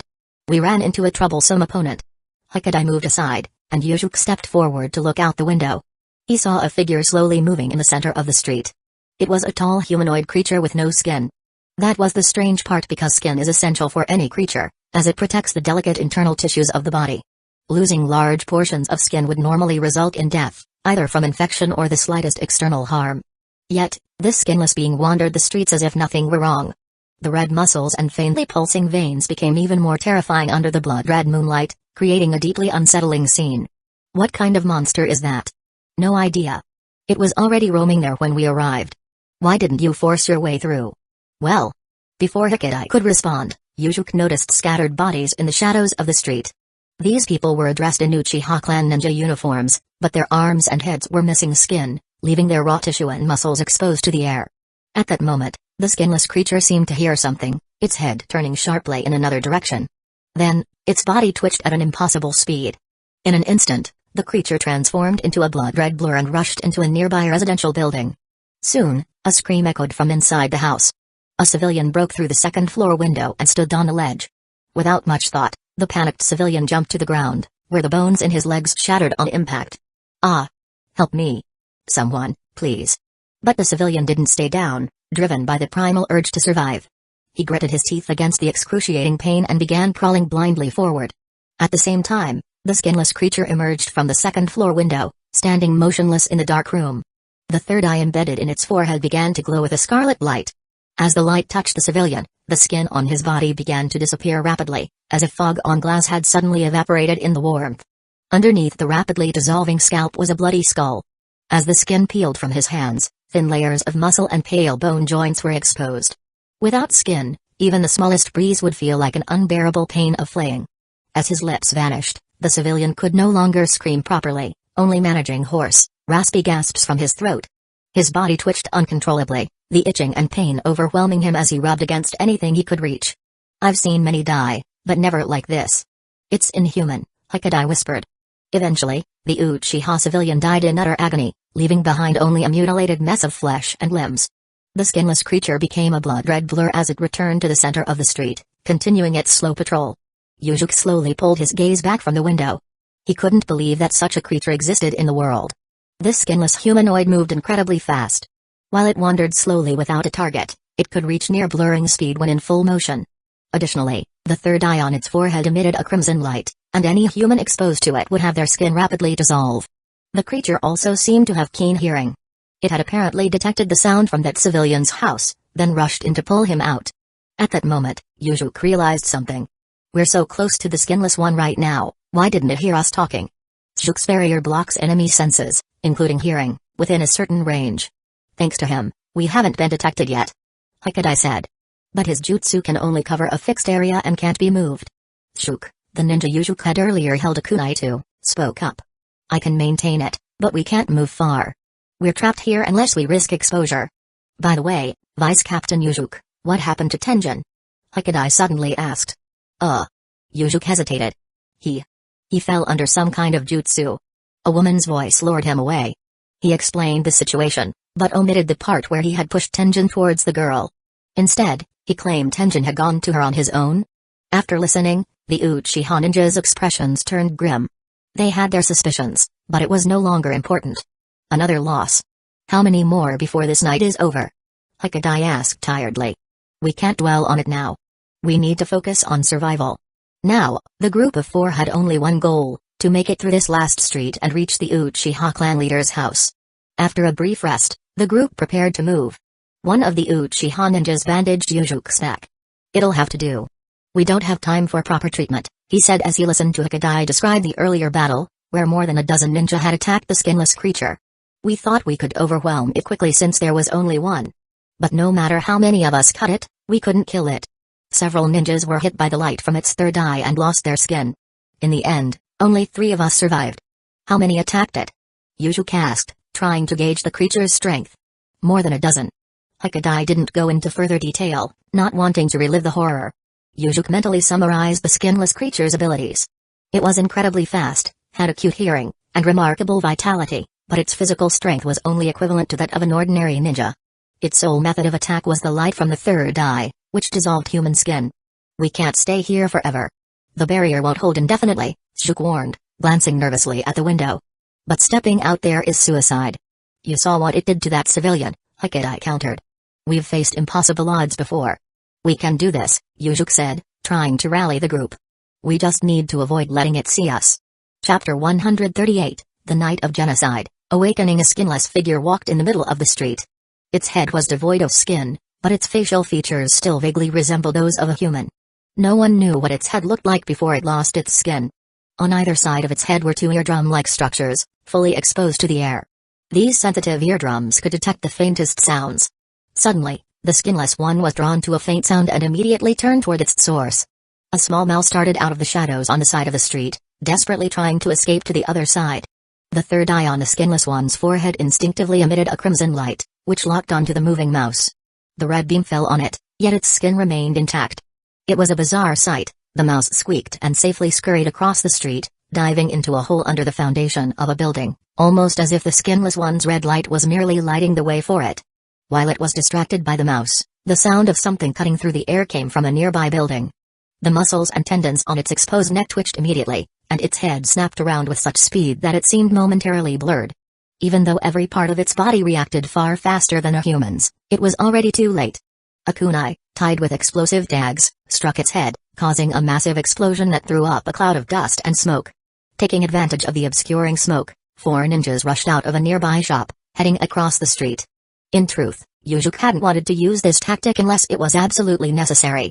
The sound of the explosion could attract the attention of the Hidden Leaf Village ninjas, and they had set out in such haste that they didn't have many explosive tags left. The remaining tags were reserved for breaking through Hidden Leaf Village's defenses later. As for these mysterious monsters that appeared out of nowhere, he would leave those for the Hidden Leaf Village ninjas to deal with. Using the cover of smoke, the 4 ninjas quickly crossed to the other side of the street and headed deeper into an alley. But at that moment, a crimson beam of light shot through the smoke, hitting the back of the last ninja in the group. Shuk immediately felt an unbearable itching on his back as his skin rapidly began to peel away. From a distance, it looked like his skin was simply disintegrating for no reason. But upon closer inspection, he realized his skin was crumbling like cookie crumbs. The crumbled skin fell to the ground instantly, without sticking to the red, sticky muscle tissue underneath. Seeing his own arm skin disintegrating before his eyes, Shuk's mental defenses collapsed. He screamed and fell to the ground, rolling before coming to a stop. He stood up and stumbled to a nearby building. Frantically, he pressed his body against its walls, rubbing his skin against them like a bear scratching against a tree. This desperate act only accelerated his demise, but his mind was already consumed by madness. All he could think about was stopping the unbearable itching. The soft, exposed blood vessels on his skin were easily ruptured. With every scrape against the white wall, another patch of red blood stained the area. "We're all going to die like that. We should surrender to Hidden Leaf Village." One of the remaining ninjas cried out. "The Uchiha don't surrender. We adapt and overcome." Yujuk, running ahead, glanced back and saw what had happened to Shuk.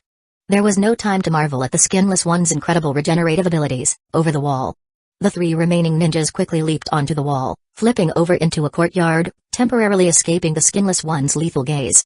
That was too close.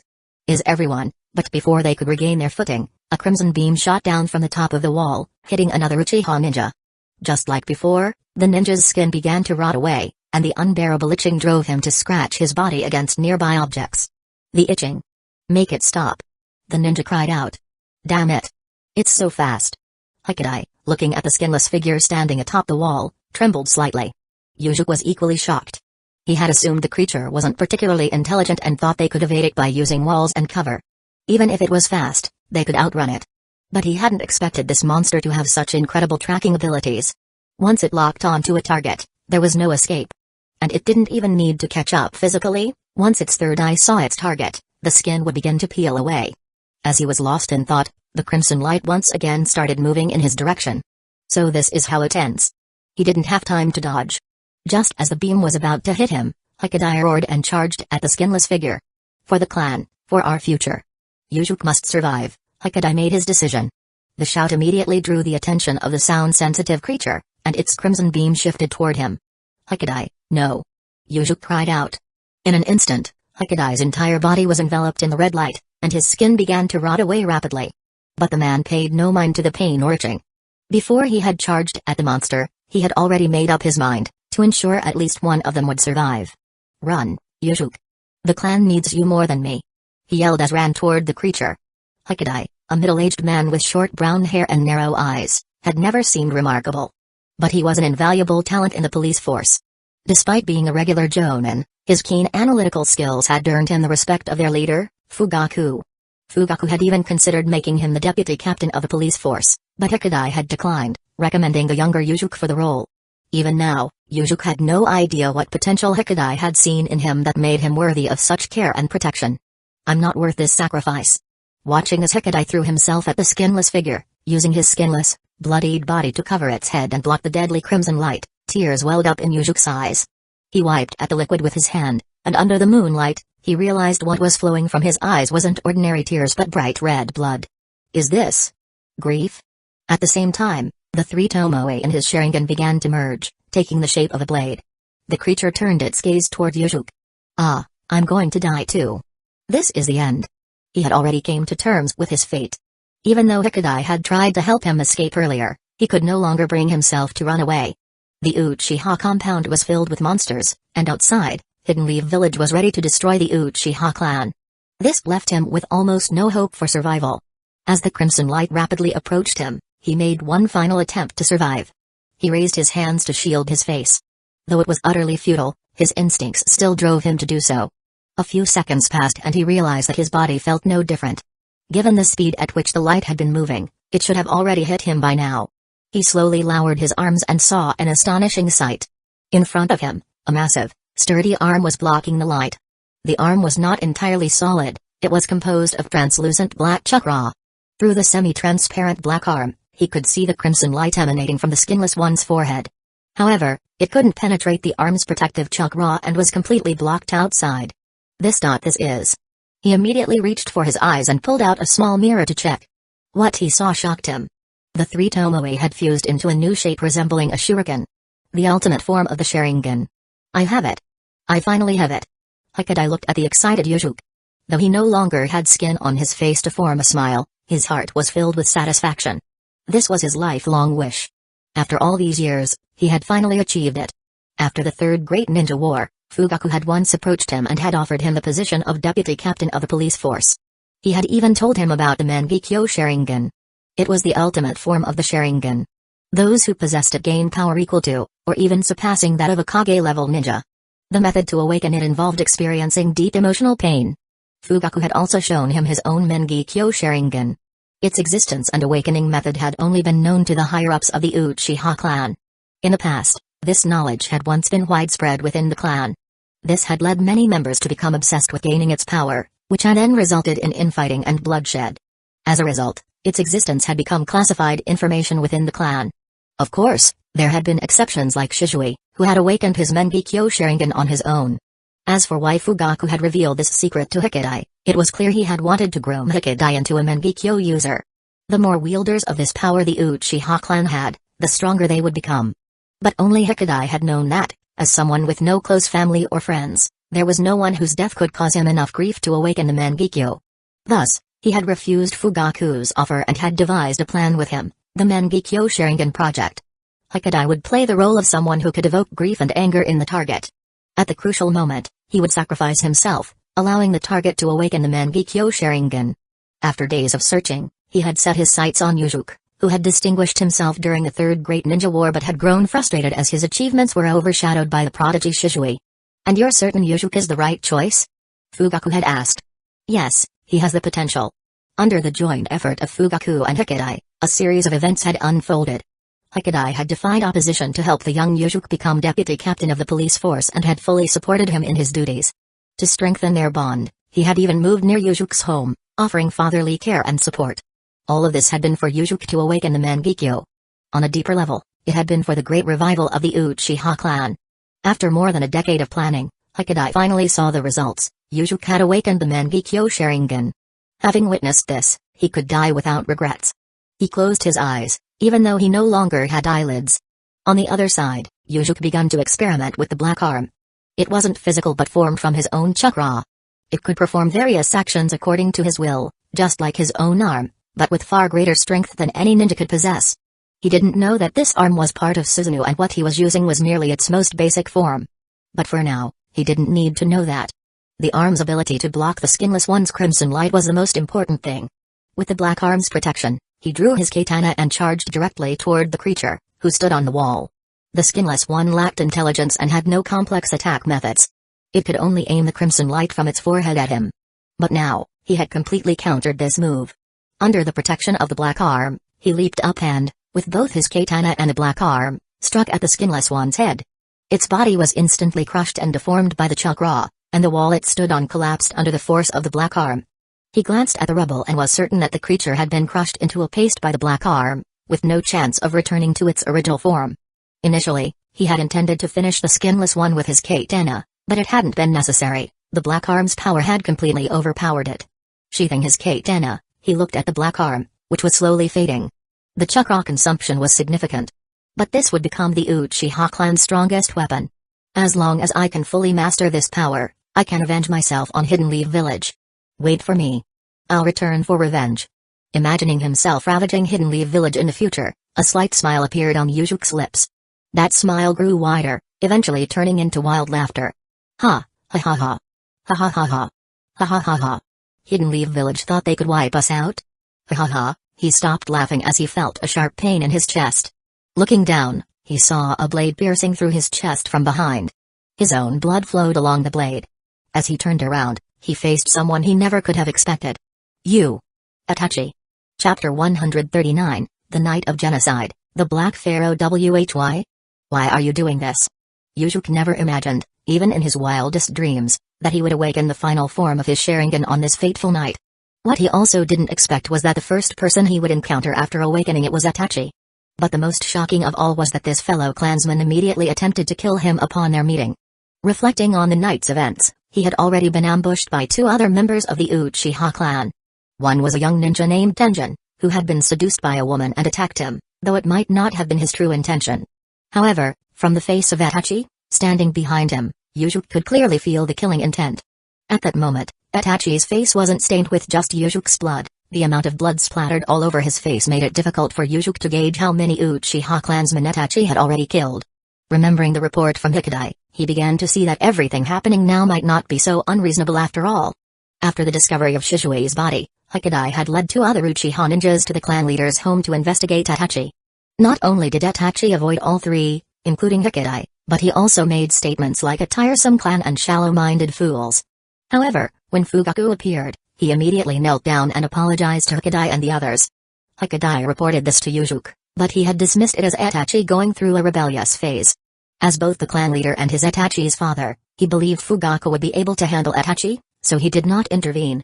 But now, in hindsight, it all seemed like a signal. Perhaps Itachi had harbored malice towards the Uchiha clan since that moment. Damn you! Yuzuki forcefully pushed away Itachi, clutching his chest where he had been pierced. He tried to activate his Mangekyo Sharingan once more. However, due to his previous injuries and the exhaustion from already having used the Mangekyo, the 3 Tomoe in his Sharingan started to come together but soon dispersed again. Seeing this, Itachi was slightly surprised. Have you awakened it as well?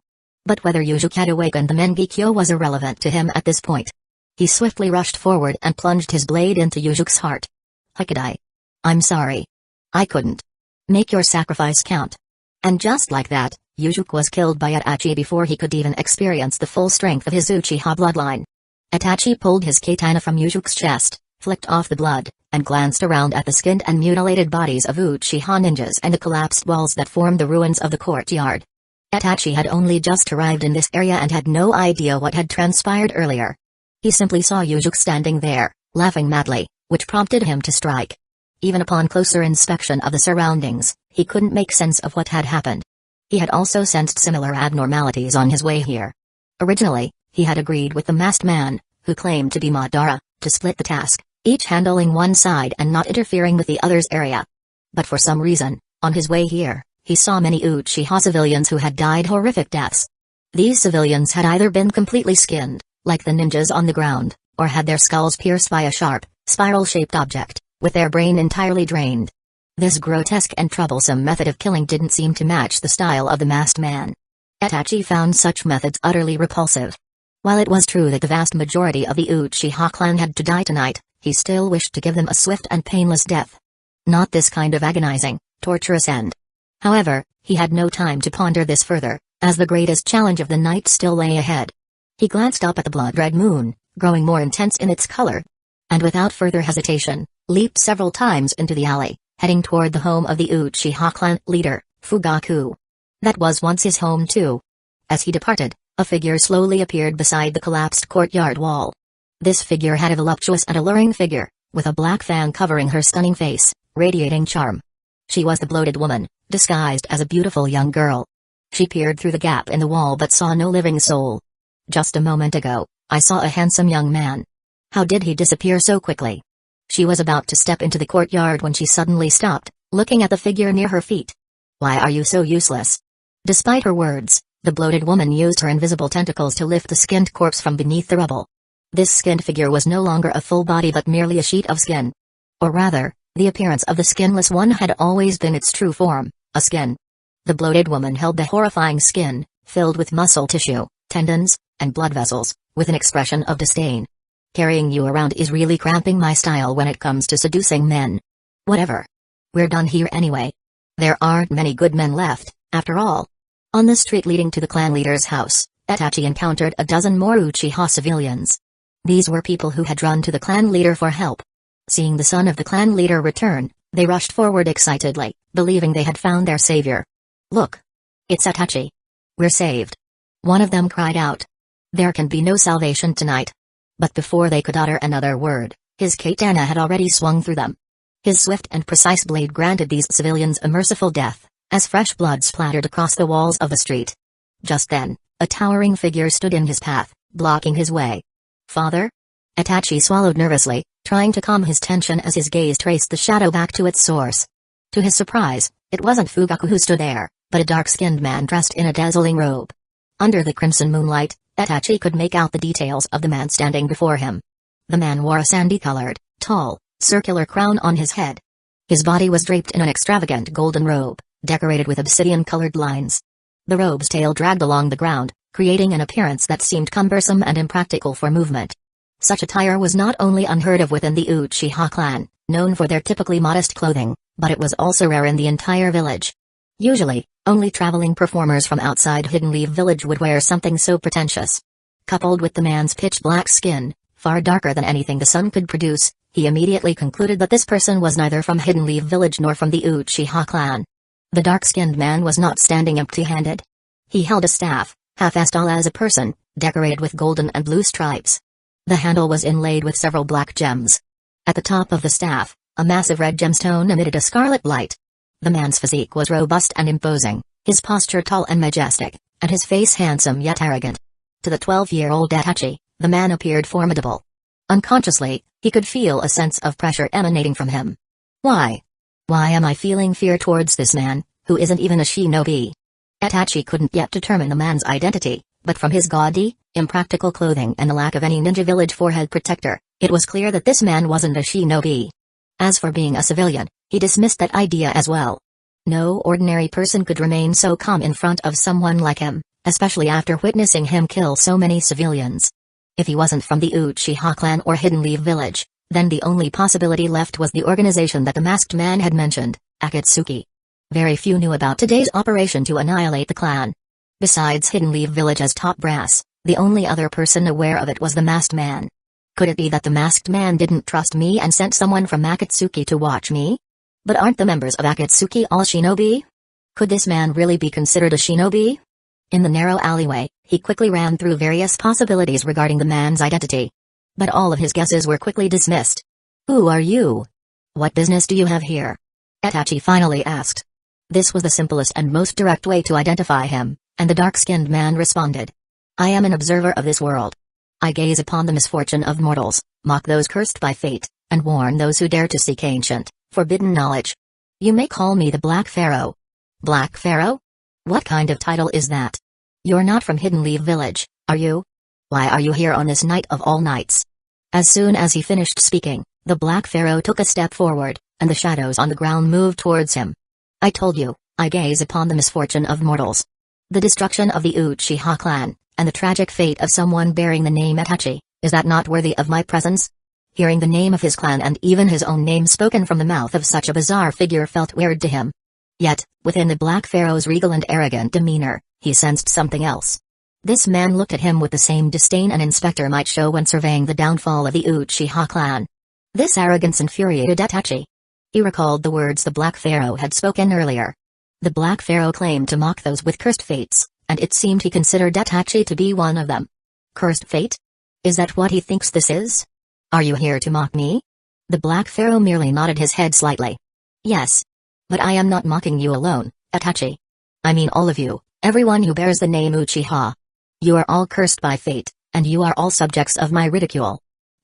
You dare to mock the sacrifice I'm making? Before the Black Pharaoh could finish speaking, Itachi's body moved. He closed the distance between himself and the Black Pharaoh, aiming to decapitate him with his blade. Just as his blade was about to sever the Black Pharaoh's head, he noticed the man smiling. Although hard to detect, the smile conveyed pure disdain, without the slightest attempt at concealment. He truly was mocking him, mocking the entire Uchiha clan. The painful decision Itachi had made for the peace of Hidden Leaf Village and the future of his brother and the resolve to personally carry out the massacre of his own clan, was being so easily ridiculed by an outsider. This only fueled his anger further. His blade came down at full speed toward the Black Pharaoh's head. But just as the blade was halfway through its arc, he felt a strong resistance. The moment the resistance appeared, it forcefully pushed his blade away, causing him to flip in the air before landing back on the ground. What was that? He knew that his katana hadn't come close enough to touch the Black Pharaoh's body, yet the resistance had clearly been there. Something had blocked his attack. But he didn't see what it was, only a distortion in the air. Realizing that his attack had failed, he suppressed his anger and refrained from blindly attacking again. He stayed grounded, carefully observing the area around the Black Pharaoh. Suddenly, Itachi noticed two areas of faintly distorted air on either side of the Black Pharaoh. They stood motionless, like invisible entities guarding him. Some kind of barrier jutsu? Recalling the distorted air that had blocked his blade earlier, he immediately understood that something hidden must be concealed within those distortions. He should have noticed this detail earlier, but the man's flamboyant attire and mocking words had clouded his judgment, leading him to attack rashly. Is that the best the mighty Uchiha can offer? He's not even taking me seriously.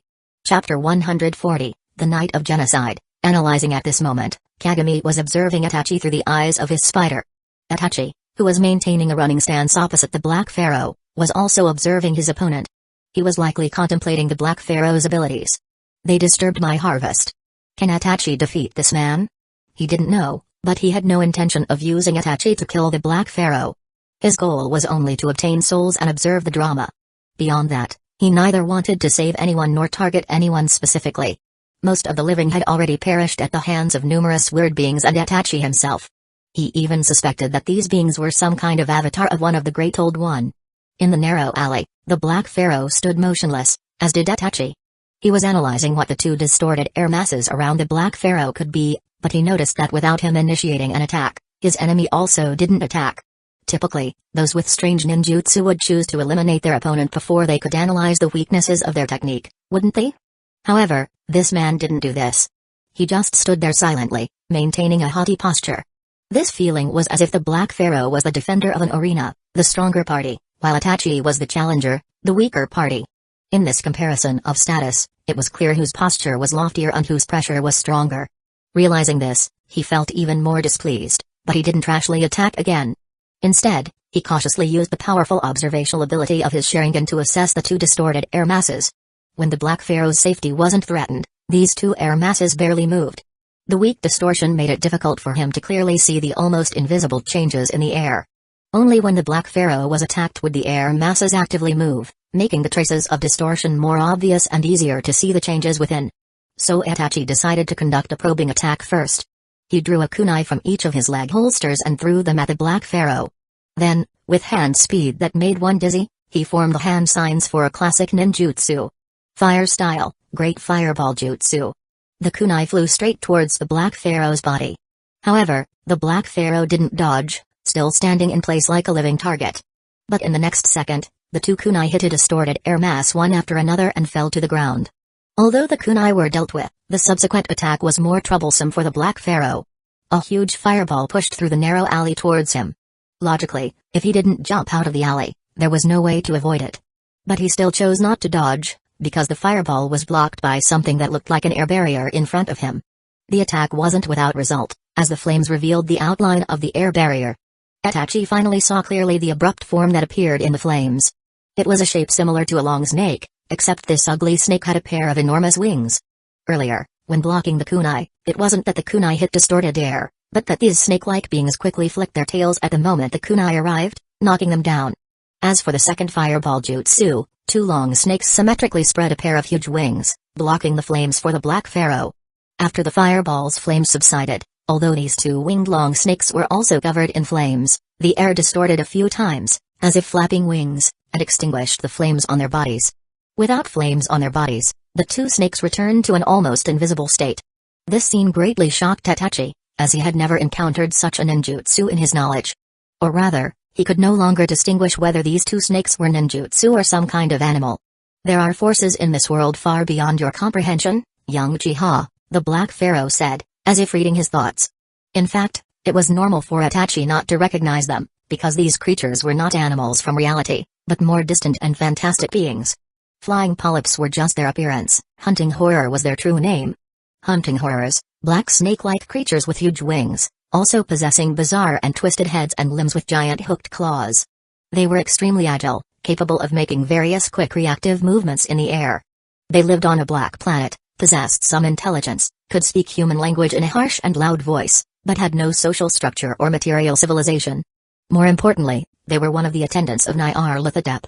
When hunting horrors served as attendants to one of Nyarlathotep's avatars, the Black Pharaoh, two hunting horrors would become almost invisible, mercilessly hunting down anyone who dared to offend. Itachi's repeated attacks had apparently offended the Black Pharaoh's dignity, causing the two hunting horrors to immediately flap their wings and fly towards him. Although he couldn't see their specific forms, Itachi could see the two distorted air masses rapidly approaching him. This situation made him realize that if he didn't deal with these two troublesome snakes first, he couldn't get close to the Black Pharaoh at all. And from the use of the Great Fireball Jutsu earlier, it seemed that flames could attack their bodies and possibly cause damage. It's just that ordinary flames were too shallow and couldn't stay attached to their bodies long enough to cause damage. If that's the case. Faced with the approaching hunting horror, Itachi suddenly lowered his head. When he raised it again, the three tomoe in his Sharingan had merged into a uniquely shaped shuriken. The Black Pharaoh's posture shifted slightly. Oh? The boy has some tricks left. Amaterasu. His eyes bled as he focused on the two air masses rapidly approaching him. In an instant, black flames attached to the forms of the hunting horrors. Although they were almost invisible near the Black Pharaoh, the black flames would appear on any object as long as even a slight trace of its existence was seen. This process didn't require seeing the target very clearly or completely. As long as the target was a physical entity, it would be burned by Amaterasu. Under the scorching of the black flames, these creatures let out painful howls. The sound was very harsh and loud, even making Itachi vaguely feel it was like a rough human voice. Pain. So painful. This was the howl of the two air masses' true forms, which once again put him into confusion. Summoning animals. Most animals summoned by jutsu possess intelligence and can speak human language, and their voices are even more pleasant to hear than these two snake-like animals. But what kind of animal was summoned? Winged snakes? Even if Itachi searched through all his knowledge, he couldn't identify what these beings were. And these two snake-like creatures slowly burned to a charred black under the black flames, revealing their visible state. Finally, the black flames consumed all the skin and muscles of the snake-like creatures, leaving only their skeletons, which seemed to be something even Amaterasu's black flames couldn't completely burn. Before completely consuming the entire body of the hunting horrors, the black flames would continue to burn, so the two skeletons covered in black flames just lay in the middle of the alley, burning silently. Having dealt with the two invisible creatures beside the Black Pharaoh, he could no longer suppress his body's fatigue. He knelt on one knee, using one hand to cover his right eye, which was still dripping blood. Amaterasu was a powerful eye technique that he gained in his right eye after awakening the Mangekyo Sharingan. Although it possessed extremely high physical attack power and the characteristic of not disappearing until the target was completely burned, it consumed a lot of chakra and placed a considerable burden on the body.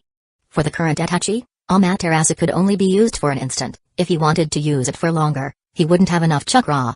Originally, he had intended to use this eye technique against his father, who also possessed the Mangekyo Sharingan. But unexpectedly, he was forced to use it on the Black Pharaoh. Or rather, his Amaterasu hadn't even reached the Black Pharaoh. The two hunting horror burned to death by Amaterasu were merely his attendants. In the narrow alley now, there were only two humanoid beings, the Black Pharaoh and Itachi. The Black Pharaoh still stood haughtily, while Itachi could only kneel on one knee, making their relationship look like that of a supreme monarch and a humble servant. Sensing this subtle feeling, the last stubbornness and dignity in Itachi's heart made him stand up again. The Black Pharaoh watched him slowly rise, and nodded affirmatively. Very good. The final posture of one who bravely defies a tragic fate. Though futile, it is still commendable. He was mocking the Uchiha clan, mocking Itachi's resolve to massacre his clan for the sake of Hidden Leaf Village again. This made his inner anger reach its peak again, but his physical condition didn't allow him to launch another attack. He could only grip his sword a little tighter. Then, he heard the scream of a young boy, Sasuke.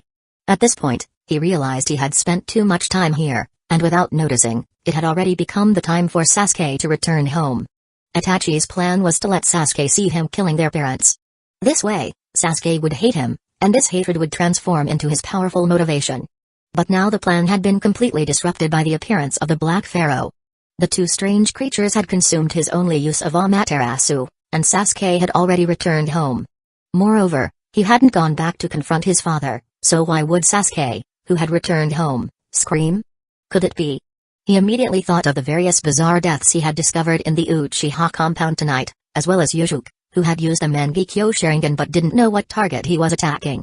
Adding to this the sudden appearance of the Black Pharaoh, Itachi finally realized that tonight's Uchiha compound was far more lively than he had imagined. Those Uchiha clan members who died so horribly were killed neither by himself nor by the masked man, but by the Black Pharaoh standing in front of him. And he probably wasn't alone, otherwise, it wouldn't have been possible to kill the entire Uchiha clan so efficiently. Who are you people? Why are you doing this?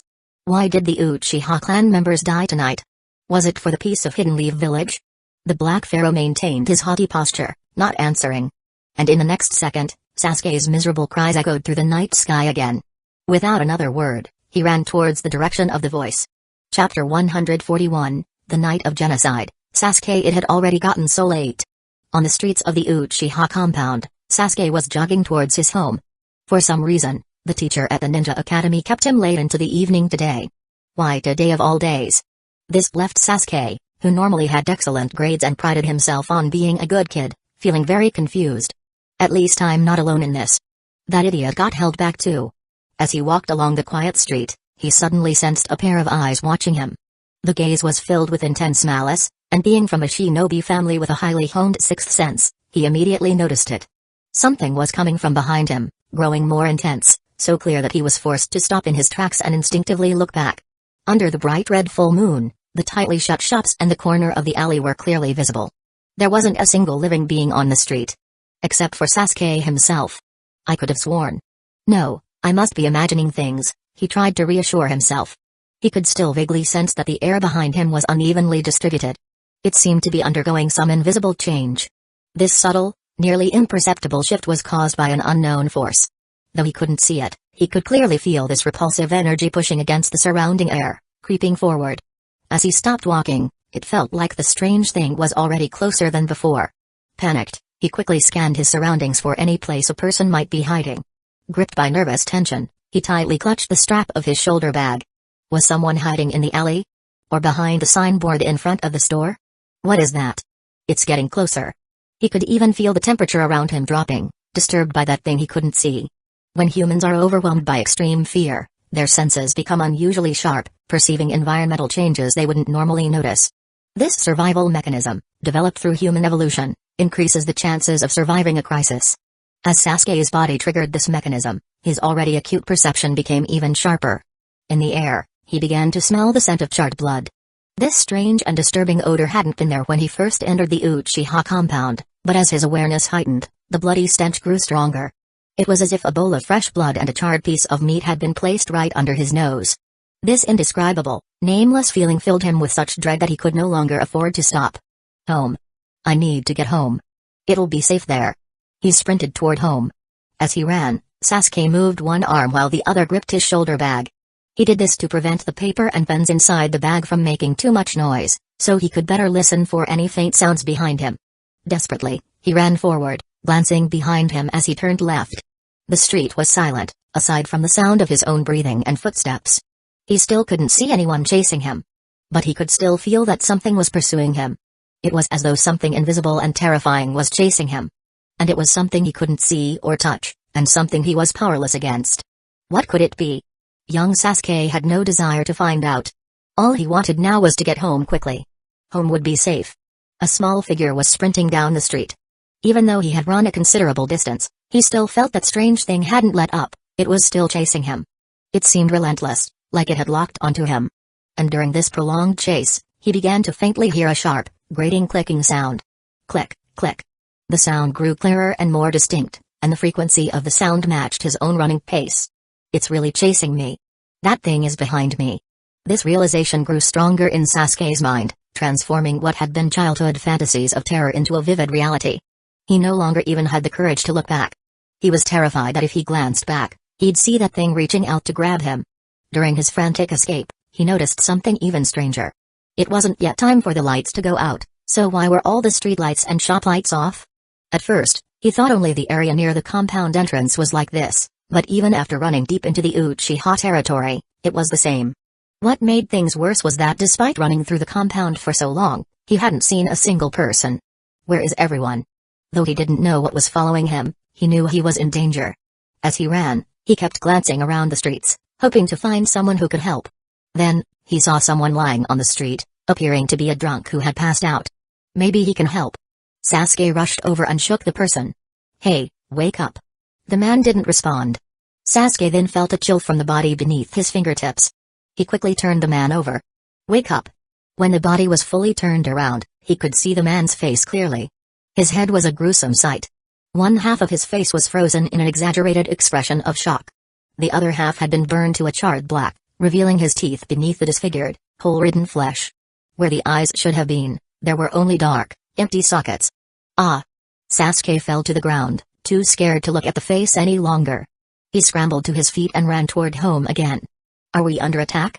The footsteps behind him became even clearer, forcing him to give up checking on the others lying along the street. As he ran, he saw more and more clansmen lying in the shadows on both sides of the street.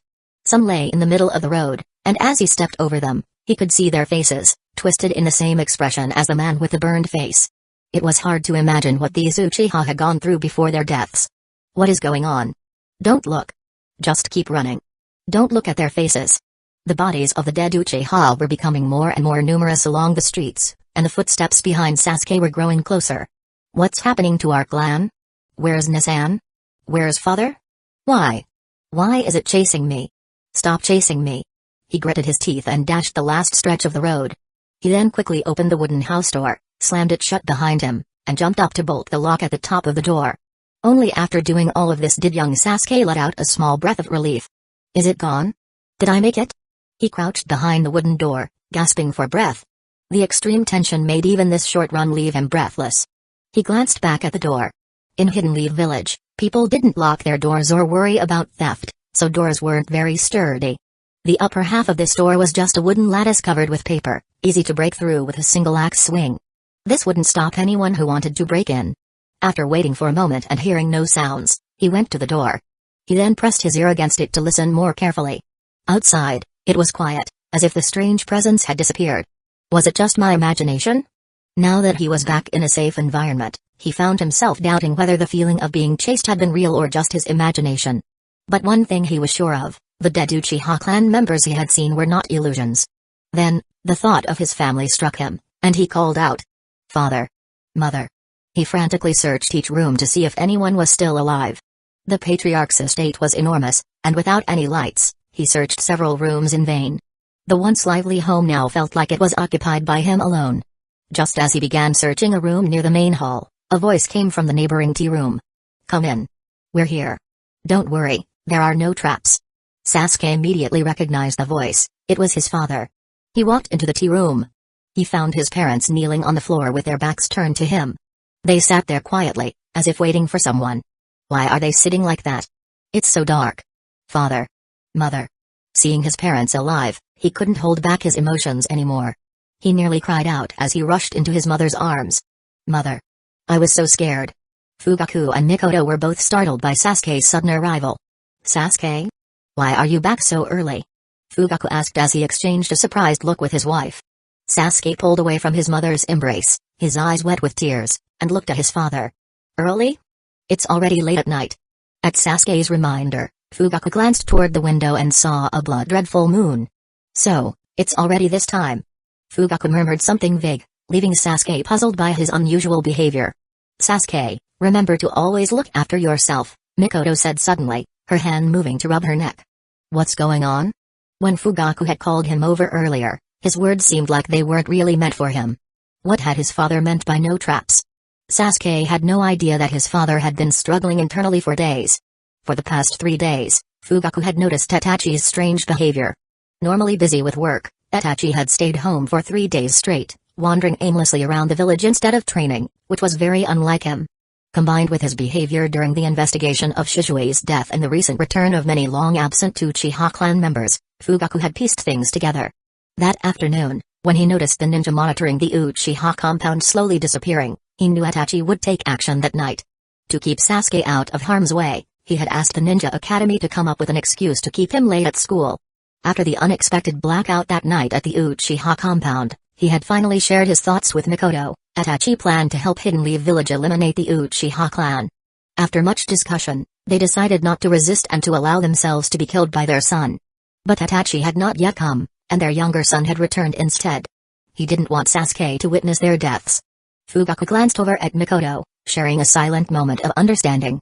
Her eyes were filled with concern, a tear slipping down her cheek as she returned his gaze.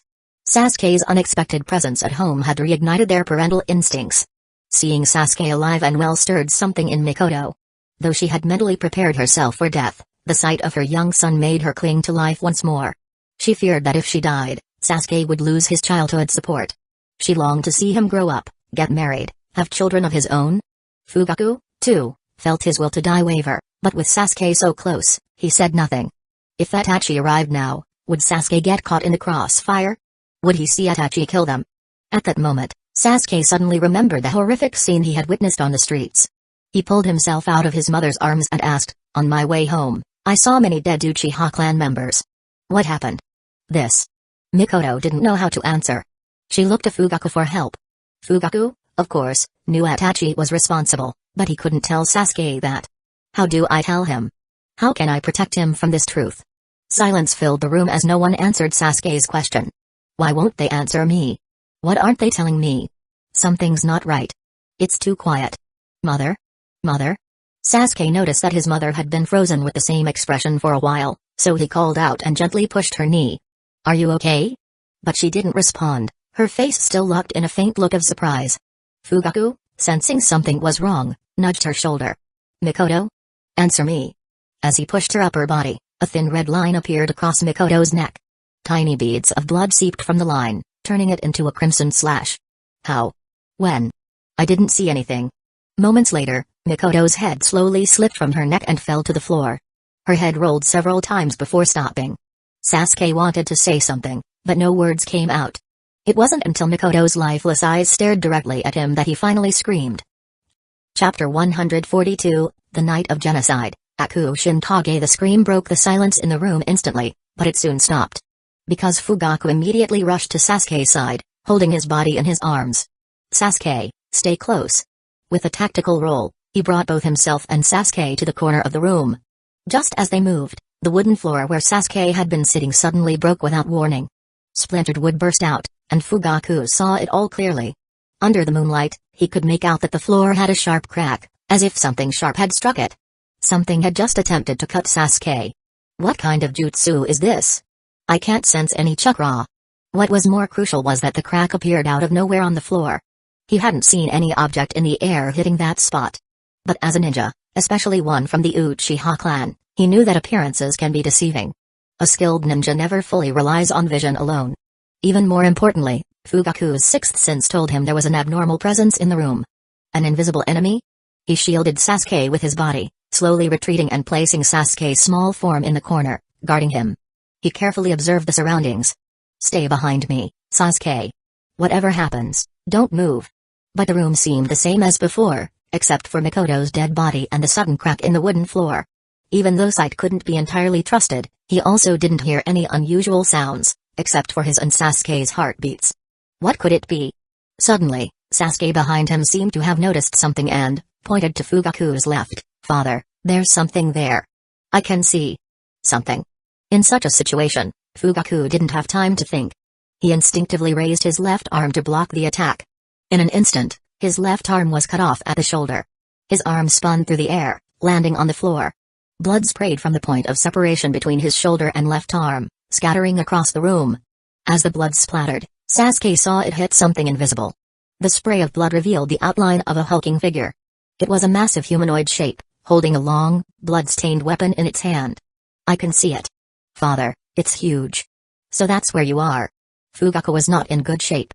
Though he clenched his teeth without making a sound, blood flowed like a stream from his shoulder wound. But he didn't cover the injury. Instead, he extended his right arm in front of him. I won't let you harm my son. Tonight, he hadn't planned to fight, so he wasn't carrying any ninja tools. With his left arm gone, he had no way to use any ninjutsu either. At that moment, he could only use his body to shield Sasuke from the unknown attack. Suddenly, without giving Fugaku time to react, his other arm was cut off. The attack was so fast that he didn't even feel anything touch his skin before his entire arm flew off. Now, with both arms severed, even the head of the Uchiha clan couldn't avoid looking utterly defeated. I'm sorry, Sasuke. I couldn't protect you. As more blood sprayed from his right shoulder, it once again landed on the unknown enemy. At that moment, Sasuke saw the figure become even clearer. It was now almost fully visible. The figure wore large armor, but its head, hands, and feet were shadows that moved like living creatures. For any brave yet foolish enough to glimpse its face beneath the dark helmet, all they would see were countless fanged mouths gnashing in the gloom. Its body, covered in heavy armor, constantly dripped with blood, a stream that never ceased. What is that thing? Sasuke stared in horror at the figure wielding a blood-soaked katana, slowly approaching his father. Fugaku made a sudden move, kicking off the ground and throwing himself toward the enemy. Run, Sasuke. Don't look back. Overcome by shock and fear, Sasuke didn't see whether Fugaku hit the armored figure or not. He only saw his father collapsing weakly onto the floor. Father. No. Please get up. He clawed at his head with his fingers, his eyes nearly bursting from their sockets in hysteria. Why? Why is this happening? Sasuke screamed in agony. The shock had far exceeded what he could bear, even making him forget to flee.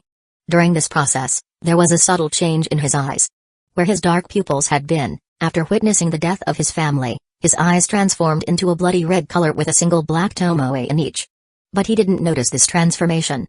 His gaze remained locked on the approaching armored figure, unmoving, with his hands clutching his head and his hoarse voice breaking unevenly. I can see every detail. Every drop of blood. Is this how I die? Alone, watching that thing. Just when Sasuke was at his most desperate and broken, the window shattered. A figure rushed into the tea room, grabbed the despairing Sasuke with lightning speed, and leapt out into the courtyard. Sasuke felt the warmth of another person against him, his mind clearing slightly. He turned his head to see who was holding him. Nissan? You came. Seeing his brother's face gave him hope again. He was not alone. Strangely, he felt his brother's embrace was warmer than it had ever been before. Itachi looked down at Sasuke and immediately noticed the change in his eyes. Sasuke, you, mother and father, they. I know, Sasuke. At that moment, Sasuke heard a distinct clinking sound from the tea room's doorway. Only now did he understand what the sound behind him on the street earlier had been. It was the sound of armor plates clashing. It's coming, Nissan. I can hear it. The figure in heavy armor slowly walked out of the tea room, its shadowed helmet turning to face Sasuke and Itachi. He's watching us. This gave Itachi, who wasn't fully aware of the situation, some insight. You can see that thing? Sasuke nodded. Yes, I can see everything. Hold on to my back. You guide me. Aku Shintage was a manifestation of Nyarlathotep that could only be summoned when there was a full moon. It was completely invisible, blending perfectly into the night and silently stalking its victims. This perfect invisibility could be considered one of its unique abilities. Unlike the invisibility of the hunting horror, it left no trace, not even the slightest distortion in the air. Fascinating. Kagami's spider observed from its hidden vantage point. Moreover, it emitted no detectable scent, sound, or physical trace when it touched objects, making it a true example of complete sensory isolation. However, this perfect invisibility only applied to those unaware of its presence.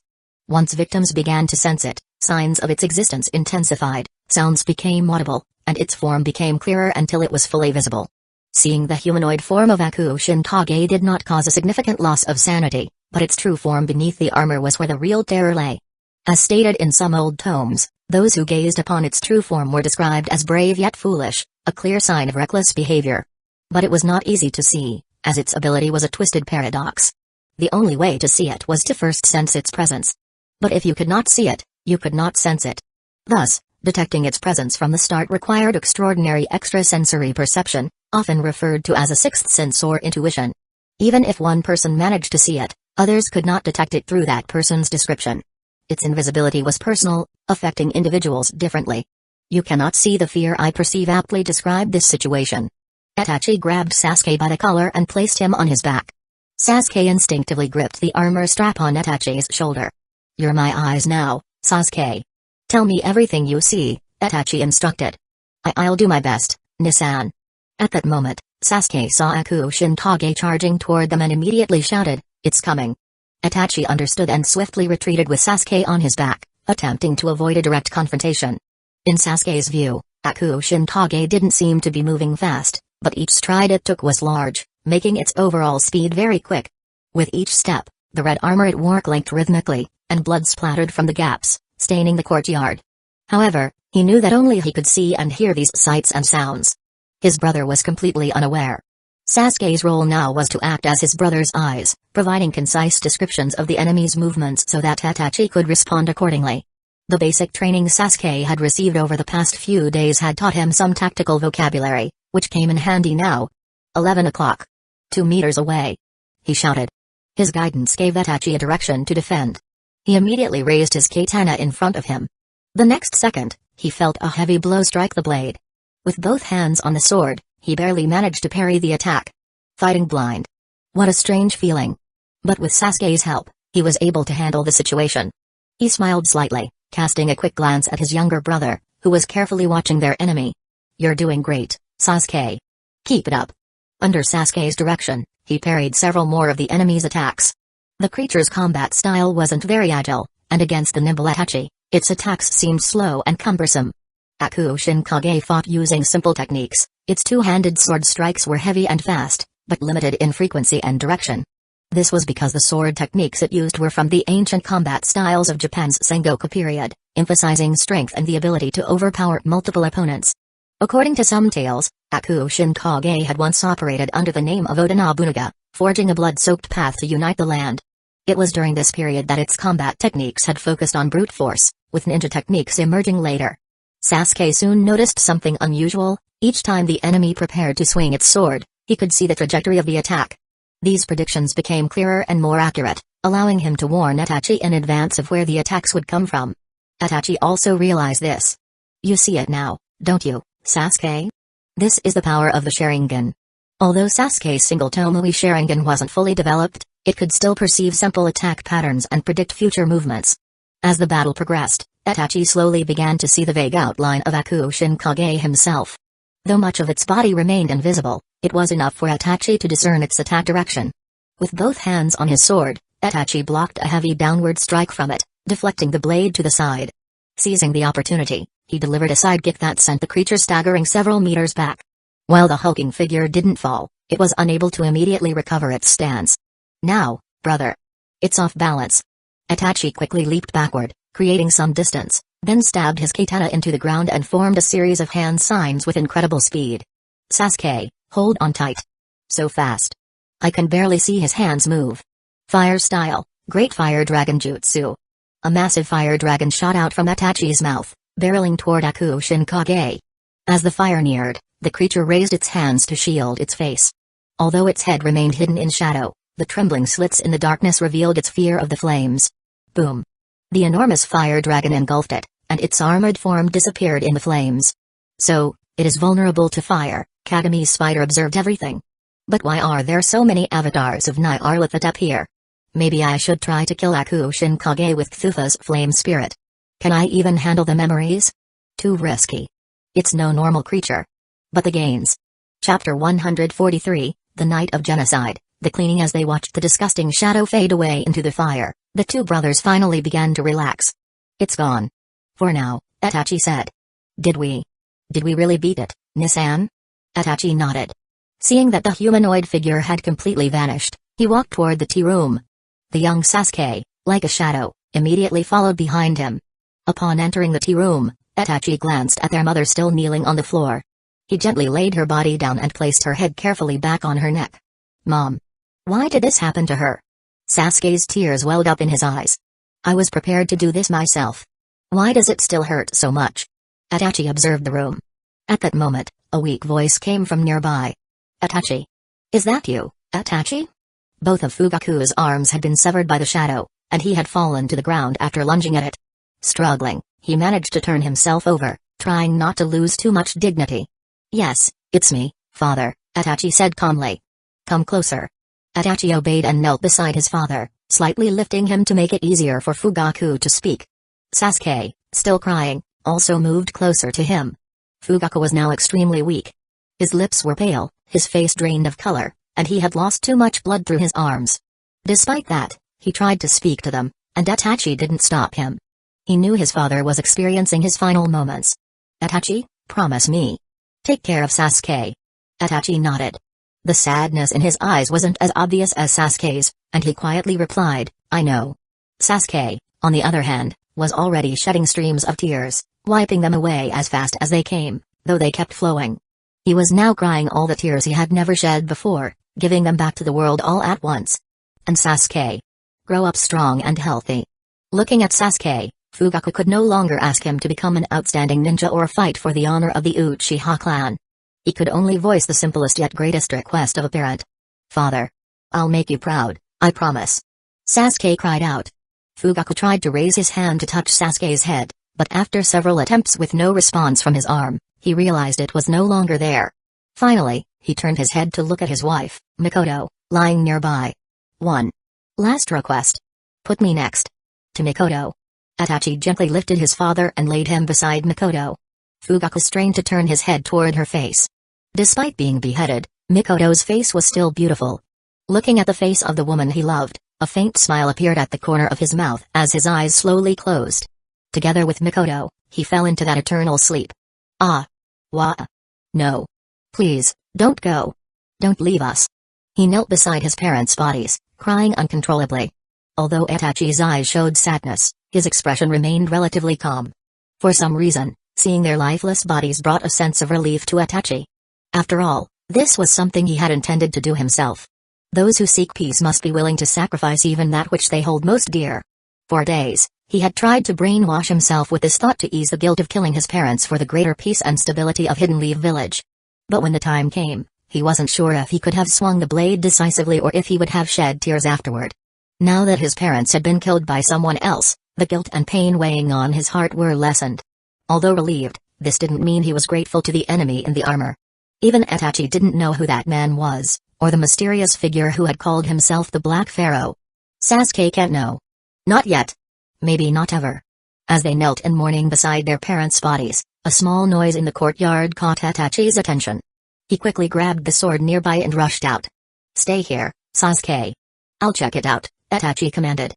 In the courtyard, a dark-skinned man wearing a luxurious robe stood by the fire where the shadow had burned, reaching into the flames. His arm reached straight into the fire, rummaging in the embers before pulling something out. Itachi saw that the man's arm bore no burns from the fire. What's more, the man held a sword in his hand, the same sword used by the armored warrior earlier. The crimson wooden scabbard wrapped in black rope hadn't been burned by the fire. Its lacquered surface still gleamed, looking as good as new. This sight gave Itachi an ominous feeling. Could that warrior still be alive? And the man pulling the sword from the flames, it was the Black Pharaoh from earlier. Were they working together? But if so, why hadn't he helped the warrior during the battle? Why didn't he stop Itachi from coming here? Even though he had used Amaterasu to kill the Black Pharaoh's two servants in the previous fight, that didn't mean the pharaoh was powerless.